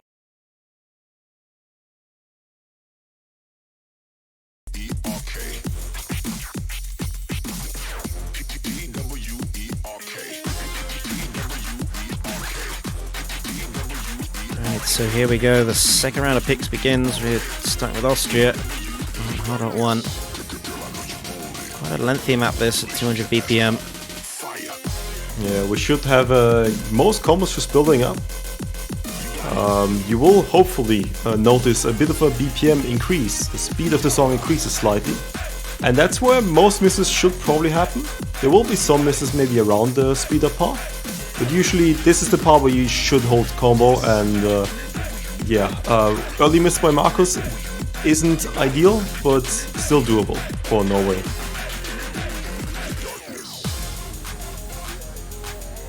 Yeah, it does look like they might be holding a slight accuracy advantage at this point. As Austria just seem to be pulling it over based purely on the fact they've got 4 FCs, but Tomadoy will find a break. Yeah, this is the first speed up we're talking about. YokeSpy, Goose Fedora finding trades here. Pharmacist will also go. Seekers goes as well. No full combos on the side of Austria as they pretty much have a full team reset.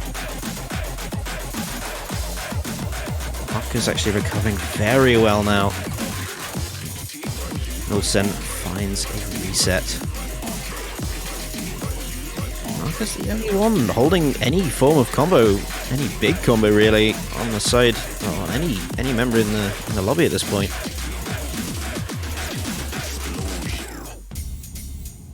Alright, still a small combo lead for Norway, but it is pretty close. So if Marcus loses his combo and YokeSpy as well, there is a potential chance for Austria to actually get this point and come back. Goose Fedora Pharmacist, yeah, really good support combo, but there goes Goose Fedora as I say it. And now Austria in a really bad position. Also will find another reset, but Marcus is there. He's still holding on to this. YokeSpy bringing up a nice supporting combo for his team as well. It's just Pharmacist trying to pull Snake back for his team, but Suka's finding a break there. Tomadoy is going to try and support, but there's just not a lot that they can do with these breaks coming in.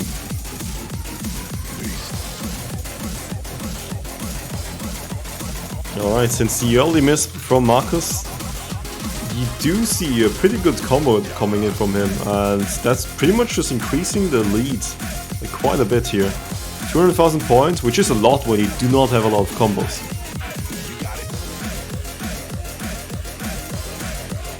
Ooh, but there's a big break for Norway as Fiel and Marcus both find breaks. YokeSpy is the highest combo on the side of Norway, but Austria were slightly in the lead there with Pharmacist and Tomadoy with those 2 combos, but Pharmacist breaking and Tomadoy the only one with a big combo for the side of Austria. It's going to get negated by whatever YokeSpy is able to accomplish here, so that score bar is going nowhere. And they're already 200k in the lead. It's going to be tough to claw that back unless there's a full reset from Norway at this point.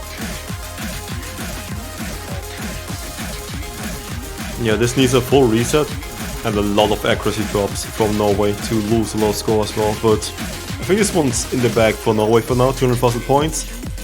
About 15 seconds before the end. Yeah, pretty hard to beat with only 1,000 combo from Tomadoy.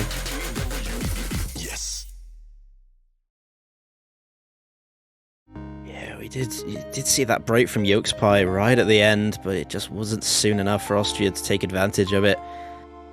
So they will drop another break point here. And it's looking pretty dire for Austria as we go into Norway's second pick.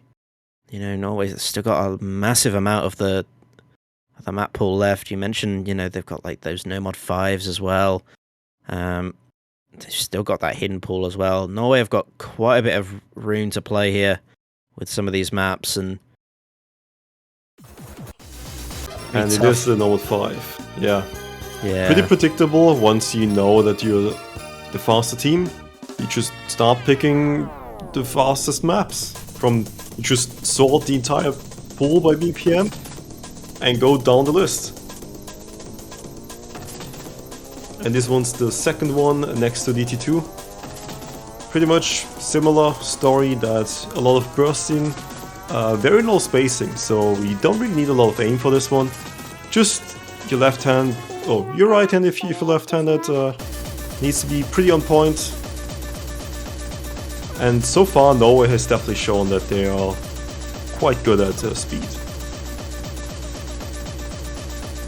Yeah, I mean, it's hard to really see a situation where Austria are going to be able to pick this up. You know, and I think that's that DT2. It was over 1 million score. And 1 million score, that's like an additional player for the side of Norway. And you're going up against that, it's really going to require an explosion from the Norway players. You know, complete breakdown of hitting this map for, I think, Austria to have a chance. But it's also going to require, you know, players like Gus Fedora and Tomodoi just to pop off, really set those high scores if they can.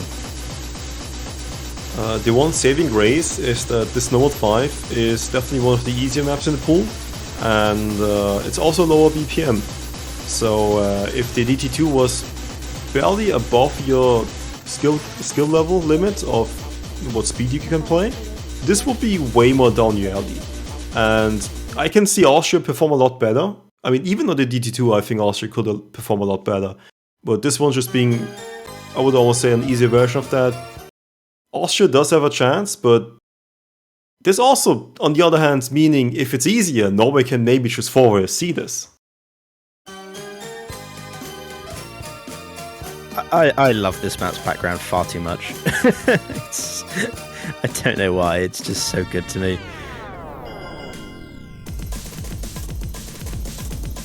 Well, at that point, the well-chosen background by the mappers, it's memorable at least.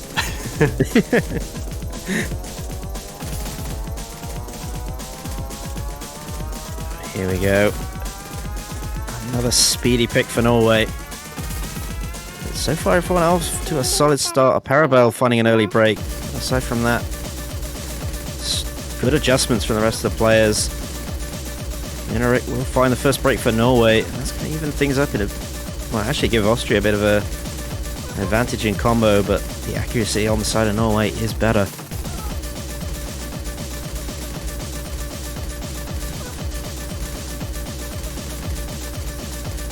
Okay, so far you do have the combo advantage on the side of Austria.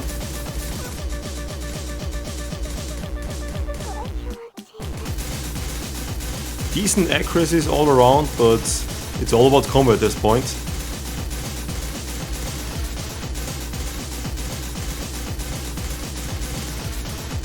Norway actually in a bit of a tougher position. They've got to hold on to those two full combos. Penguinzy, Melvert. Actually, Austria, they're putting in the work here. A Parabel is recovering nicely, and they're still holding on. The 3 full FCs. Oh, there goes Pharmacist, though. That's a tough break for them. Yeah, they had to hold the 3 UFC to get a good chance on this one, because the accuracies on Norway are just really good. 99+% on all 4 of them. While Austria is struggling a little bit in accuracy, they do have decent combos all around, so it's not over yet. They can catch up, but it's gonna have to come in the form of a break from Norway. Ideally, one of the full combos if Austria want to come back into this. If they drop, again, it's pretty much gonna spell disaster. There goes Melva, though. A Parabel will drop for Austria. Oh no! That was a complete misaim of an entire burst by Penguinzy. And it's going over. Pharmacist will drop. Big point combo, but they're still rising with Gus Fedora and Tomodoi. At the end of the map, Austria steal a point on Norway's pick. Wow. Wow. Yeah, this map definitely a bit more towards the at least comfort zone for the Austrian players, and it shows. Tomodoi and Gus Fedora finally got 2 really good scores on this one, 2 FCs. Melver obviously got really good accuracy, but the slider break, that is unfortunate. Extremely good accuracies all around from Norway, but unfortunately the combo wasn't quite there. Combo Gaming wins again. Who needs accuracy? Yeah, in the terms of combo game, accuracy is indeed a myth. But Austria, you know, they've bought themselves a bit more time. You know, they've got another pick. Maybe they can get their other Hard Rock player in, Nuharu, for this next map pick, but I still think maybe they go Hard Rock 2. I think before you go Hard Rock 2, because I don't believe Austria actually has... It's hard to say because we also don't have too much info about Norway about the specific style of map on CS6.5 with Riven. But I don't think Austria has a very solid foreman lineup and feel comfortable. I think the next pick is probably going to be either 3mod1 or they are going for Nomad 4. Okay. Yeah. Interesting. Sure. That is gonna be potentially even the last pick of Austria here. They have to make this one count. Because after this one, it's gonna be Norway's pick. And if they lose this one, it's in Norway's park. I mean, we do have the knowledge that both Austria and Norway played Nomad 4 last week. So we have some scores to compare, and it's actually slightly in favour of Austria. They have a slight lead in terms of score on this. But it really comes down to how well certain players are going to perform on this. You know, Goose Fedora will have, you know, he's going to have to perform well on this. But they do have all of their players for their strongest lineup on Nomad 4. You know, players like Tomodoy, Farmist, and Seekus, if they're going ideally, but they're gonna, instead of Seekus, gonna put Sparksy in Nomad 4.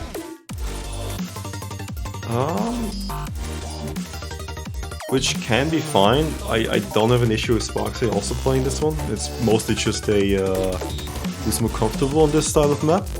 And if that's Sparksy, after having a few test play lobbies in the team to find out who's the best on the map, that's completely fine. I don't see an issue with the Austrian lineup here. The question is, how well does Austria scale compared to Norway? Yeah, can they keep up that consistency as the pool gets more and more tricky? And again, we're seeing the same lineup we saw for Nomad 4 last weekend coming out from Norway. GN, Yokespie, Marcus and Melva. Goose Fedora will find the first break. It's an early one though, it's not massively detrimental. This is a fairly long map. I was about to say Goose Fedora is a tech map enjoyer and enthusiast, but apparently he missed pretty early. You actually see though a double break from Melva and Marcus on the side of Norway. Sparksy did also find a break. That score bar, it's staying very close as Goose Fedora finds another break. This is not the play you really want to see from him. So far, the lead is actually mostly from accuracy. There are still some combos pretty much equalized, but accuracy is the reason why Norway is ahead. So far, Austria once again combo gaming. Can they keep it up until the end? It will still require a miss from Norway, I believe. Yeah, combo's pretty much dead even at this point as we approach the halfway point of this map. Again, the second half is slightly harder, so I would expect a lot of combos to break here. Yeah, and as you said, Tomodoy, full combo for the side of Austria, gone now. There goes GN. Sparksy will also find a break though. Farmers is the only one holding for Austria at this point, so they have a triple reset there. Melva goes Marcus. It's Farmist against Yokespie. No support combos anywhere. It's really going to come down to the accuracy between these two, and it's pretty much identical, but it's that score bar they've got to make back. Yokespie does find a break though. Pharmacist will hold on with the full combo so far. Quarter of the map left. He can pull this back. This would be an insane performance by Farmers if he holds on here. Doing it, the score bar's going. He's still holding on to the full combo. It's the spacing on the jumps. Doesn't seem to be showing any issues. I think he's going to do it. Marcus is holding a bit of a combo. His teammate's breaking, though, isn't helping him pull the score over. He finally does right towards the end of the map, but he's got to hold on. It's not guaranteed. I think he might get the second point for his team.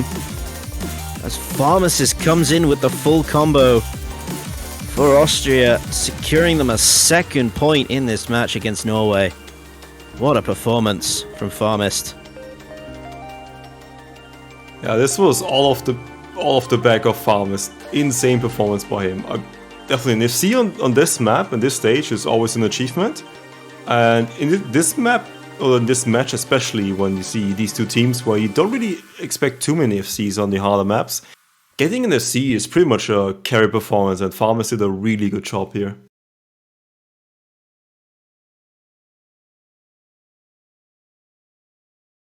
Yeah, and if you look at the combos on the side of Norway, overall they are that little bit higher. But it's all on Pharmacist there. That is an impressive play. It helped. Alright. Austria does have a little bit more breathing room, but they're gonna be at the mercy of another one of Norway's picks. Nomad 5 did backfire slightly. Probably should go for slightly harder picks. Maybe something they can abuse their reading on. Once again, I still think Hidden 2 is really favored for them. They're going for 3 mod 1. So they want to test the waters on CS 6.5. Norway is definitely going to be okay with approach 8 maps. No doubt. They historically been one of the teams who really like the reading picks. Although with the roster they have this time around, speed is a decent avenue to use as well. But this one here, the only thing I'm slightly scared of is this 3 mod 1 is, I would say, kinda hard rock favored. So I see Austria just going 1 hidden and 3 hard rocks. And they're pretty happy with that, I would say. Happier than if they actually would go for Nomads. Because even Nomad versus hard rock, I would still say if you're really comfortable with hard rock, just go for hard rock. Nomad on the other hand, I can maybe see 2 hiddens. I don't see the reason for it though. I can just see GN going Nomad and Yoxby going hidden. And then maybe 2 hard rocks. Definitely doable. Yeah, it definitely is. And again, we were at that point where, Norway had taken the first 3 points of this match, and we thought, Austria, they're in a really tough position. They've dropped 2 break points, and now, it's that score gap is closing. I still think that they're not, that they're in a bit of a tough position to close out this match, especially if you go later in the pool. How many more picks does Austria have left to win? I mean, this is one of them. I would say Austria should be pretty okay on CS 6.5 hard rock. And they do have 1 hidden player who's not in and not playing hidden here. I think they would just put Goose Fedora or Seekers on hidden potentially.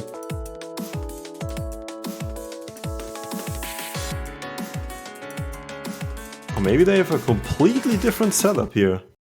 Let's see. Oh. It's actually Nikoya. Okay, we'll go for that, sure.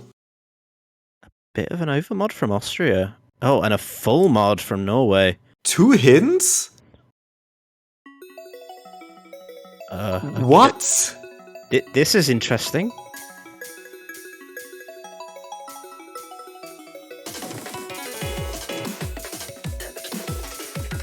Right, so we have Seekers with Hard Rock on the side of Austria, and Nokoyase and Pharmist going on hidden. Goose Fedora will bring in the Nomad for Austria.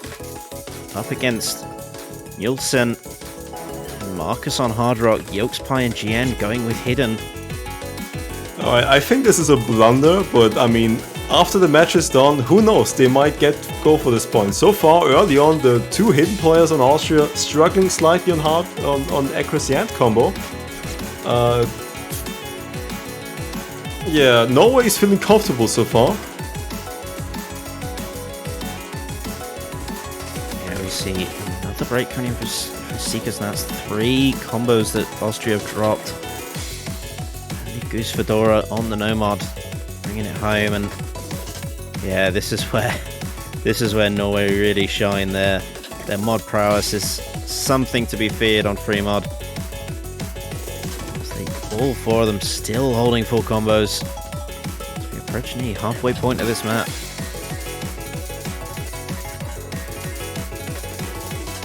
Yeah, even if Norway is potentially over-modding, it's still completely fine because Austria went for 2 hiddens. Which is which I would almost say, I think definitely is a blunder, but we'll see. Misses all around, still 2 FCs from Norway. Yeah, they've dropped a hidden and a hard rock, but they've still got one of each. Gian and Marcus. But with the break from Goose Fedora, the Nomad as well as the reset from Nico Yase, it's only Farmist with any combo on the side of Austria. And there's 800k that he has got to pull back. I don't see how Austria pull that back in a quarter of a map, especially with the break from Pharmacist finding the reset. This one is going to go to Norway.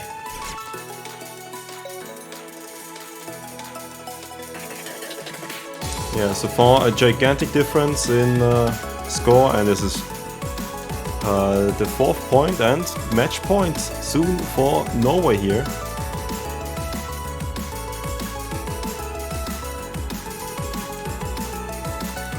I mean, did Austria just meme on this pick? Is that why they went 2 hidden? To be completely honest, I do think so. I do not see a single reason why you would ever go 2 hiddens on this map.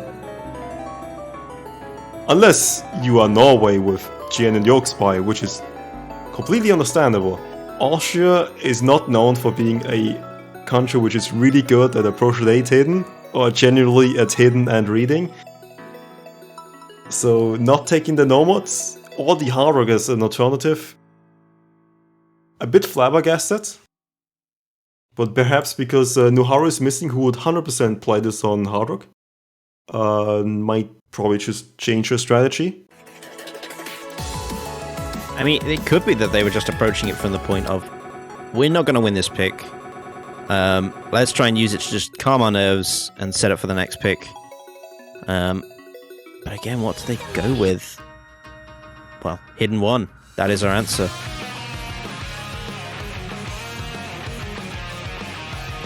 Yeah, at this point, I think there's not enough comfortable players for Hardrock 2 left, as well as Nuharu missing, which would also be completely just a Hardrock player missing. DT1, DT3 all just seem pretty much skill gap mostly, and Fremont 2 is also something I would say you just pick Hardrock on and Nomad. And Norway seems to be pretty comfortable in both mods, don't want to go for that. Hidden 1 is a decent option, it's still pretty Norway favorite, but it is a Hail Mary.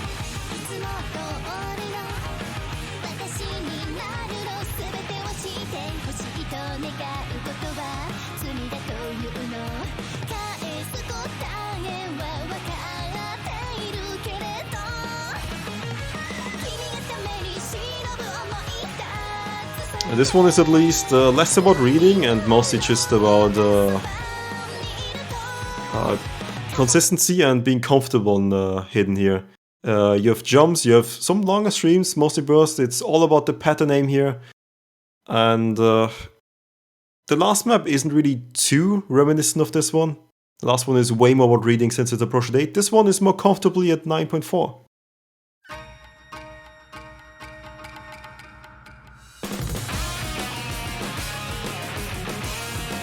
Yeah, so a fairly lengthy map this. In for a long ride. Farmist will find the first break. Goose Fedora will follow up. Early breaks for Austria, not a good sign, but plenty of time to recover it. Will mean a very slightly early lead for Norway to kick this one off.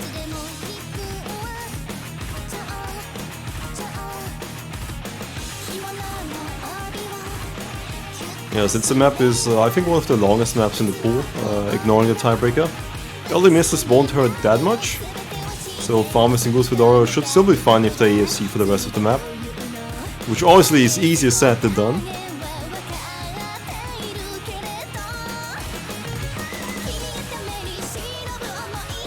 is when you're talking about keeping consistent for this length of time. Patterns like this, it can be tricky. It's the awkward aim can always catch you out. But so far, good recovery from Austria as they maintain that score gap against Norway. All they'll need is one break and they can push back into this.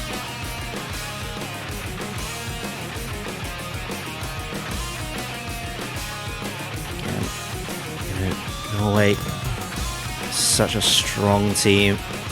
We've seen them a lot. GN, Yokespie, Marcus, and Melva. They're a strong, cool team who have on a map like this. They're very tough. You can just tell by how comfortable they are on a map like this. Marcus coming in with an SS. Melva and GN holding very high 99s. Yokespie struggling a bit with accuracy, but he does have the combo, which is important. It's just trailing slightly behind for Austria, but they are keeping relatively close up with them at the halfway point. All it will take is just one break to switch this up.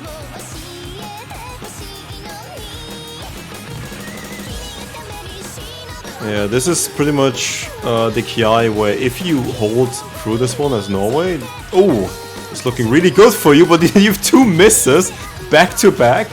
Because you do have the combo advantage, but the combo only really kicks in at the last 20-30% of the map where you really skyrocket your score. And this is still something Austria can take advantage of you after these 2 misses. And another miss by Melver here on the Norwegian side. Use Fedora, they will find a break. Neko Yese trying to bring up a support combo, but 3 breaks for Norway is not good. Farmis goes as well. That's going to hold a score gap right where it is. This is still very close. Quarter of the map left. Marcus goes down again. Trades with Farmist. Tomadoy and Yokespie holding the full combos, but Nekoyase there with a supporting combo. It's going to help them edge it out slowly away from Norway.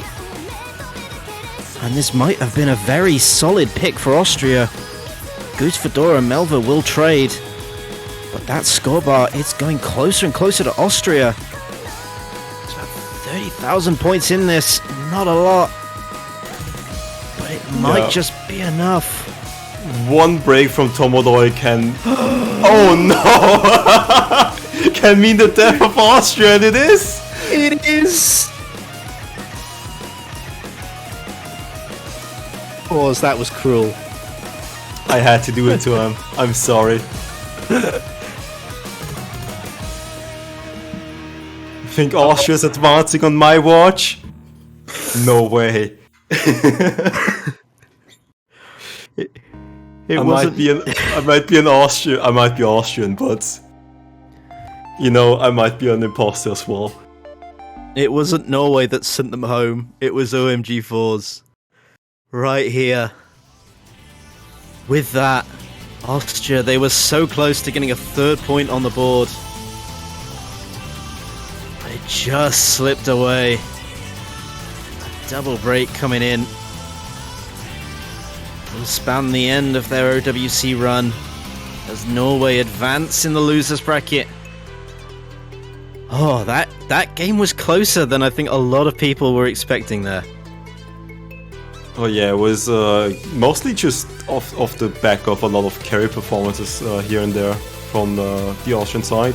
Norway did perform on the picks as I think they wanted to, but generally Norway had a lot more to choose from, and they did take advantage of that, and here you see them advancing. Good luck next year for the Austrian team, and yeah, we'll be wishing Norway the best of luck in the future rounds. Yeah, Norway will be back next week. They will not play again this weekend, but we still have quite a few teams who will. The next, of course, coming up, we have the United States versus Brazil. We do have a bit of time, of course, before that happens. That'll be 3 hours from now, so set your watches, get your alarms ready, because you definitely don't want to miss that one. Thank you once again, OG4s, for joining me. Yeah, it was a pleasure. And thank you all for watching. We will see you again very shortly for USA versus Brazil. But until then, bye for now. Goodbye.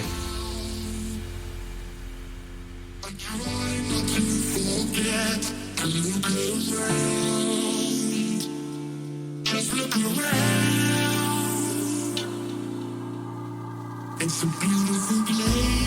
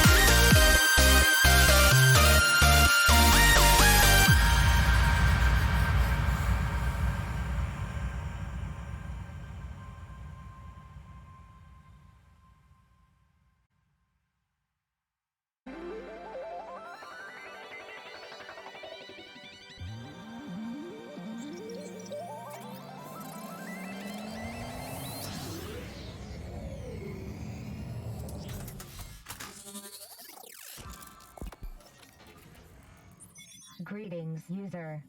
Neural link established. Ready for takeoff.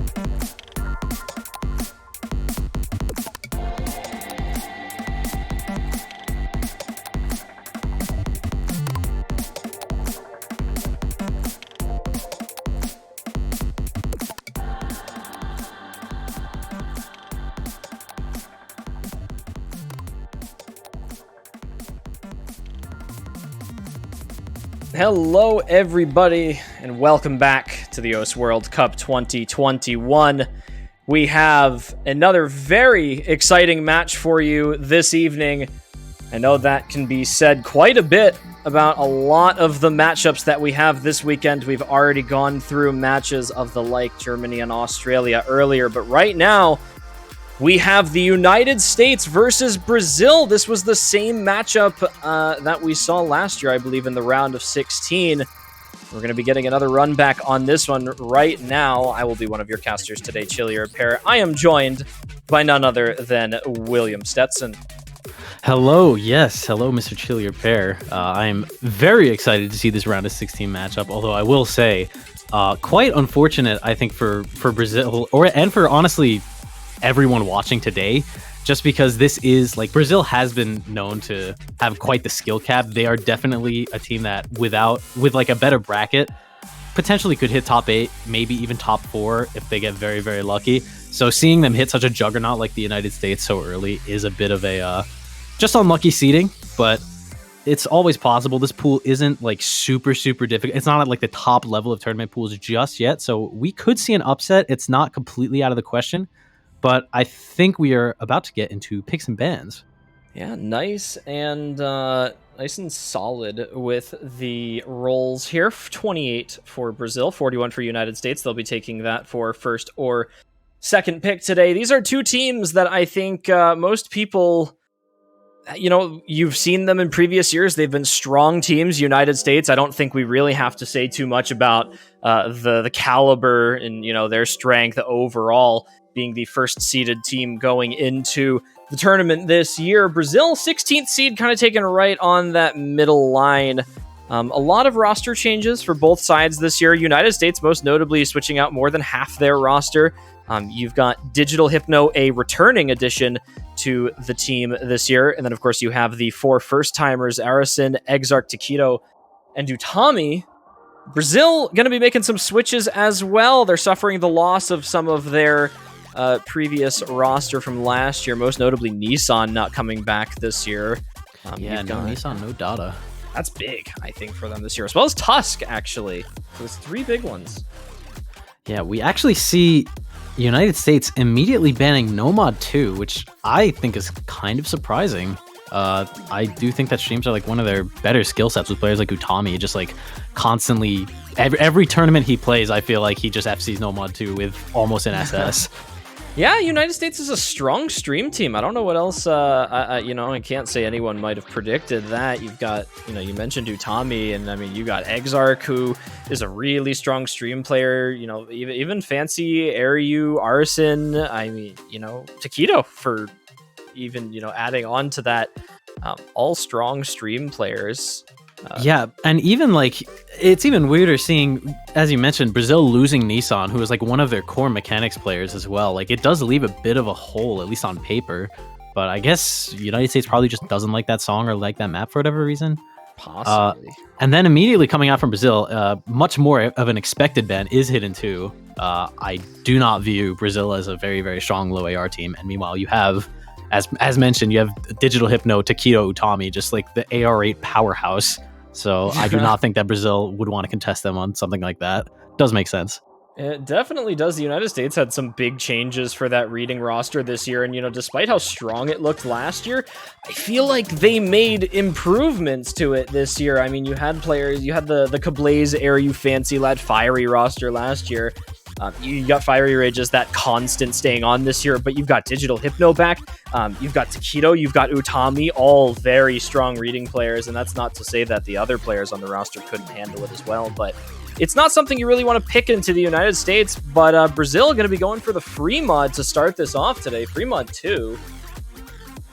Yeah, I think that this is something that has been a bit of a recurring strategy for this early stage. People tend to really pick the free mods early. Almost every match I've seen so far has been, like, for whatever reason, the free mod pool gets exhausted quite early. I don't know if that might be because they want to allow their mod players to shine a bit more while allowing the core players to, like, warm up a bit more on no mod. That's a very possible strategy.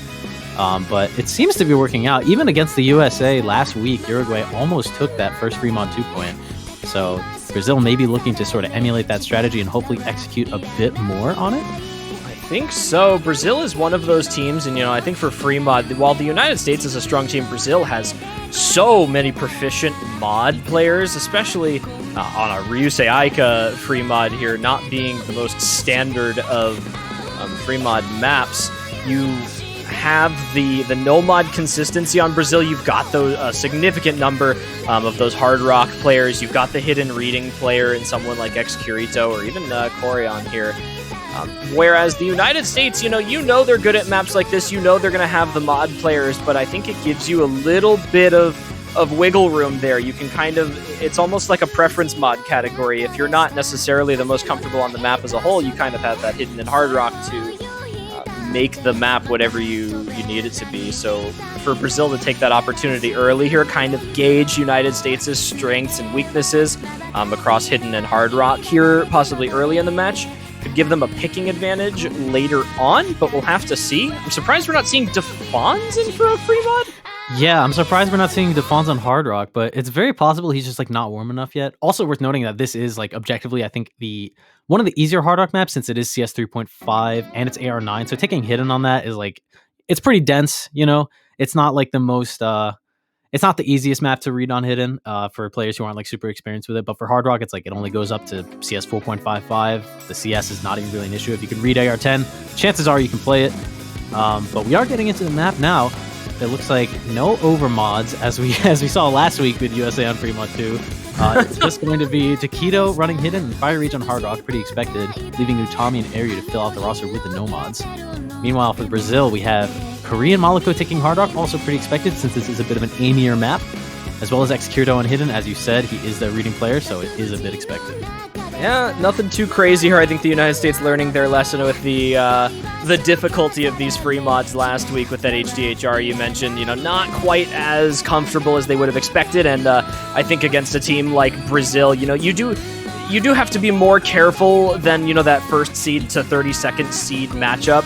The United States being a first-seeded team kind of has that mindset of having that little bit of a wiggle room in these early matches, but against Brazil on an early-stage pool here, you don't really have those liberties. You don't have that room to take here. As you can see, very strong accuracies for both teams here all around. You've got 99+% on basically everyone except for Fiery Rage here, and Utami actually finds the first miss along with Luis. Yeah, Luis traded. Luis did miss just slightly earlier, so USA is going to take that point advantage very, very quickly. But I think with accuracy so even right now, I don't think it's not going to be a very definitive miss. And this is also a bit of a longer pick, 3.5 minutes. Oh, that is really bad for you, United States. Fire Rage missing on that Hard Rock. Brazil now has the combo advantage and is now going to start to run away with this as we approach the halfway point of the map. That is an unfortunate spot for Fiery to find a miss in. That's, again, about that 650 to 700k max score that he can have now. Airyu does still have that double S, but Mystia's right up there next to him. So he's not much for the United States there. Taquito does have insanely good hidden accuracy right now, but Xcurito, again, not too far behind. But as I say that, there's a three-way break. A three-way break and two of them on Brazil. That does leave the United States with, once again, that combo advantage just slightly. Taquito still holding that hidden FC, gonna be the anchor for the United States on this pick. But Korean Moloko still holding that Hard Rock FC, gonna keep them in this, still winning by about 80,000 points as Brazil. We're getting to the two-quarter point, so XX Luis's score is also gonna start to go up a little bit faster, I think. I'm not sure if this is gonna be winnable, except... Oh, no! That is not what you want if you are Brazil right now. Luis, the only combo left. Taquito prevailing for the United States here. Corian just with that late miss right there. It would have been close regardless. I mean, the United States does have combo advantage. It would have been a rather close finish, but right now, it's all on Taquito. He's just going for it right now. There goes Luis and Corian again, and I think that's just it. Taquito with the FC into the end, and a significant score gap forming. Airyu does miss, but I just think that the score advantage is now too much for Brazil to overcome. United States did, as a team, just collectively pull that score back, not really any trouble left. Taquito does finally break his FC, but it does not matter. They're going to win this pick by about 250,000 points, maybe even approaching 300,000 as we get into the end here. Yeah, it looks like it's about 300,000 into the ending, so... Unfortunately for Corian, just a little bit more than what would have been possible with a full combo. I think with that accuracy, it's not quite over that 1.03 million score gap there. But Taquito, 4 100s, 1 miss. And even Airyu, 2 misses. Mystia, 4 100s, 2 misses. Such close scores, just unfortunate misses. during the map here, trading back and forth. Taquito's the one. A super unfortunate first pick for Brazil, a break point for the United States, who immediately go and pick Nomad 4. I think this is pretty expected. Not surprising to see United States pick Tech into Brazil. They do just have like an unfair Tech roster on paper. I'm a Fancy Lad, Airyu, Fiery Rage, both very, very strong. But we do see Defons immediately come in for Brazil, as you mentioned. Here he is. That's what we're looking for right here. I think Defons, again, one of the better players on the Brazilian team this year. Not even necessarily with his skill cap or skill floor, but the specialized skill sets that he has that Brazil's kind of been missing a little bit in previous years is going to be very important. You know, we always talk about the loss of Nissan being a big hit for Brazil, but I don't think we mentioned quite as much the additions to the team that they made this year actually, you know, being fairly good for them. I think, you know, jokes aside about Nissan Tech, I do think Brazil's Tech roster is rather strong still without him this year, you know, despite losing that. But again, the United States on these Tech maps, it's just so hard to pin against, you know, Airyu, Fancy Lad, and Taquito on a Tech map, even Fiery with the awkward skill sets. Yeah, no, Fire Rage is very, very strong at Tech still. I do think it's very scary seeing Taquito come in to fill out that roster for Nomad 4. This is pretty expected. It's right within his skill set. He's really good at these types of maps, even with Hidden. So I think without it, this should probably just be a breeze. He's really rounded himself out in this last year. So I think we can probably expect to see a pretty good score. I am concerned about seeing how Mouse Easy performs.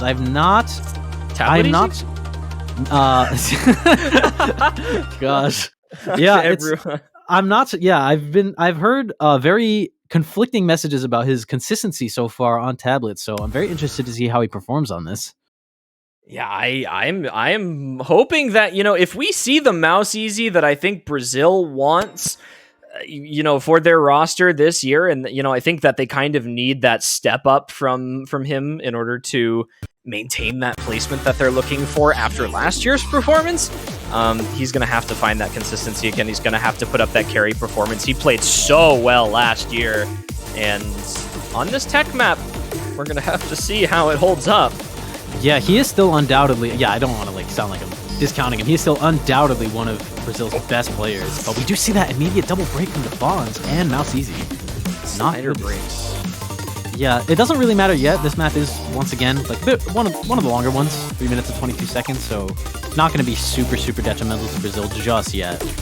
I think, you know, even with Mouse Easy, these longer maps do get a little bit more comfortable. You do talk about mouse drift a lot of the time, and, you know, I think players like Fancy Lad kind of dispel that idea that it's such a bad thing, given, you know, him being a mouse player himself. But the consistency not looking as bad as what you'd expect right now. Mouse Easy is just a solid overall player, and again, that unfortunate double slider break from Defons and Mouse Easy gonna put Brazil in the back a little bit here at the beginning. There's a lot of difficult cut patterns in this map, and I think there is potential for some note locking here if you miss aim the start of one of those. Yeah, I will say though, 6 out of 8 players still holding FCs. Pretty impressive. Make that 5. Airyu does drop, but Brazil still going to be behind by just a little bit if we don't see United States with another break. Defons with that accuracy, and Mouse Easy as well after those breaks, despite losing it. Defons shaking a little bit right now. He's going to have to be careful on this slider section right here. Everyone on the United States holding strong except for Taquito. But XXOEs matches him. It's not going to matter just yet. That is one of their FCs still dropped, but it is. And Korean Maliko drops his. Oh my goodness. That favors the United States. It does, because Airyu already had missed. It doesn't really matter. Yeah, it's Defons. Oh, and there's the break finally. I think his shakes got to him. He's a little bit more jittery than usual. There goes Fiery. But it's Mouse Easy versus Fancy Lad, and Fancy Lad does have superior accuracy. Mouse Easy also missing about 100 combo on this right now. There's not much you can do about it. Can I just talk about Fancy Lad's accuracy, by the way? Oh my goodness. 3100 so far on this. Very, very impressive. We can see if he can close it out. I do think that the United States now has this with that break from Korean Maliko. Mouse Easy just not going to be able to bring this back for Brazil, unfortunately. Despite that early break, he looked very good on the remainder of the map. He's going to look to push 99% accuracy here. He's not quite going to hit it, but that overall performance from Mouse Easy despite that break is very strong, and I guess he's kind of dispelling any thoughts that we had about his consistency here, you know. Slider breaks aside. Look at that. Fancy Lad as well. Oh, man. Fancy Lad with that 3 accuracy. 100s. Matched by Taquito, actually, but he does have the 50, so just brings it down his score a tiny bit, but still an incredibly impressive performance from both teams. Oh my goodness, both teams. Yeah, I mean, you're not wrong. Look at that. Only one miss on Corian and Luis, and then the slider breaks on Defons and Mouse Easy. You know, the only, I guess, notable thing for the United States here being their overall team accuracy just being so strong right now. Look at this, the most hundreds on Airyu, 17 100s. And, you know, I never really thought I'd say this, but Airyu probably the least comfortable tech player on this 4-man roster right here. So, well, I wouldn't say least proficient, I guess. I don't know. It's not really something that you would like pin Airyu as like the tech player, so I think it's understandable. But overall, yeah, I mean, he's definitely one of their all-rounders, but that does say a lot considering he's in for like a substantial amount of maps. He does play quite a bit on this team. He plays basically everything. Yeah. I think one of the only things that he's not in for is like maybe AR8. Yeah, and I think even that's just speaks to the prowess of the overall roster on this team. Like, when you can sit inside of a lobby and say, oh yeah, Airyu is not the strongest tech player on this roster, you know you have a good team running for you that year. So. Yeah, absolutely true. But with that map closing out, United States does capitalize on their break point earlier in the match. It is now Brazil's pick, 2-0 in favor of the United States. They really need to get a point on the board here if they don't want the momentum to shift too far in the favor of the United States. And they do immediately pick DT2. Speed time from the Brazilian team here, the Senya map. And again, you know, you mentioned Brazil's going to have to get on the board rather soon here in these best of 9 matches. You really don't want to go down on that 3-0. Not a position, but Brazil kind of playing with fire a little bit here. You're picking speed into a United States roster that just picked up Exarch, Arison, and Taquito. And that's... You're asking for a hard time, but the Brazil roster on these early stage speed maps is very strong. The AR is not super high. I know it says 168 BPM down there. It doesn't quite update for the DT, but this is something that I think Brazil could power through here. 252 is the final BPM on this, and then again, 2 minutes, 25 seconds. So not short, not super long, doesn't leave a lot of room for that breaks, that consistency, that accuracy really going to have to shine through. Yeah, this is quite the ballsy pick from Brazil, I will say. Watching them pick something where Arison is on your opponent team is just incredibly it's an interesting strategy. That is all I will say. However, you did say that this is like a bit more of a comfortable DT2 pick. BPM not too intense just yet. Round of 16 not going to be pushing the mechanics too hard yet. But yeah, United States still has a very, very scary speed roster, especially with like players like Exarch also pushing his speed limits, his mechanical capabilities in the last year. He is more than competent on this type of map. Fancy Lad, Utami, Arison, all known for their mechanics. So Brazil really needs to put in a proper roster here. We do see it's looking like Korean Moloko, Luis, Mischa, and Kirito. Maybe Mouse Easy. Oh, maybe yeah, not. Mouse Easy just come in for Korean. Yeah, I was going to mention Korean being in for the speed map, but that does make a lot more sense. Oh, maybe he is still in. Luis? I thought Luis is a strong speed player for Brazil. I'd be surprised to not see him. I think we see Sanji Lift in the lobby. Sanji Lift! Oh! Sanji Lift Tornado. Sanji Lift is here! Everybody. Incredible. All right. Brazil just wins this pick. I'm sorry, United States, you lost. Yeah, this is just unfortunate for the United States here. I don't know how we're going to see them come back from this upsetting development, but we'll have to see what happens. I think GLHF's coming out. The map is about to start. Final roster for Brazil is going to be Mouse Easy, Sanji Lift, Mischa, and X Kirito. We did mention X Kirito as being the reading player, but he is actually like pretty good at everything. He's just notably performs on stuff like Hidden, and he's very, very good at low stage too. So we're just going to have to see what happens here. Skill floor is exceedingly strong on X Kirito, so he'll be using that to his advantage on this opening map. But again, you're going into a DT2 pick against the United States. You've got Utami, who has basically unlimited stamina. Arison has unlimited stamina, finger control speed, basically anything. If he double S's this map, people aren't really surprised. Exarch's strong speed player as well, but again, Sanji Lift, he shows up. He's fast. He is definitely fast. He is ready for speed maps in here. So is Mistia as well. Yeah, and we do have a quick act drop from the United States in general. Brazil going to be taking the very early lead here, especially with Utami's break at about 100 combo in the map. Well, I guess it comes down to Arisen versus Sanji Lift, and it's Arisen to break first. But Misha did follow up, so it's not going to matter too much yet. Brazil still only winning by about 40,000 points in the first quarter. Look at that ACK lead for Brazil, though. This is, I mean, it's basically on Utami and Fancy Lad right now. Exarch is hanging right up there. Mistia did drop a little bit on that stream, but you've got Mouse Easy and Xcurito still rather high, sitting right close to that 99. Mouse Easy almost at that double S with Sanji Lift finally dropping 100. Yeah, and but Misha does drop again. The United States now does have the combo advantage by just a little bit, even though Arisen did drop a bit earlier. But 3 FCs for Brazil. If they keep holding, I don't know if the United States is going to be able to come back unless we see some pretty substantial act drops. Halfway through the map. Yeah, we're going to need really big act drops, I think. But Sanji Lift and Mouse Easy double break. That's so bad for Brazil. United States is now going to start to run away with this with 2 or 3 FCs almost remaining. Yeah, oh goodness, that's gonna do it. That's gonna do it right there. I don't actually think that there's any way. I mean, United States would have to drop all 4 players right now, and Xcurito would just have to lunge over the line. I think it's just too late. Yeah, Xcurito also with a little bit of shake. I think he's probably a bit nervous, but now that he sees the scoreboard, I think that will probably fade away. He knows that this pick is now all but gone. Yeah, this is just unfortunate. I mean, even if one of Mouse Easy or Sanji Lift held, there goes Misty again on that slower section for the build-up here. There's really not much. Oh, it wasn't Pancho, wow. Yeah, I don't know what's going on there, but... Wow, United States, though, is just looking kind of unstoppable right now. We are now nearing a almost 1 million point lead. I think we actually will hit it by the end of the map if the FCs hold. Yeah, this is just, I mean, Exarch and Utami right now with that accuracy is, what do you do against this? I mean, even if you put up that double triple FC, that is just outstanding. Fancy Talking Lad, about ACK, Arisen, by the way. Arisen, okay, yeah. I think he had 1 slider break. Did I think he had 1 slider. No, he had 1 miss. Missed. Oh that my is God. just unlucky.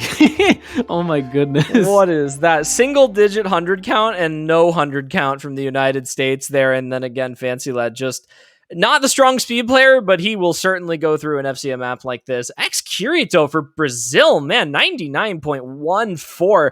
We talked about that skill floor, and boy, does it show. Yeah, absolutely. It's just unfortunate that Brazil is not able to bring that back in their own pick. It is now 3-0 in favor of the United States, who instantly pick Hidden 1. Pretty expected. They do have like one of the strongest hidden rosters in this tournament. I think the United States is one of those teams, you know, they put together some practice scores during the week, maybe play a practice lobby, and then they come into this match. They know exactly where their 3- and 4-way FC map potential is. Like, I mean, you even saw in that last map, 3 FCs, and Arisen 1 missed with not a single 100 or 50 to be seen on the map. So you're looking at a team that is still potentially putting up 4-way FCs fairly consistently in a round of 16 matchup, which means that you need to be scared on their picks. Yeah, you need to either be scared on their picks or just absolutely prepared for any eventuality. And I'm not sure if Brazil prepared adequately, but we're going to have to see here. 3-0. I mean, it is still comebackable. Like, I don't want to say that. This match is all but over. Like, not all but over, rather. But we're just going to have to see. I think players like Mouse Easy and Misha are going to have to really start putting on a show here.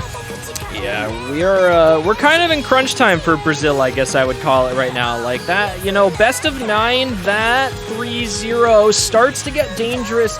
It's not necessarily the team morale, it's more Brazil has to work through so many break points to force match point if the United States gets their pick that, you know, with the current performance, that's gonna be a stretch at a certain point. Like, taking a break point or 2 against the United States is full well possible, and it has been done multiple times, but to ask for, 2 break points or 3 break points against the United States in order to force match point or tiebreaker it's tough. And yeah, it's even worth talking about nerves after a certain point, because I think if once you take 2 break points off of the United States, which that is what would have to happen here, you'd still be at 3-3, and then I feel like you would be like, what are we doing?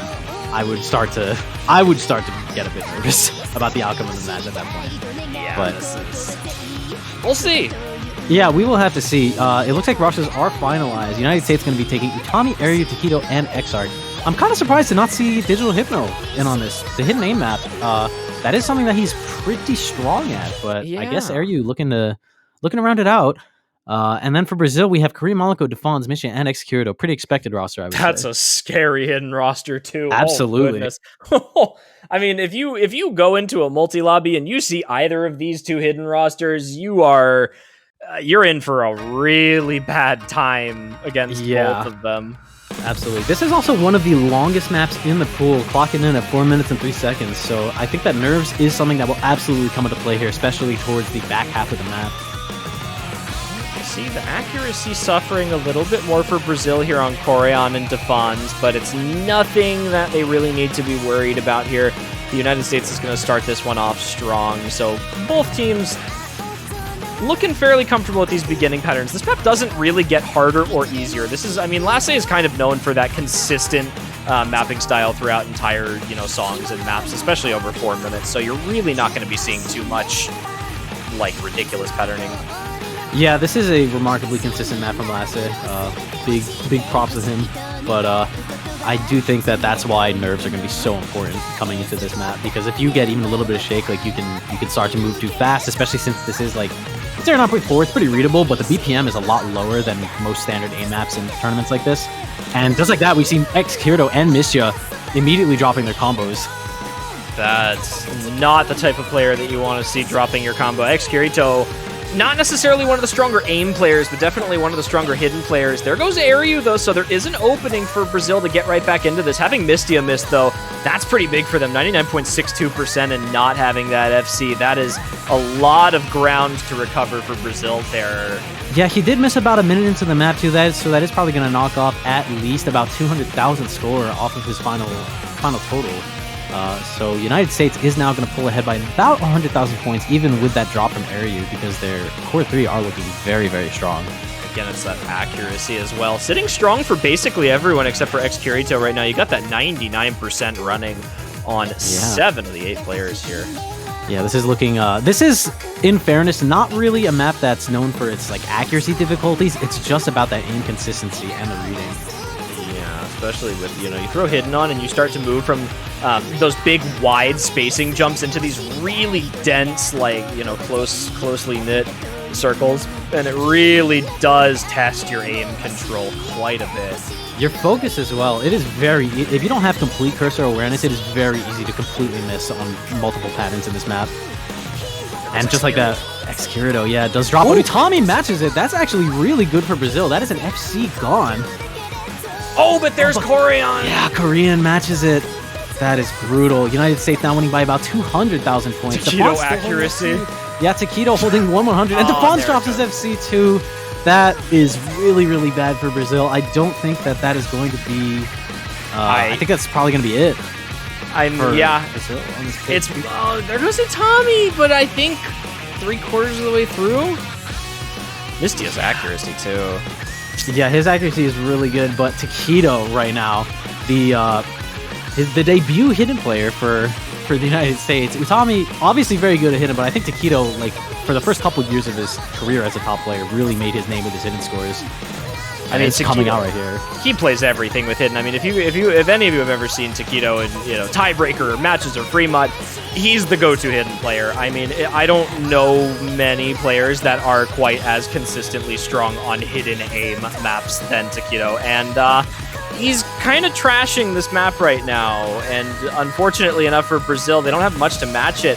Most notably, though, again, I'm gonna keep coming back to it. Mistia 99.81 and climbing. Does finally drop some hundreds on the stream, but man, that one miss is so unfortunate. Absolutely. I do also just want to point out Exarch going to be coming out with the second FC for United States as well. Yeah. There are actually 2 FCs still remaining on the United States, putting up a score of over 3 million as a team. There's no way Taquito just won X100 at that map. That is just a Taquito moment. Chance. Shout out Taquito.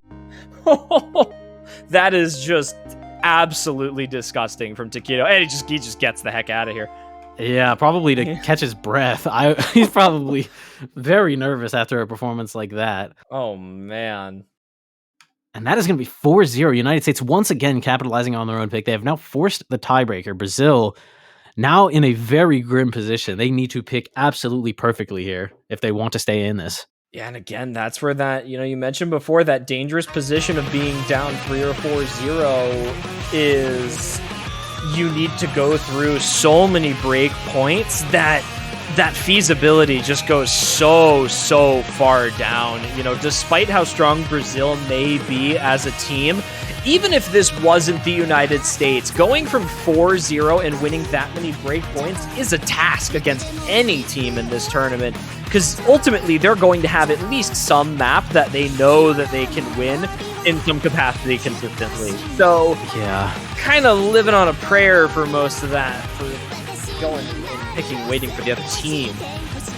I also do just want to point out Exarch with the back-to-back FCs in this. That is the match cost farm method coming out. He was the strongest player on the U.S. roster last week too, wasn't he? I believe so. I put have up to some of the highest scores out of any player on the team last week, I thought, which is pretty cool to see one of the new players coming in and really showing up. I wonder, if you are Brazil in this position, do you pick Nomad 1? Brazil AIM team? It's more like Brazil. I wouldn't discount it. Brazil consistency abuse team. Consistency, but I don't know if I don't know if it's a smart pick, but I just wonder if they're going to pick it. I mean, I think anything along the lines of a Nomad 1 wouldn't be out of the question. I think that they should avoid double time, and then they might have a good time on Dynamite, but you're just hoping that someone finds a slider break on the United States for that one, I feel like. Yeah, that is it is the consistency Hard Rock pick, but it's really difficult. Slider jumps in a Hard Rock map are just not very forgiving in general, and the fact that it goes to 220 BPM. But they pick Fremont 1. Okay. I don't. It's a Quan. All right. I don't know about this one. I'm gonna be honest. I don't understand this pick. It is kind of Amy. It's Amy, but they also banned the hidden too, and you need to take a hidden. I guess they're just gonna put X-Kirito on hidden if I had to guess, but doable, and maybe hope that. I mean, I feel like Defons should play this at this point. Yeah, I think we can hopefully expect to see him on Hard Rock. But that said, Misha not at all a bad 6.5 player. So he might take Hard Rock and then maybe put Defons on Nomad, or we just keep Kareem Maliko and Mouse Easy in. I mean, I think that would be a good idea. Okay, Mouse Easy at the very least would be a very good idea. He's been playing fairly consistently today. You haven't seen too many massive breaks at, unfortunate points for him. But, Corian maybe not necessarily having the best match today, but maybe Defons just lost a little bit of that confidence over the past couple of maps. He hasn't looked bad. But, Corian maybe just a little bit more ready for that CS5 aim, maybe a little bit more confident on the sliders here. No unfortunate breaks. Defons could be kind of spooked off of that based on the slider breaks from previous maps. Very true. I will say, however, this United States roster is looking absolutely terrifying right now. We have Taquito on hidden and Fire Rage on Hard Rock. Fire Rage known for his precision skill on Hard Rock. Fancy Lad and Utami, some of the most consistent gimmick players in the entire tournament, and then Taquito hidden, as we just saw, a force to be reckoned with. So I think Brazil definitely has their work cut out for them on this pick. We do have Korean running Hard Rock, who was their strongest hit. He did run Hard Rock on the other Fremont pick, so it does make sense. X-Kirito, the hidden player, and then Mouse Easy and Misha, the anchors. We are going to have to see what happens here. I am very interested in Brazil's strategy here, so maybe they will prove me wrong. Well, Brazil's going to look to get a point on the board with this one. If they do, they're going to have to fight through the United States pick after. Taquito is either a little bit behind or dropped a slider break at the beginning. It looks like he dropped a slider break based on his accuracy. Yeah, he dropped a slider break and also probably took a little bit to get acclimated to the BPM, maybe. Yeah. But because of that, Brazil is going to take this very early lead. This map is 3 minutes long, so it is going to take a little bit for that score to really, really matter. Brazil's going to have to pick up that consistency a little bit here. I think the general consensus based on what we've seen thus far has been Brazil, strong team. They're looking confident on their picks, but consistency maybe not even that. Maybe it's just the consistency looking a little bit better on the United States today. They found less of those, kind of like, oh no, I missed here because I missed here in practice type breaks, which is something you look for. I don't think that any sort of Like that. that drop from Yeah. Mouse Easy is really bad. But I will say, I don't think that it's ever worth talking about how lackluster a team's consistency may be when going up against the United States. You just sort of need to acknowledge how far ahead the United States is in that regard, at least on early stages. But yeah, that break from Mouse Easy is not good. It's about a third of the way into the map. Not as bad as it could be, but the United States isn't going to take advantage of that. Ooh, that's big though, Corian, with that hard rock break. That is an unanswered double break from Brazil now, and it is already just going downhill. Mouse Easy continuing to find misses. Yeah, this is starting to look like nail in the coffin status, I think, for Brazil, unfortunately. This might, I mean, who's the player that we even expect to break on the United States right now? Like Fiery Rage finding a slider break maybe, but then I wouldn't put money on it. Yeah, Taquito has recovered so nicely at this point with the hit, and even after that very early slider break and being a little confused about the BPM, just doesn't matter. They're winning by about 400,000 points at the 3-quarter mark. Fiery Rage says, "Oh, in the smoke." I mean, 98.9% with hard rock. I mean, Corian's right behind him with that, but man, that accuracy is strong right now. Utami looking good on the Nomad as well. I think understandably a very strong AR8 Nomad player and hidden player. Taquito kind of doing what he does best on the hard rock. There goes Corian again, unfortunately. Misty and X-Kirito trying to do anything that they can right now. X-Kirito taking the act drops for the combo, but it is all for naught right now. The United States pushing 3.5 million right now. Going to be looking for an almost 4 million team score, if not... I think we will hit it. I think they will hit it. It's going to be so close to over that. Oh, it does dude, go over get it. right at the end. Wow. 4 million! What an impressive score. Taquito with the very early 2 misses. I feel like what might have actually happened is maybe he had his fingers on the wrong keys. Possibly. He might have missed the first 2 notes. But yeah, that is going to be a very definitive victory from the United States. 5-0 in the round of 16 against Brazil. Man, the Brazilian team, they looked so good last year. They look really good this year as well. And I mean, you can't discount this at all. That team score from Brazil is nothing to scoff at by any means. I mean, that is a very strong performance. Mouse Easy having a little bit of trouble on the AR8. But, you go up against the United States, you go up against the number 1 seeded team, and unfortunately, you can't always have, your best day ever. And, I think the United States playing very well in this match today, just had a little bit more in them for this one, and they are able to take that clean sweep victory to advance to the next stage of the tournament. And Brazil will start fighting their way through the losers bracket. Again, I think people discounted Brazil missing a couple strong players this year, but they still look really good. They're going to make a run in the losers bracket. Unfortunate round of 16 matchup once again, but what can you do about it? The scheduling curse, too unfortunate for Team Brazil. But I do think that is going to be it for us today. I think that is our last match of the day, if I am not mistaken. Well, there is a very, very late match between Canada and Taiwan at 3 o'clock UTC. Yeah, technically for Saturday, it's over. Yes, for us United States players, it is one more match today. But yes, that will definitely be the last match for a while. I believe that is going to be in about 5 hours from now, if I'm not mistaken. 3 UTC for Canada versus Taiwan. Gonna be very cool to see that. Hopefully everyone comes back and watches that despite the late timing of that. Hopefully we get a good showing for that. It's gonna be a very close match. Taiwan looking strong after last weekend, as does Canada. Yeah, worth noting, they also have met at this stage, I think 3 or 4 times at this point.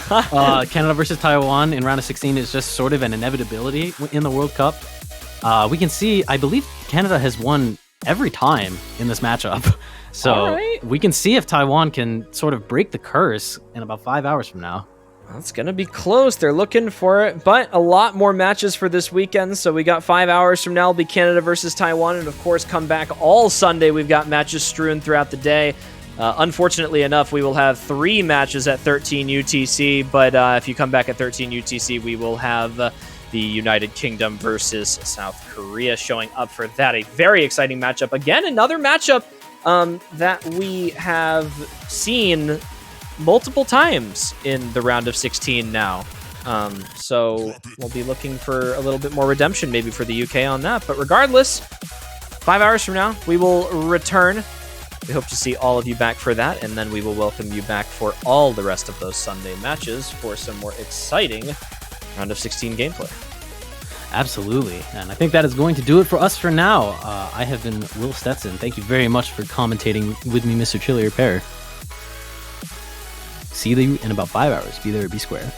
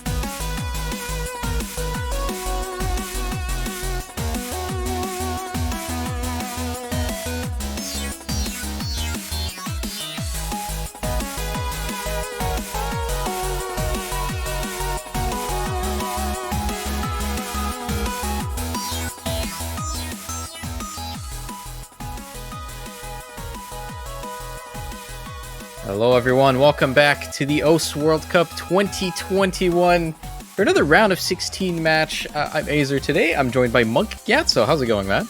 Hey, man. Chilling, doing good. Super excited for this matchup. Oh, I am so excited for this. It is Canada-Taiwan time, baby. It is one of the most hyped matchups this weekend, for sure. Everyone's been talking about this, I think. Among some others, I think up there with the scale of like Germany, Australia, and with Korea, UK, which is going to be played tomorrow. But Canada, Taiwan, a matchup that I think is very, very storied. I think very, very obviously one thing to get out of the way right off the bat, because it's definitely a strong talking point, is that the last 3 times these teams faced in the World Cup resulted in tiebreakers in favor of Canada, right? So in 2015 quarters, Rucker was present for that. In 2017 groups, Rucker and Shield were present for that. And just last year in round of 16, where 6 players were present for that. So maybe setting up a bit of an expectation here.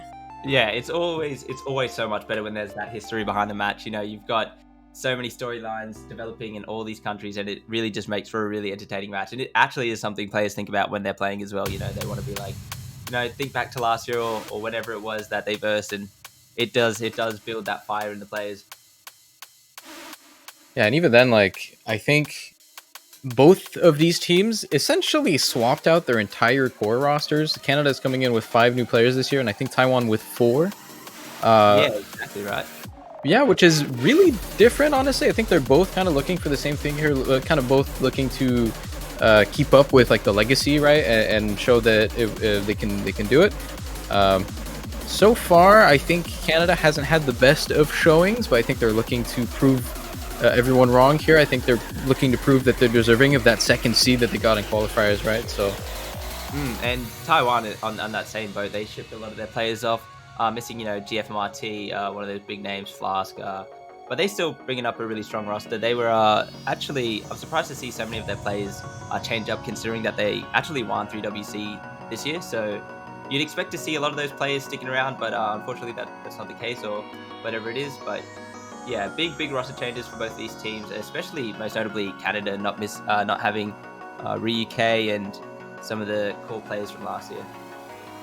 Yeah, and I think Canada, as of recent, has kind of gotten to a point where it's a little bit like the United States, where you can talk about their deep like roster pool that they have. I think Canada's kind of getting to that point where there's a lot of people that are missing, but they're still fine without those people, evidently, right? As they got second seed even, right? So, and even for Taiwan, even though they're missing like the majority of the people you would consider their best players last year, you still got Sheena, Noriko, Shield, and Dazzlewind essentially just playing every single map and doing extremely well. Yep, I think with Taiwan, you know, you see those players and you immediately just think no mod trouble. And if you actually ever look at these last 2 teams, a lot of them played a lot of no mod last week. So I'm super excited to see how that plays out, especially with this week's pool, the no mods being a bit harder than last time. Should be quite the match.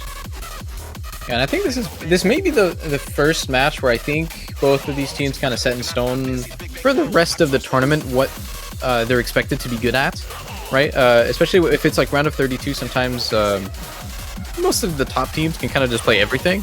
So you don't really get a good solid idea of like, oh, this team is a DT team, for example. This team is a mechanics team. Like you don't get that from just a round of 32 match, right? So if you look at like the things that they both picked last round, a lot of them hovered a lot of Nomad and DT, and I think in the case of Taiwan, most notably, they were against Romania, and there's probably a point to be made about, you know, like playing around Vadu and stuff like that for Romania, right? So maybe Taiwan's game plan changes a little bit here, also considering the fact that Canada was one of the strongest speed teams last year and in qualifiers. So yeah, we'll have to see if their game plan changes. Yeah, I think it's worth pointing out that Canada had an amazing showing on the DT2 last week, or DT1, a really solid scores, all 499s, and then on the Nomad 5, kind of struggling a little bit. They're still putting up a pretty good score, but they actually lost out to Taiwan on that map, so we'll have to see how the speed goes for this week. Of course, when a team's a little bit faster, they definitely speed abuse. It's certainly sort of a trend to pick the faster maps if you're a faster team. Get into this pick ban phase. Yeah, I think in terms of pick ban, we're going to see Canada ban first here. I think they're looking at something like Nomad 5. Like you just said, they didn't really have a good showing last week. Three of their players did pretty good, but I think they had a little bit of a hard time filling out that 4th slot. Could have just been nerfs. But could also be looking at Nomad 1 for them, even though you could consider Canada an AIM team. It is a little bit more of a random pick, and seeing as seed-wise, you know, they're expected to be the favorites here. Nomad 1 always tends to be a little bit random, but no, they actually are going to go for the Hard Rock 2, which is a bit of the unique map in this pool. It's very slow, and it has a lot of rhythm complexity, and Canada want none of that. Yeah, we saw, I think it was Krilla yesterday on that map, absolutely pop off in that Germany-Australia map, right? That was the sort of 6.5 rhythm-y type, a lot of precision aim and whatnot. And I think for Taiwan's ban, they're probably looking at DT1. Like you said, Canada did top score on that last round. Or Nomad 2 as well. Canada's known to be a little bit of a strong Nomad 2 team. See what they end up going with. They do have a couple of options, but I think I'm definitely looking at those two as their best. I was going to say, I'm kind of surprised to see quite a lack of Nomad 1 in the tournament so far. I haven't really been eyes on every single match, but I feel like Nomad 1's kind of been a bit avoided throughout. It hasn't been banned, but it hasn't been picked as much as you usually see throughout these OWCs. A lot of early matches, they pick those. Oh, can we still ban Hard Rock? Both teams looking to get Hard Rock off the board.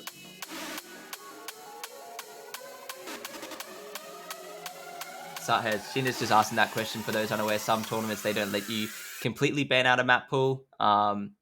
It's just sometimes it's a niche trend with tournaments. That's why he's gone and asked that question. It's not just a random question, you know. Yeah, okay, so Taiwan just banning out both Hard Rocks. That's a bit unexpected. I think there's a lot of things open for Canada now. Yeah, I think they're mostly just going off the history here, because it looks like Canada played both Hard Rocks last week. And Taiwan only played the one, and with the one they played, it was Hard Rock 2, and didn't put up a single FC on that. So, looks like they've done their research towards the map. I wanted to say it's worth pointing out, neither team touched Hidden last week, and that Hidden AR8 was sick. This AR8 is sick. No one played Hidden last week for these two teams, so you really got to find out who's that first team that's going to pick it, and here it is, it's Canada. Oh, right off the bat, okay. I was going to say Hard Rock 1 is like historically a pretty good ban against Canada regardless, because you have people like Zudi and Frankie who are known for that Hard Rock aim. So even though this week it's not so much, you could kind of say it's more or less like a tech pick, like an old school tech pick. It does have a pretty high aim requirement still, so they don't want any of that. We're going to be seeing Hidden first pick for Canada. This is a little bit unexpected for me, but I think they're looking to play around the additions of their new players here. I think you're looking at probably Vesprit, who is kind of like the hidden player on this team. But of course also Zudi Nader, I think very well known to be very proficient at specifically this type of hidden too, because it's mostly just aim. Yeah, since we didn't get to see any of the Hiddens last week, I think it's worth pointing out that in the qualifier scores, Canada actually put up a higher score in the Hidden 1 category, but in the Hidden 2 category, kind of losing out to Taiwan. So I really wonder how this is going to play out. The rosters for the... we didn't get to see the roster for Taiwan, since obviously they didn't play Hidden last week. But we're looking at like Sheena, Dazzle... In qualifiers, they just played Sheena, Rucker, Dazzle, and Spines Knight. So they do have Diastrophism instead of Rucker. I'm not sure if that's going to be what they're sticking with. It's always good to see a flexible Hidden roster. I know some countries struggle to get fourth player, so if you have a fifth player on Hidden, it's amazing. Hidden really is one of those mods where I'd probably say it's the most niche. Most teams will look at adding a strong Hidden player. You'll find that a lot in OWCs, but if you have 5 Hidden players on a team, that makes things very good. The more the merrier, of course. Actually, now that I look at this, they also have Shield in for this. That's a little bit weird. I don't know Shield to be very proficient at Hidden. Yeah, at least compared to the other players on the team, I would definitely expect to see Rucker here. Like Rucker has like a decade of experience on that mod, but maybe they're feeling a bit confident with this roster. might just be the style of map as well. Shield Yeah. didn't play any of the hiddens in qualifiers, so this is actually the first hidden we're seeing from him in the tournament.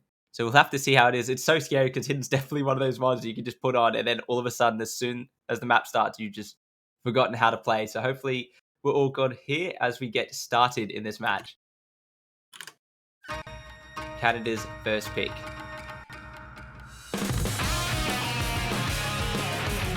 Yeah, this roster I think is pretty expected for Canadian aim, I would say. Like the hidden 1 slot. You're probably not looking too much at Jeremy for the rest of the hidden picks, but because this is mostly just like a density, like a pattern aim pick, I think it fits him well. Right. These maps always have like a couple streams here and there to really keep you alert on that aspect as well. No play is really struggling through that intro, so definitely seeing comfortable hidden players in this.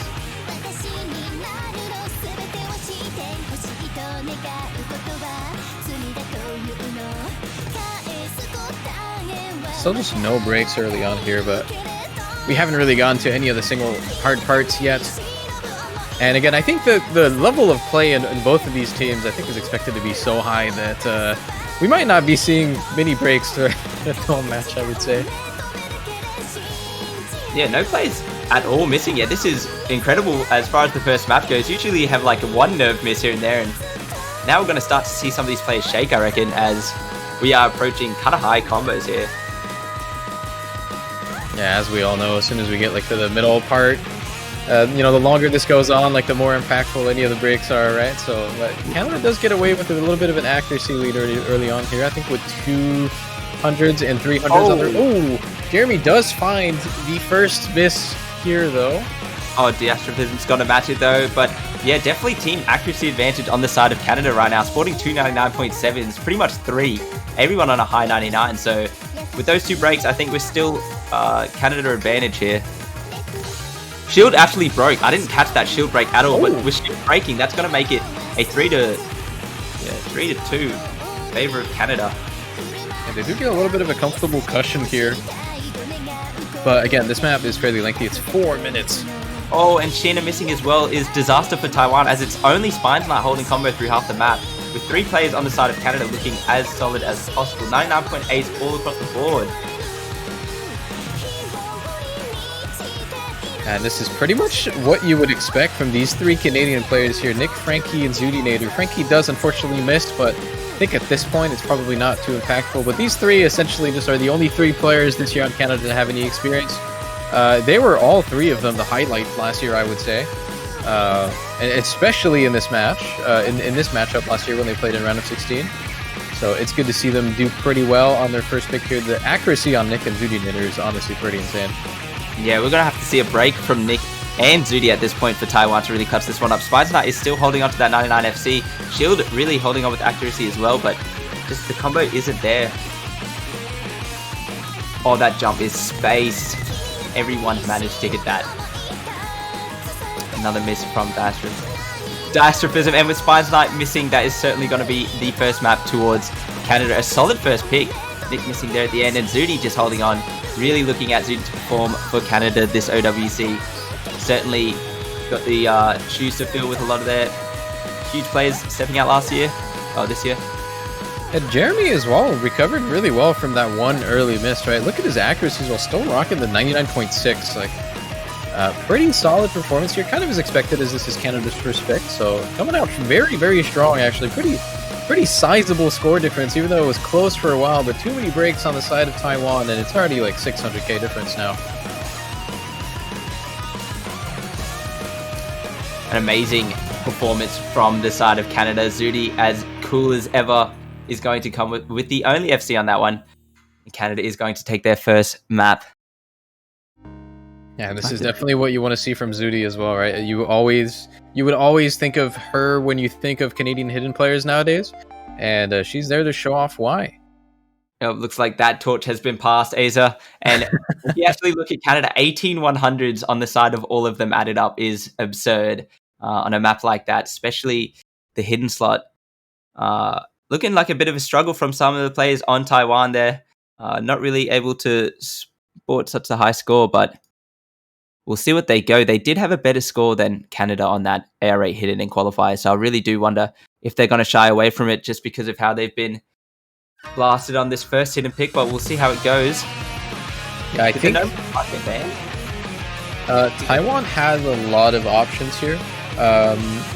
I think they're probably going to be looking at some of the DTs, even though it's weird to pick speed DT into Canada. I think that maybe the finger control DT, so the DT3 could be a good pick for them. Looking at Nomad 4 as well, I think this Taiwan roster really likes their Nomad tech. Hidden 2 is also kind of a good option, though. I think, like you said, the qualifier score was probably the only major difference between these two teams in favor of Taiwan. Just about everything else in the pool has been in the favor of Canada, right? So, and I mean, it is a map by Flask, you know. They gotta pick it. Yep. There were only 2 maps, or 3 maps really, that neither of these teams played. That was the Nomad 3 last week, so the old Nomad map. Sort of the hidden 1 slot and the hidden 2 slot. Every other map was played, so there's ample results there. They can have a look around, and a lot of options here. DT2 is going to be the pick. Yeah, this is one of them. I think you could expect to have them. They had a pretty good showing on the DT2's last round as well. Had 2 full combos for 3.9 million scores. I think it's a bit of a question mark against Canada because Canada did not play DT2 or DT3 last round, but they did have pretty good showings on the qualifier for a couple of the DTs, and as well as DT1. We said earlier they top scored DT1, so it's not like they can't